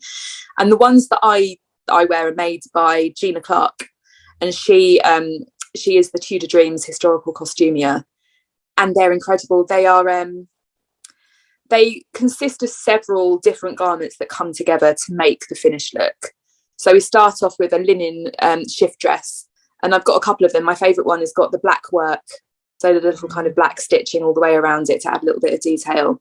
And that's what they wore as an underwear, kind of underneath the formal part of the gowns. And it's that would be washed again and again, because obviously the really expensive fabrics, they didn't have washing machines like we have them. They'd have to be aired. So in terms of kind of sweat and things like that would be going into your body linen. And they would sometimes change their body linen several times a day if it was very hot. Now, these costumes take about half an hour to put on. So I think like I've got this image of Tudor ladies, Tudor queens, that would have just spent their entire lives getting dressed and undressed in the sun. So after this shift dress, you've got a petticoat. It's a U-fronted petticoat. So it starts pulling in at the waist. After that is a bum roll, so a big kind of sausage-shaped thing that sits on the hips. And the idea of that is, so when you're corseted into your dress and you get a nice kind of nipped-in waist, the extra padding around your hips just accentuates the smallness of your waist. So that kind of feminine figure. Then after the bum roll, we've got a kirtle. So it's the kind of strapped, it's got straps, but it doesn't have sleeves dress, and that is corseted, that is boned, and it laces up at the sides. After that, we've got the overgown. Most of the ones that I've got are velvet, although I'm currently having one made, a new dress that isn't velvet. It's going to be a lighter material, and that's the one with the sleeves, and often like my one's got fur on them as well, and that is corseted as well, and that laces up at the front, and by that point you are very much unable to breathe. Well, I say that, I mean, you can breathe, but your breathing is certainly restricted. So I do feel like that possibly it will make an impact on how I sing music, because take more breaths. But then that's what they'd have done. Well, that's what I was about to say. I was about to ask, how does that affect your singing? But then, yeah, if that is how they had to do it, that's how they were dressed when they were singing, then that's quite an insight. Absolutely. So then after that, all of that, we've then got a placard that pins onto the front. You also pinned at the shoulders, because that's how they'd have done it at the time. They'd have been pinned into their dresses. The false sleeves go on, and then the headdress, your gable hood, your French hood, your cap if you're going Elizabethan, and the look is complete. I think I've seen you in, is it like a Catherine of Aragon? Have you got a Catherine of Aragon one with the hood that comes right to the front? I've got a gable hood. Yeah, gable hood. Yeah, and then obviously your Anne Boleyn gown, which looks incredible. I saw the photo of you next to the Rose portrait. Yeah, and I was in the Walker Gallery in Liverpool a couple of weeks ago, and I had a photo done next to the portrait that's currently on loan from the National Portrait Gallery, which is actually, I think, a closer resemblance to my gown than the Hever portrait, because it has the fur on the sleeves. But I mean, they're both very similar, but they're stunning portraits, and I absolutely adore that. The Anne Boleyn portrait gown is, I think it's possibly my favourite. Possibly. It does. I mean, it's almost weird to see you in normal clothes. You know, I love the last time I went to Hever, as I was leaving the car park, there were some people there that I'd spoken to quite a lot, just as Anne Boleyn, who I said goodbye to them, and they looked at me like I was a crazy lady, because I think they hadn't, by that point, my hair was back to being blonde, I was wearing my normal clothes, and I had no idea who I was. Yeah. But we did it different, especially the hoods. Yeah, they really make a difference, I think. Well, when I'm playing Anne Boleyn as well, I spray my hair so that it's dark. Yes. So very good, very authentic. But I think she's quite an iconic brunette. So yes, I tried a wig, didn't look right on me, didn't look right at all. Couldn't. God, that would get hot as well, though. It would. Although I've said that, I've sprayed my hair a few times, and then thought, if I get sweaty now, I'm going to end up like a brown streak down my forehead. It hasn't happened yet, but we haven't had a warm summer yet, really. No, we haven't. Luckily, last week when it was really, really super hot, I didn't have any working costume to do. So who? Presumably, someone has to help you get dressed then. Yeah. It's not. Actually, it isn't possible. I can't. One of them, my red dress, where it's a slightly bigger size, I can just about pin the shoulders myself. But yeah, otherwise, I do need someone to help me dress. Yeah. So other than getting into costume, what other preparation do you do for a performance? I think probably the biggest thing is selecting the music for it. So I've just done some performances at Speak Hall in Liverpool. This beautiful National Trust property. So if you get a chance, if you haven't been there already, it's well worth a visit. It is absolutely stunning. But the programme that we were doing there was an Anne Boleyn and Henry VIII programme. So it's just all about selecting music. And to me, that's just it's the ultimate programme. I love that, because there's so much to go from. Because Henry VIII himself composed music, and there's lots of music that's been attributed to him. So that's a little goldmine in itself. There's the Anne Boleyn songbook, that we have music, flirtatious music. It was just, it was a dream to do that programme. And other music that we know was being played at the English court at that time, and slightly previous to that at the French court as well. So when Anne Boleyn would have been there. And it's just all about just trying to find things that reflect the message that we're trying to get across. And the message for that particular performance, it was kind of celebrating their relationship and their love that they had through the music. But then, of course, we did want to touch on the fact that it didn't work out so well. So I did there's I think I sung it for you actually at the on the 19th of May, the song "Oh Death Rock Me Asleep." Yeah. Which has been, some people say it was written by her. I think that's really unlikely. And I think most people believe that's really unlikely now. But it was certainly written about her, and it can be dated back to 1536. And it is perfect. It's beautiful for that. And I think having spent 40 minutes or so doing very happy, very jolly, quite flirtatious music, to then have that stark contrast of then he killed her. Mm. It kind of, and it reflects how quickly things could change for people at the time. And it wasn't just Anne Boleyn that happened to. It happened to like Cromwell. Mm. But it wasn't just the Queens, was it? That, you know, you had to have your wits about you at the Tudor court because it could change. Yeah. Oh yeah. And just so unexpectedly. And Anne's downfall, if you like, was that fast. I mean, it was really fast. It's staggeringly fast. It was, and quite, can you imagine how terrifying that must have been? Well, no, and we can't, can we? We can't. You can't. And just the thinking about, she had a young child, and when you've got a young child, they are in your mind. Well, when you've got children, I mean, I can tell you, even when they get a little bit older, they are always on your mind. Yeah, they really are. And your first thought is always, but what happens to them? And just the thought that, yeah, that's it. And especially when you know that, or when Anne would have been aware of the fact that she was then declared a bastard, so her future was not in any way secure. Mm. It is a really harrowing thought. Mm. Yeah, it is.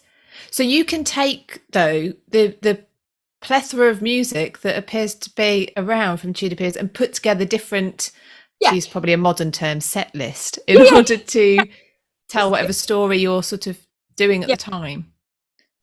Yeah, I mean, it can be something that, I mean, I had Henry VIII there as well, but this is Phil, isn't it, from Harvington? Does make a fantastic Henry VIII. He's really good. But so we could have some dialogue as well. But it was lovely. It was very light-hearted until the "Oh Death Rock Me Asleep" moment. But then we did want to end it with something happy. So we came back with "Pastime with Good Company" because people know it. It's a very, very famous, probably I think the most famous of all the Tudor tunes.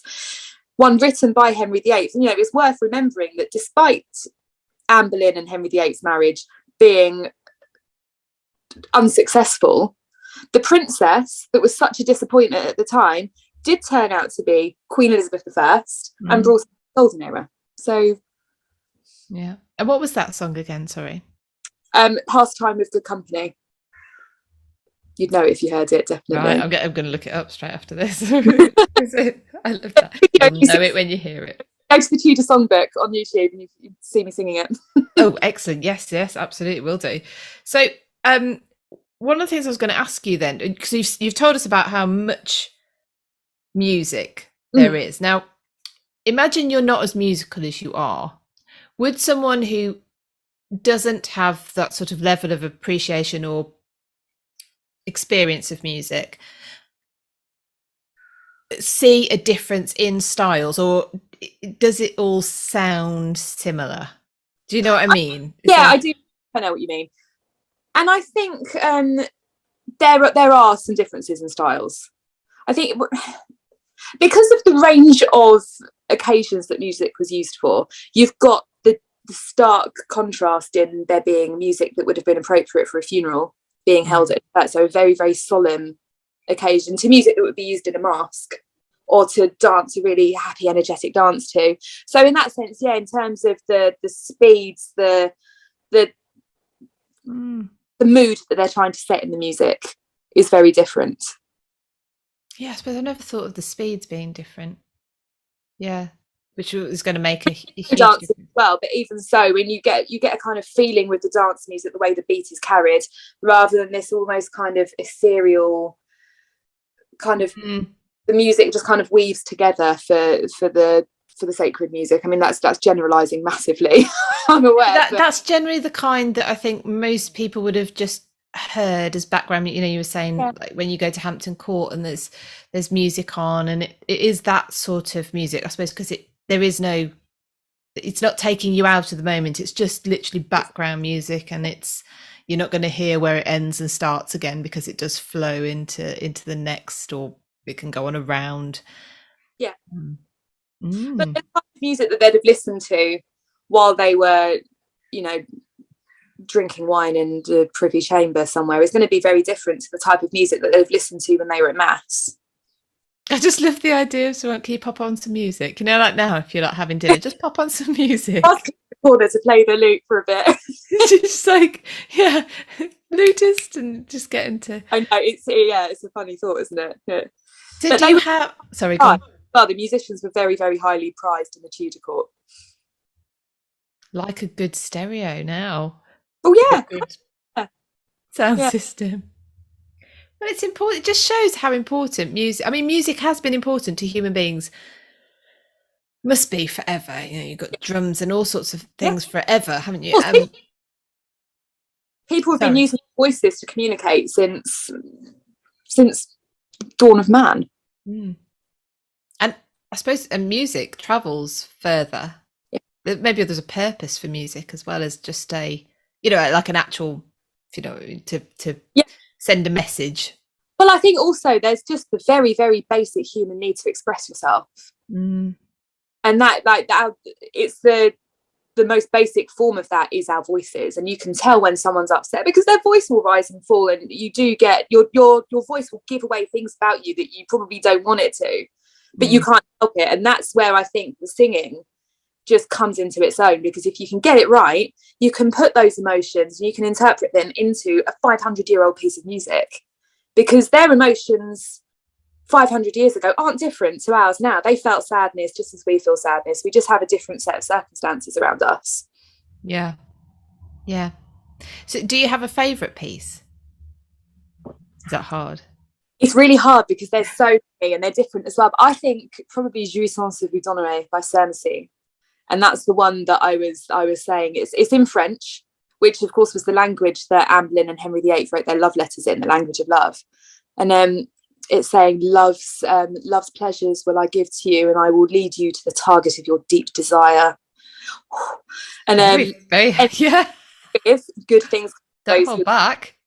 Oh no, exactly. That's it. When you think about how reserved in some cases they had to be, music was their way of saying something that you couldn't say. And I love that. It's a bit like the dances in the kind of Georgian era, you know, when you've got like in Pride and Prejudice where they only touch if they're at a dance, so it's all very charged, highly charged. It's like, well, I'm going to sing you this song. It's like, well, it's only a song, I didn't actually say it, did I? But if they knew the meanings, then so can we hear you sing that on your YouTube channel, or have you got that on? I think I've got a couple of recordings of that on there actually, and that one does feature in the Anne Boleyn and Henry VIII performance as well. Wonderful. Where I ask him to read out the words in English before I sing it in French. You ask it, so I give it a little note saying, "These are the words of what I'm about to sing for you." So then the audience have got it; they know exactly what the song's about. Sounds. Yeah. I'm just imagining Phil delivering that song to a room. Oh, funny. So when is your next event? My next event actually is at Harvington Hall. And that's lovely. That's 23rd of July. So that one is going to be, there's going to be two sets in there. We're going to have the Anne Boleyn and the Henry VIII programme, and then we're going to have an interval where everyone has some dinner, and then it's going to be Elizabethan after that. So there'll be some downland lute songs, and there will be a kind of looking at the difference between Tallis's music in the reign of Henry VIII and Elizabeth I, because it little subtle changes. So come along to that next day. Changing the era. Well, I think that especially Harvington Hall's an Elizabethan property as well, so it makes sense to do something Elizabethan there. And there's so much amazing music, and it'll make a nice contrast to the Henry King Tudor music. But then the day after that, we are going to Turton Tower, which is up near Bolton. Right. And then on the 22nd of August, we are in Bolton Castle, which is in North Yorkshire. Fantastic. Doing a similar programme, but it's they're really, really beautiful pieces of music in there. I'm so excited to be performing them. It's so lovely that you're getting to travel to all these places to do this. Yeah.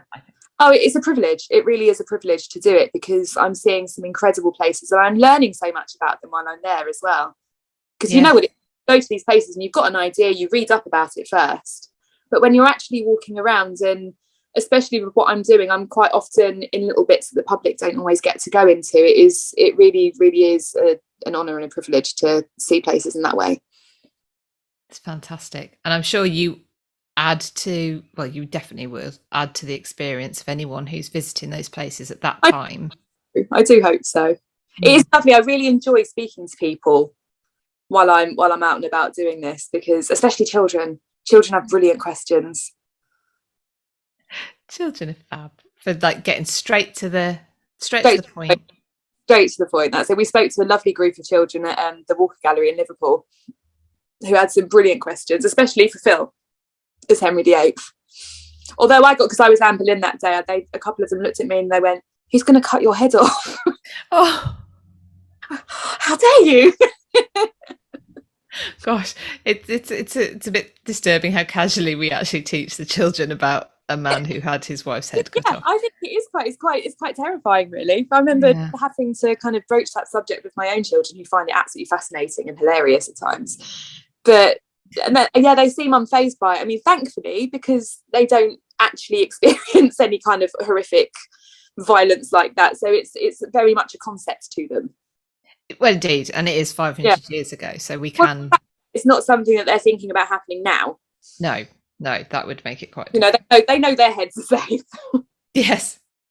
So, we're going to in the main part of the interview now. I'm going to be asking Jay some questions that my patrons have put to her. So, but Jay, before we go on to that, where can people find you online? And we've spoken about a couple of events you've got coming up, but where can they find out about other events that you've got coming up and see your stuff?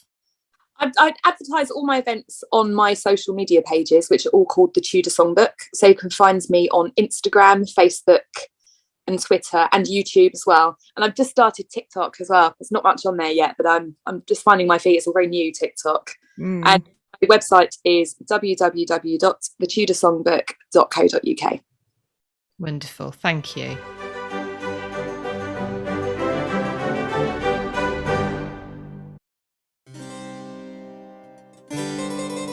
On today's podcast, I am very happy to be joined by historian Dr. Owen Emmerson. Owen is the castle supervisor at Hever Castle and an expert on its history. Today, I am going to be picking Owen's brains about two of the castle's most famous residents, known collectively and affectionately as the two Annes of Hever Castle, Anne Boleyn, of course, and Anne of Cleves. First of all, welcome everybody. Thank you for listening in today.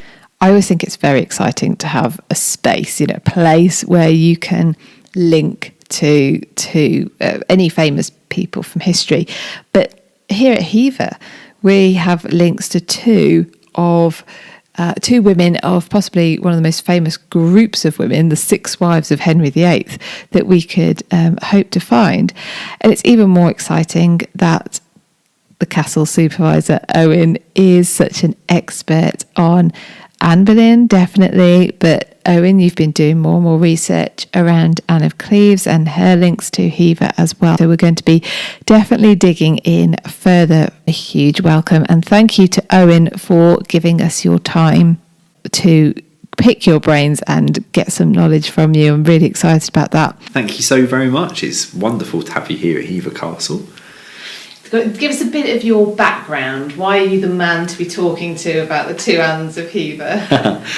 So I'm incredibly privileged to work here at Hever Castle. I'm one of the castle's supervisors, and more broadly I'm a social and cultural historian.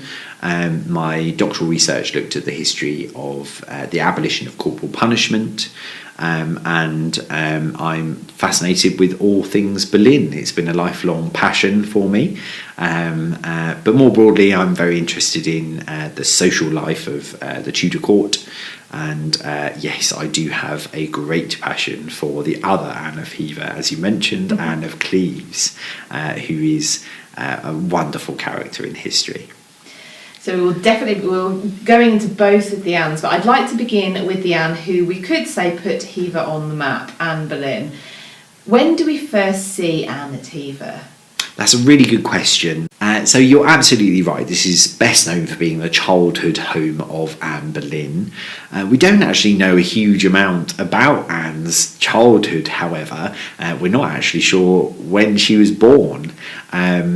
But we do know that Thomas Boleyn inherited Hever Castle from his father, William, in 1505. And most historians agree that Anne was born in 1501, although I can hear the historian Gareth Russell screaming at me for saying so. Because there is another school of thought that she was born later in 1507.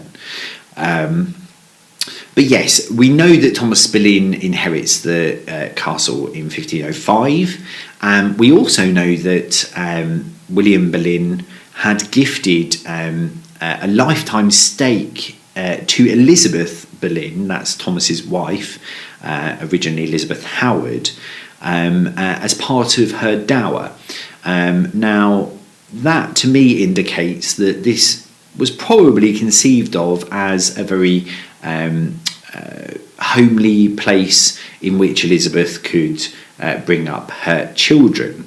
And indeed, we do have other pieces of evidence that would indicate this, not least the graves of two of Elizabeth and Thomas's other children, that is Thomas Boleyn Jr. and Henry Boleyn, who were the other siblings of Anne, Mary and George, who we believe died in infancy, one of whom, Henry, is buried at St Peter's Church in Hever, the other at nearby Penshurst. We believe, for example, that Thomas is buried there, probably being the elder son, taking his father's name, because he was boarded out for educational purposes to the grander house where the Duke of Buckingham's son, who was born in 1501, was being educated. That was a common practice. The best tutor would be employed by the grandest house in the area, and the other manors would board their children out to share a tutor. So that might be a reason that Thomas Boleyn Jr. is buried at Penshurst. So yes, I think we can safely say that Anne spends at least part of her childhood here at Hever, because Hever really is the centre of Thomas Boleyn's world. We have a lot of correspondence relating to Thomas Boleyn from Hever, but geographically it's half a day's ride to Dover. Thomas Boleyn, of course, being a diplomat at a number of the European courts for Henry, and it's also half a day's ride to Greenwich, which was the palace most used by Henry in this period. So it's an incredibly convenient place to situate your family at Hever, at the centre of that career world. And so, bearing in mind we don't really know exactly when Anne was here, but do we know what Hever was like in Anne's time? You know, what would she recognise about the castle and the grounds that we see today? That's a really good question, and I think if Anne were to come back and visit Hever today, overwhelmingly she would recognise the exterior of her former home. Very, very little about the exterior of Hever has changed. There have been the addition, for example, of a few new windows, or windows that have been enlarged over time. And actually, the layout of her house would be remarkably familiar to her as well. Actually, for a lot of the post-Boleyn history, Hever was let out by its owners. It wasn't occupied by them, and therefore tenants are far less likely to make alterations to the house that they are renting.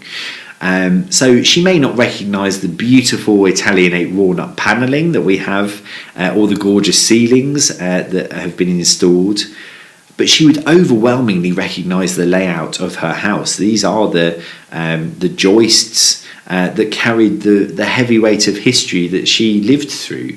This is the same space these rooms are the same dimension, these are the same walls. So yes, if Anne were to come back and have a walk through her house, she'd definitely know where she's going, and she'd recognise a great chunk of the house that she knew and loved. So we're within walking distance of St Peter's Church, which you've already mentioned about already, where Thomas Boleyn, Anne's father, is buried. Now the church itself is beautiful, and if we walk there today, are we visiting a place where Anne herself would have sat and worshipped? Do we know where she worshipped when she was at Hever? Yes, I think we can safely say that this is the familial place of worship during Anne's tenure. We don't actually think that there was ever a purpose-built chapel in the castle. It's simply not big enough. It's a very modest manor. The Boleyns, of course, have a number of properties. This isn't the only property they have at all. They have Hoo in Luton, they have Blickling, and they also have Rochford Hall in Essex, not to mention the number of town properties they have in London and their accommodation at court. So this is, as I say, a very modest manor, and St Peter's is almost certainly where they would have worshipped. The clock tower is actually a tomb. It was created by the castle's builder, John de Cobham of Devonshire, who built the tower as a monument to himself. It's his memorial. And of course we have a number of Boleyns buried in the church. We have Thomas Boleyn, Anne's father, we have Henry, her brother, and we most likely have Margaret Butler, that's Thomas's mother, who was the last Boleyn to actually live here at Hever Castle. Although we don't have a marked out tomb, it is assumed that she is buried there. And you know, a lot of people come and visit Hever Castle and pass that church, but not many people go in and appreciate how significant it actually is if you consider the radical beliefs that the Boleyns held. I mean, Thomas himself sort of straddled the old and the new when it came to religious leanings, but you know, two of the Boleyn household, George and Anne, were religious radicals by the standards of the day. So you know, this is an incredibly important location, and indeed, you know, it's the location where arguably one of our most famous monarchs, Elizabeth I's grandfather, is buried. So I would urge visitors who come and enjoy our beautiful castle and grounds to spare a few moments to go into that church, because a lot of the most important pieces of the puzzle of the history of this place happen there too. I must mention it's very close, so it's easy, Yes. easy to get to on foot from Hever. So something I've been intrigued by actually ever since watching Anne of a Thousand Days is, well, Henry VIII's visit here, which is depicted in the film, but what do we know about Henry at Hever? And I have to follow up with, why is there a room called Henry VIII's bedroom? That's a great question. Glorious film. It's the film that got me into history. I saw it when I was about 4 years old with my mother in 1988. So yeah, I'm a big fan of it, and there is that wonderful scene where Henry rides through the topiary walk and straight into the castle courtyard. It's a wonderful, vibrant scene, and of course is watching from the window. She's actually watching from that bedchamber you mentioned, the Henry VIII bedchamber. And this arrival is actually based on a sketch that was made by Joseph Nash in 1839. We have a copy of that sketch in the castle. Henry isn't arriving galloping in on a horse, he's actually arriving on foot.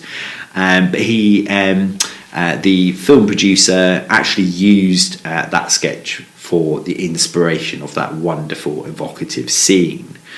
Now, as to how accurate it is, It's really difficult to say, to be honest, because we don't have that smoking gun piece of evidence that Henry actually visited the castle, although of course he did own it, but I think we'll come on to that slightly later. But if you were to ask me whether, to put my money on whether he came or not, I'd say highly likely, not least because he owned Penshurst Place. After the downfall of the Duke of Buckingham, he acquired the property by default, and that is located less than 4 miles away from Hever, and we know that Henry uses Penshurst as his hunting lodge, a very grand one.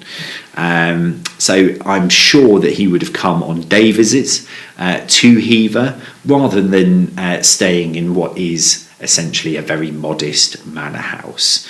Now, I would argue that the Henry VIII bedchamber, as it's now affectionately known, is perhaps better understood, therefore, to be a memorial to the king. It's a very grand-looking bedchamber, but Astor himself actually once quipped that the only king to have slept in that bedroom was Rex Harrison, who incidentally actually played the first Henry VIII in Maxwell Anderson's play of Anne of the Thousand Days. So it might not be quite the bedchamber that it purports to be, but it's a very grand one. And of course, as I've mentioned, Henry VIII did own this property for a good chunk of his reign. I think it's quite fitting that we do have a Henry VIII bedchamber, even if it might not be quite as accurate as it purports to be. So I've mentioned the film Anne of a Thousand Days, and I can't move on without a further mention of it, because whenever we do an Anne Boleyn experience tour, where of course we come and stay with you here, it's incredible how many people cite that film as the one which gave them their interest in Anne. How much was the real-life Hever used in the filming of Anne of a Thousand Days? That's a really good question, and I so many visitors here come here and say this was where Anne of a Thousand Days was filmed. It's such an evocative film. It's gorgeous. I'd advise anyone who hasn't seen it to do so, and it was a huge inspiration of my own career, and I know a lot of my peers had the same experience of watching it and just falling in love with this period of history. As to how much of Hever was actually used, it's really a vast amount of the exterior. We've mentioned Henry riding in down the Topiary Walk. That's a very evocative scene. But more broadly, the orchard, which just lies to the side of the castle, that was filled with these beautiful canvas tents, which were supposed to be the accommodation for some of the courtiers. The film production gifted one of those tents to Gavin Astor, and for a few years he ran his tea out of one of them. They really were gorgeous looking things. The Tudor gardens were used, which were used in a scene where Anne goes and meets Henry Percy, has a bit of a kiss with him, rather a lovely scene. And of course much of the parkland was also used in riding scenes and also in hunting scenes. Now, a lot of people are fairly convinced that the interiors of Hever were used, and although we do see the wonderful Geneviève Bujold up in that window in the Henry VIII bedchamber, it then cuts to a chamber that isn't actually at Hever. Indeed, all of the interiors that we see on film were recreated at Shepperton Studios, and the reason for that was that Hever had not long before flooded quite disastrously, and that's actually one of the reasons that the Astors were happy to open up the castle to the film production, because they offered quite a lot of money for them to do so. Yes, they did so lovingly, they did so very convincingly, but you might notice that the interior of Hever looks slightly larger than it actually is on screen. There are quite a number of people, for example, dancing in the Great Hall. I don't think you could probably fit half of the people that we see dancing, for example, in our actual Great Hall. So lovingly done, very, very much inspired by the interiors of Hever, but yes, none of the interiors are actually of Hever. You have some treasures here at Hever linked directly to Anne. I'm talking, of course, about the books of hours, which are on display for visitors to see in a room which now takes its name from those books. First of all, can you explain what actually is a book of hours? Yes, of course.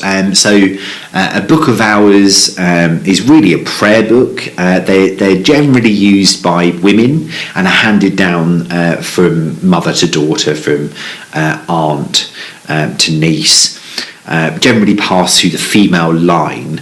These are incredibly expensive items to create. They were hand written, hand illuminated until the printing press came slightly later. But more generally, they're used to dictate 8 prayers at different hours throughout the day, hence a book of hours, as well as a calendar of feasts. It includes psalms, prayers for saints, and also services for the dead. So these are books that are used throughout the day, very much a part of everyday life for those who use them. And we are incredibly lucky to have 2 of these really astonishing books that were owned by Anne Boleyn. So what do we know about these books? You say there's 2. So these are books that she would have had with her constantly on her person? Yeah. So tell me a bit more about her and what we know about these particular books. Yeah, absolutely. I mean, these books, as I suggested before, would have had numerous owners. And the oldest of the 2 books was created in Bruges circa 1410 to 1450, and so therefore it would have had owners before Anne and would have likely been handed down to her from a female relative, perhaps her grandmother or her mother. And the other is created in Paris in 1528, and therefore we think it was created especially for Anne. So that is an incredibly special book indeed. Now, both of them have been signed and inscribed by Anne, which makes them incredibly rare, and they are an absolute pleasure to look at. I've had the untold pleasure of being able to hold them on a number of occasions and look through them, which makes me an incredibly privileged person indeed. And one of our stewards, Ian, often quips that they literally have Anne's DNA all over them. These were very intimate items to Anne. They would have been in her possession throughout her life. And the inscriptions tell us a lot about her as an individual. The inscription in the older book is very prophetic. It says, "Le temps viendra," the time will come, "Je Anne Boleyn, I Anne Boleyn," accompanied with a beautiful little drawing of an astrolabe that she made, a timepiece. And the other has been inscribed with the saying, "Remember me when you do pray, that hope doth lead from day to day, Anne Boleyn." And these short little vignettes into Anne's thinking and into her life really tell us something about Anne, about her aspirations, her hopes, and perhaps her fears also. So they're incredibly intimate items, and we are so lucky to be able to have them here at her childhood home, the place where she later decided to marry Henry VIII, where she retreated to during that tempestuous courtship. I like to think of Hever as her happy place, so it's wonderful to have such intimate items that belong to her here. I'm trying to think of another example of an item that survives from Anne that would have been such a connection to her? I can't think of another one. No, I mean there is another a book of hours in the British Library that both Henry and Anne have written in, which is rather lovely.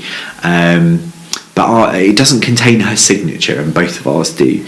I do adore them. They are just utter treasures, and it's so lovely that although we're not able to keep them open on the inscription and signature pages because of the risk of light damage, it's just wonderful that people who feel a real connection to Anne can get so close to something that she knew so intimately. And I mentioned Hever being Anne's happy place. There are other places that you can go to that tell you something about Anne's life. You can go to Hampton Court, which will tell you a lot about her queenship. You can go to Westminster Abbey, where she was crowned so magnificently and so uniquely. You can go to the Tower of London, where she spent arguably one of the best days of her life, the night before her coronation, and spent 17 days of the worst period of her life, where she was imprisoned and brutally slaughtered. But nowhere is quite like Hever. Nowhere else can claim this part of Anne's life. So it's quite unique in that regard, that we can claim that earlier, happier part of Anne's life. It is an incredibly special place, and to have those particular books, I find it's amazing. In the same room as the books of hours, there's also the tapestry hung on the wall. Can you explain, first of all, because we're on a podcast, what the tapestry depicts, what we think it depicts, and sort of the story it tells, the significance possibly to Anne's story? Yeah, sure. It's an absolutely delightful tapestry. It would have been incredibly expensive to create when it was created circa 1525 in Tournai in France. And it's a really beautiful marriage tapestry. At the centre of it is a bride and her groom getting married, and they are surrounded by some really colourful characters. I love staring at this tapestry because there are a variety of different expressions on people's faces. And I've also recently discovered, which I hadn't noticed before, that a number of the ladies have their veils tipped up on top of their headdresses, which either means it was a rather soggy affair and people were trying to keep rain off their heads, or more likely that it's an incredibly hot day and they're providing a bit of shade for themselves, which is a lovely little thing that I hadn't noticed before, but a number, I think 4 of the women have got their veils tipped up to provide, I think, a bit of shade. So yes, it's a beautiful thing. It would have been incredibly expensive to create, and it was purchased by William Waldorf Astor and has hung in that room for quite some time. And it was purchased as representing the marriage of Mary Rose, who is the younger sister of Henry VIII, to King Louis XII of France. Now, that, of course, was an event that was attended by both Mary and Anne Boleyn, and a lot of our visitors and indeed stewards love to guess which of the lovely young ladies in that tapestry could be either Anne or Mary. But there is a question mark over the identification of this as being Mary marrying Louis, and that is sort of exacerbated by the fact that it was a very, very brief marriage indeed. It only lasts roughly 3 months, and it didn't bear any heir. It wasn't a fruitful marriage, so we have to question, why was it created? Why would something that would take a number of years and great expense to create be continued when there was nothing really to mark? It wasn't a successful marriage by any definition. wasn't even a desired one from Mary's part. So you got to question who would commission it, and I think the answer can be found in an inscription which can be found on the skirts of the bride, which says Esther. So I think we're actually looking here at a biblical scene. Esther, of course, featuring as a Jewish queen. And I think there is also a shady-looking character who may be the king's right-hand man, his minister, Haman. Now, if this isn't the marriage of Mary Rose to Louis XII, and Anne isn't depicted in it, the story of Esther is still pertinent to Anne's story. She actually evokes this story as a warning shot over the bowels of Cromwell, Henry VIII's minister, as a warning shot to tell Cromwell, I'm coming for you. She has this feeling that Cromwell is moving against her, and she uses a sermon by her almoner, John Skipp, to warn Cromwell not to continue plotting against her. This doesn't go Anne's way, unfortunately. In fact, Cromwell moves quite decisively, and Anne is dead a number of weeks later. So yes, either which way, we have a nice connection to Anne with this beautiful tapestry, and I'd highly recommend people come and see it for themselves and make up their own minds. Now, there's a room at Hever which is referred to as Anne Boleyn's bedroom. What can you tell us about that room? Did Anne actually sleep in it? Was it her bedroom? Right, this is a really good question, and what I can tell you is it actually has a very long tradition of being called Anne's bedroom. Indeed, in the late 17th century, we have sources that refer to that space as Anne Boleyn's bedchamber, accompanied very helpfully with woodcuts, which tell us it is that room that they're talking about.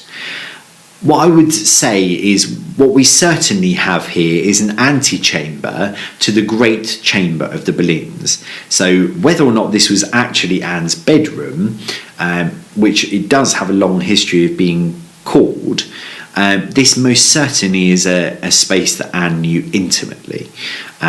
So the great chamber would have been the central room, now called the Books of Hours room. We've just visited it. We talked about the Books of Hours and the tapestry in there. And the room known as Anne Boleyn's bedchamber is just off of that room. And we also have another chamber to the other side, which would have been the best bedchamber. That's where Thomas and Elizabeth would have stayed, where they would have slept, and almost certainly where Anne of Cleves would have slept. It was the best bedchamber in the house. So whether or not this is Anne Boleyn's bedchamber, it's a space she would have known intimately. This complex of rooms would have been known as a solar, the sun room, because it gets the sun for the most period of the day, which is incredibly handy for when you're doing your needlework and so forth, when you're studying. And also that name might come from solitary. It's a private space. These are family rooms and away from perhaps the more communal living that can be seen in the medieval period. The Tudors are very much marked out for their desire for a more private lifestyle, and that is what we see here at Hever with those three rooms. These are very intimate rooms, and you're a very valued guest indeed, and very close to the Boleyns if you are able to get into that private family space. We've briefly mentioned Anne's siblings. We've certainly talked about Mary in the tapestry. There's Mary, and of course there was George. Did they also live here at the castle with Anne? Yeah, absolutely. All three of them here together. Yeah, and of course the other Boleyn children, Thomas and Henry, who were buried, one at Hever Church and one at Penshurst.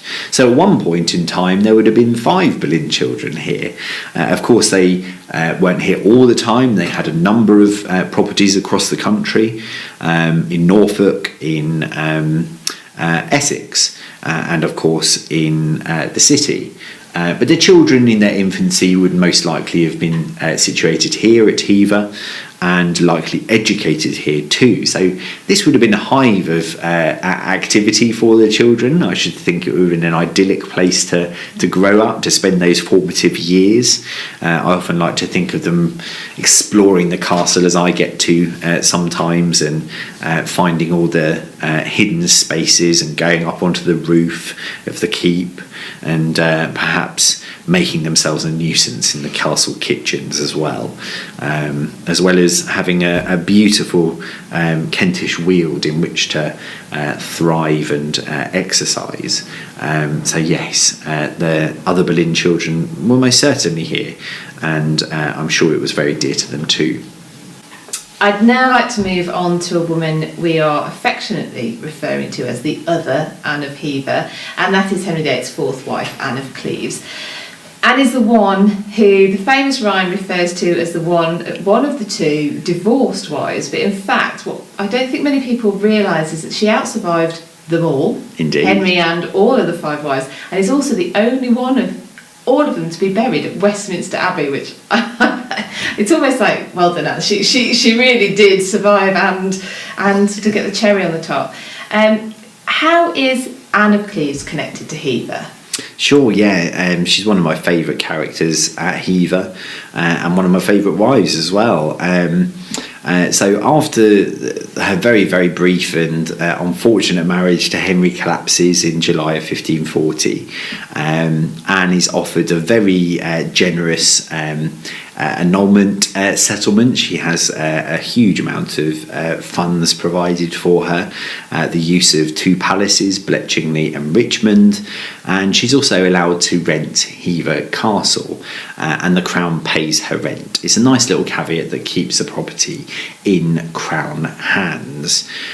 So she has some really rather auspicious landlords during her tenure. Indeed, 4 of the Tudor monarchs own Hever Castle: Henry VIII, Edward VI, Queen Jane for all but 13 days, and then Queen Mary and King Philip of Spain. She's also gifted numerous other properties nearby, for example, a lovely house in Ditchling, and also in nearby Lewes, which she could again rent out and glean further income from. So Anne actually has residence, the right to reside here for 17 years. As you say, she outlives all of the other wives, outlives Henry, and yes, you're quite right, in my opinion, is very much the survivor of all of them. So for a long time it's thought that her only connection to Hever was pretty much on paper, that sort of right to rent here. But I believe you've uncovered some evidence that shows that she was much more familiar with the castle. Yeah, absolutely. I mean, we have long known of one letter which was written to Queen Mary on the occasion of her marriage to King Philip of Spain, which locates her very firmly at Hever. She signs off from my poor house at Hever, which is slightly misunderstood.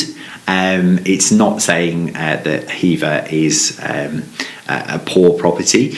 She's being humble. It's the modern day equivalent would be my humble abode, and she's particularly keen to emphasise the fact that she's living at the Crown's expense at this point. But we also have uncovered over the years some correspondence to her brother William, or Wilhelm, who lived in Cleves, and we're actually having 2 of the letters properly transcribed at the moment because they're written in Flemish, but we do have some lovely little details from those letters already, not least that her brother had sent some hunting birds to Anne here at Hever, which I'm sure she very much enjoyed in the Kentish Weald.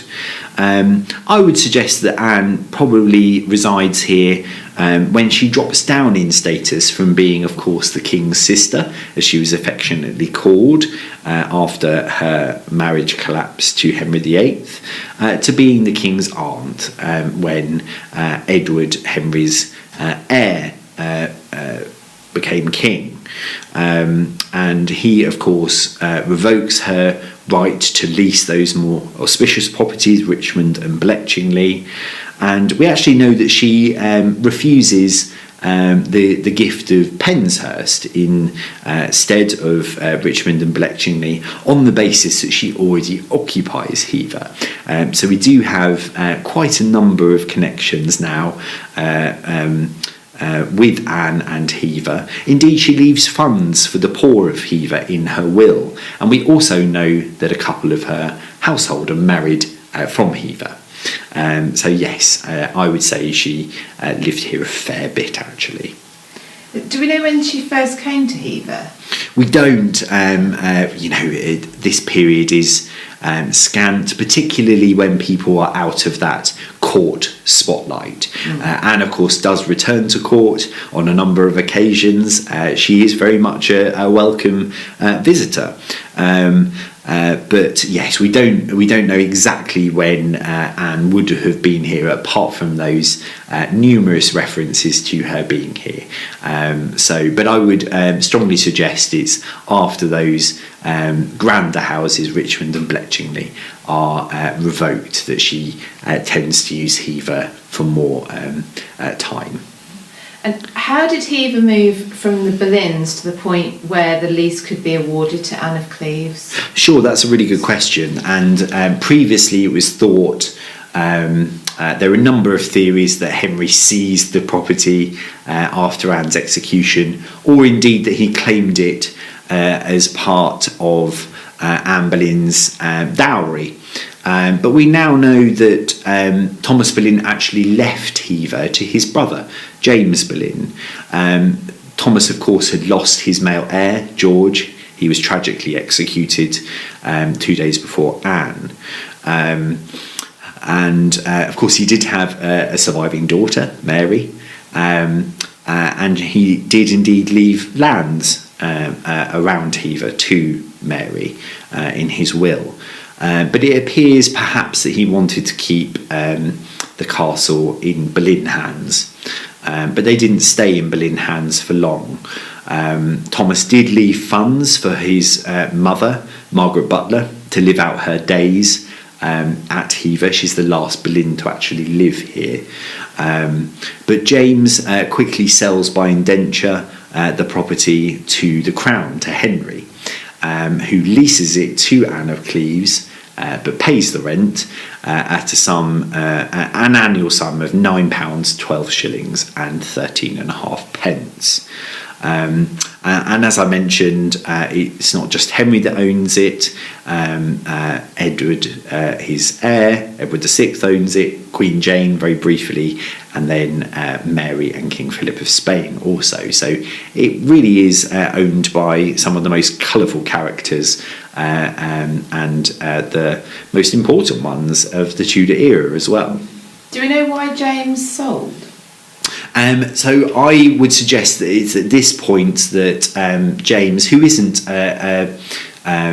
the most frequent character at court, he does have a court life, but he actually doesn't just sell the property, he does also exchange some properties that the king owned in Norfolk, which of course was the family seat. So this, I think, you can safely say is the Boleyn sort of moving back to their family seat from the Kentish properties that were so useful to Thomas, particularly because he was a diplomat, and Hever afforded the luxury of being able to just have a half day's ride to the coast where he could hop on a boat abroad, and a half day's ride the other way to Greenwich Palace. So it just wasn't as desirable for James. Does it sound like you had as much of a connection at all? With... No, that's right. Yeah, and James chiefly lived at Blickling during Thomas of Boleyn's tenure at other of the Boleyn properties. So James is more affectionately known as James of Blickling. So yes. So getting back to Anne of Cleves, what was Hever like when Anne was here? Do we have any ideas about what she would recognise? Yeah, I mean, very much she would recognise the property that the Boleyns would have. So she would have occupied the same suite of rooms that Anne Boleyn did during both her childhood and her stay here in the 1520s. She would have occupied that suite of rooms that I mentioned, the solar complex, the great chamber, and had the best bedchamber that Thomas and Elizabeth did also. This was a very fine manor house. It wasn't the biggest, but it was a very comfortable and very manageable property for her to occupy.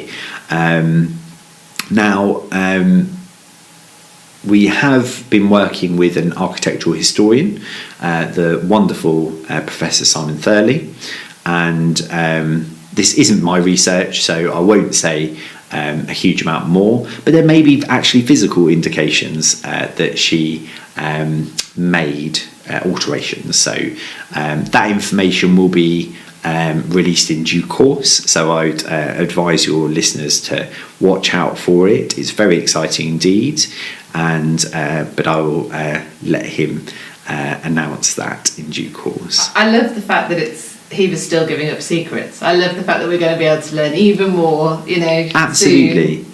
And I think it always will. We're finding new information all the time. It may only be snippets, it may only be small fragments, but there's a lot more stories I'm sure that Hever will relent in due course. It takes a long time to find these things, but yes, it's been an absolute pleasure doing my own research and into the property and finding out more about the lives of the people that occupied it, particularly those less famous. For a lot of Hever's history, this was a place where tenant farmers, for example, lived. And we even had a murder here in 1808, which you can read all about in my forthcoming book about Hever, which is, it was quite a shock to discover. But yeah, from the lowest orders of society to the most prestigious, this place has been a home, and it's a really rich sort of tapestry of experiences and emotions that happened in these walls.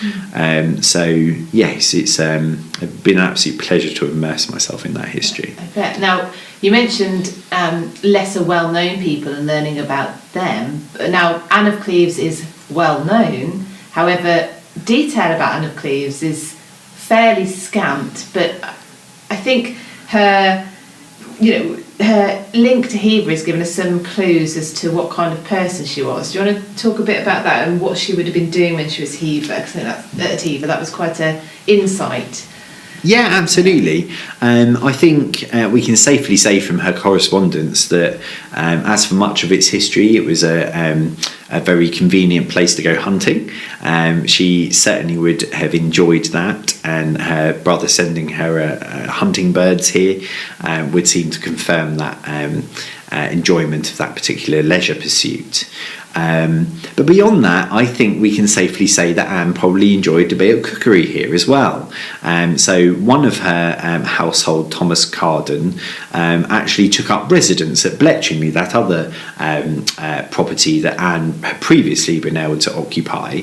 And rather characteristically of Anne, she wasn't much fond of the loss of it, and would have a habit of turning up at Thomas Carden's property of Bletchingley and sort of living at his expense.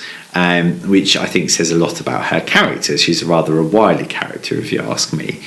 And we have some correspondence where Thomas Cardan is bitterly protesting to the council, not only that he's having to pay for the entertainment of Anne of Cleves at his newly acquired property, but also that his servants are complaining that Anne is taking up their laundry space as her own private kitchen, because she enjoys the trial of cookery, as he describes it. Now, this is something that wasn't commonplace for a woman of status in England, but where Anne was brought up, it was quite commonplace for a woman of her status to learn how to cook. And it seems that she enjoyed doing so. So if she's happy to cook in other people's properties, I think she almost certainly would have enjoyed it here at Hever. And I love to think of her doing so. And she would have lived here with a retinue of servants. As I mentioned, some of her women folk were married from here. I do think she was fond of it. I think that inclusion of funds for the poor of Hever nods to the fact that she enjoyed her time here and thought fondly of it, certainly enough to include some funds for those less fortunate who lived here. So yes, I think she had rather a merry little existence. She had a really good income that was depleted somewhat during the inflation that was experienced during Edward's reign, for example. But yeah, she had a quite nice existence, I believe. She sounds fun, actually. She does, yeah. I like her character. I really do. I think she's a very fascinating individual indeed. I think we know a bit more about after her marriage to Henry collapses, but they remain friends. But I mean, he liked gambling with her, didn't he? I think he liked playing cards with her. That's she just sounds... Yeah, she sounds like a really fun person, actually, to have been around. She does, and Henry's children were very fond of her also. When Mary is crowned, she is given an honoured place. She accompanies their Lady Elizabeth in a chariot behind the Queen. So she really finds a place at court that perhaps she didn't have during her very brief queenship.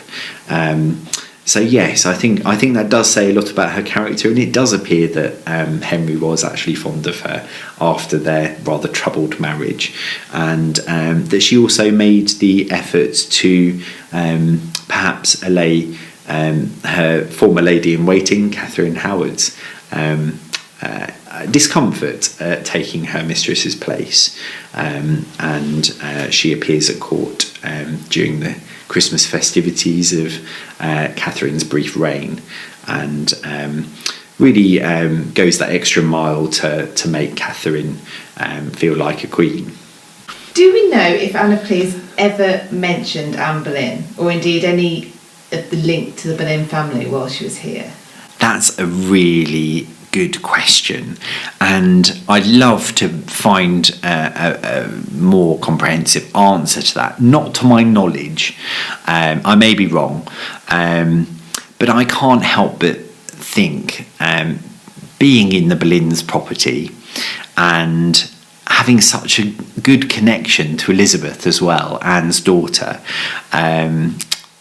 she was incredibly fond of Elizabeth, and Elizabeth herself, particularly during her queenship, actively sought to remember her mother. It's a common misconception that Elizabeth never spoke about her mother. She spoke about her in a number of ways, not least by adopting her mother's iconography, and also by having a full-size effigy of her mother at her coronation. This is not someone hiding her affection for her mother.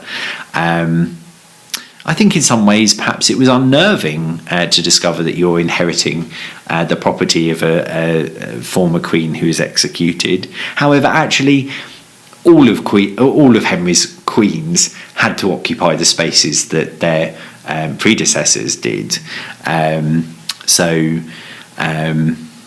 Was she uncomfortable with that? Probably not. It was a really nice little property that I think she enjoyed. But yes, did she ever mention Anne? She probably thought about her. She probably thought how lucky she was to not lose her head but gain a castle.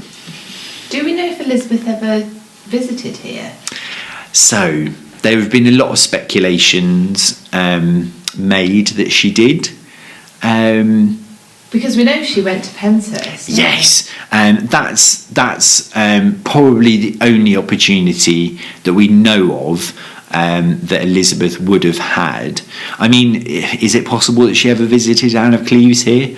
Possibly. We don't have that information, but we do know that she stays, as you say, at Penshurst. And for someone who goes to the length of adopting her mother's iconography, of including a tiny, beautiful cameo of her mother in a very private ring, or creating a very public effigy of her mother for her coronation, would she have made that short 4-mile ride journey to have a look at her mother's former home? I think so. Yeah. I like to think of her riding across and checking out her mum's gaff.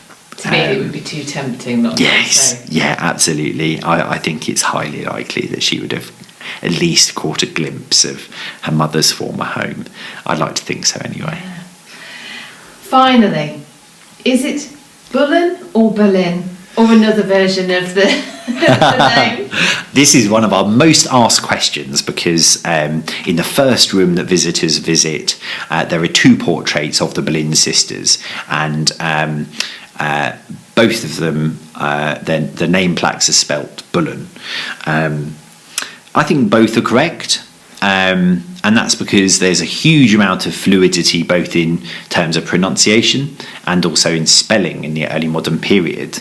I think we can safely deduce that the iconography of the Boleyns, the family shield, had 3 bulls' heads on it, and that's certainly a pun on the surname. So perhaps there was an emphasis on bull. In terms of pronunciation, but in terms of spelling, there's huge fluidity in the early modern period. There is no standardised way of spelling. There are no dictionaries, or at least they're in their infancy, and individuals themselves would often spell their name differently in different ways across time, and we've got examples of people writing the name Boleyn in different ways in the same document. It's hard to get around the idea of such fluidity now because people can be quite obsessive over spelling and grammar. But that just didn't exist to the degree that it does now. That's a very new invention. So either way is correct. There is this myth that Anne Boleyn Frenchified her name, changed it from Bullen to Boleyn. I'm not sure Boleyn is particularly French pronunciation. Indeed, when she's 14, she does write a letter to Thomas Boleyn, most likely here at Hever, where she spells her name Anne de Boulin, which to me sounds much more French than Boleyn. I think it just varies. To say that, both the spelling, both of the inscriptions that she makes in her books of hours here at Hever are spelt in that Boleyn format. But there are examples of, as I've just mentioned, of her spelling her name differently as well. There is the disputed Tower letter that she is believed by some historians to have written from the Tower, and in that it is spelled Bullen. But of course we don't have the fair copy, should it be a genuine article by Anne. So it's hard to say. But yeah, I believe there's nearly 30 variations on the spelling of Boleyn. So It's probably a wider question than just Bullen or Boleyn, to be honest. Sounds like it. Absolutely. So, well, that's for the end today. Thank you so much again for joining me on the podcast. It was absolutely fantastic. I'm so grateful to you for your time. You're most welcome. It's been absolutely wonderful to see you back at Hever. It's lovely to have you back, and I hope you're back again very soon indeed. And thank you to all of you at home as well for joining today. I hope you've really enjoyed that episode and that you will join me again soon.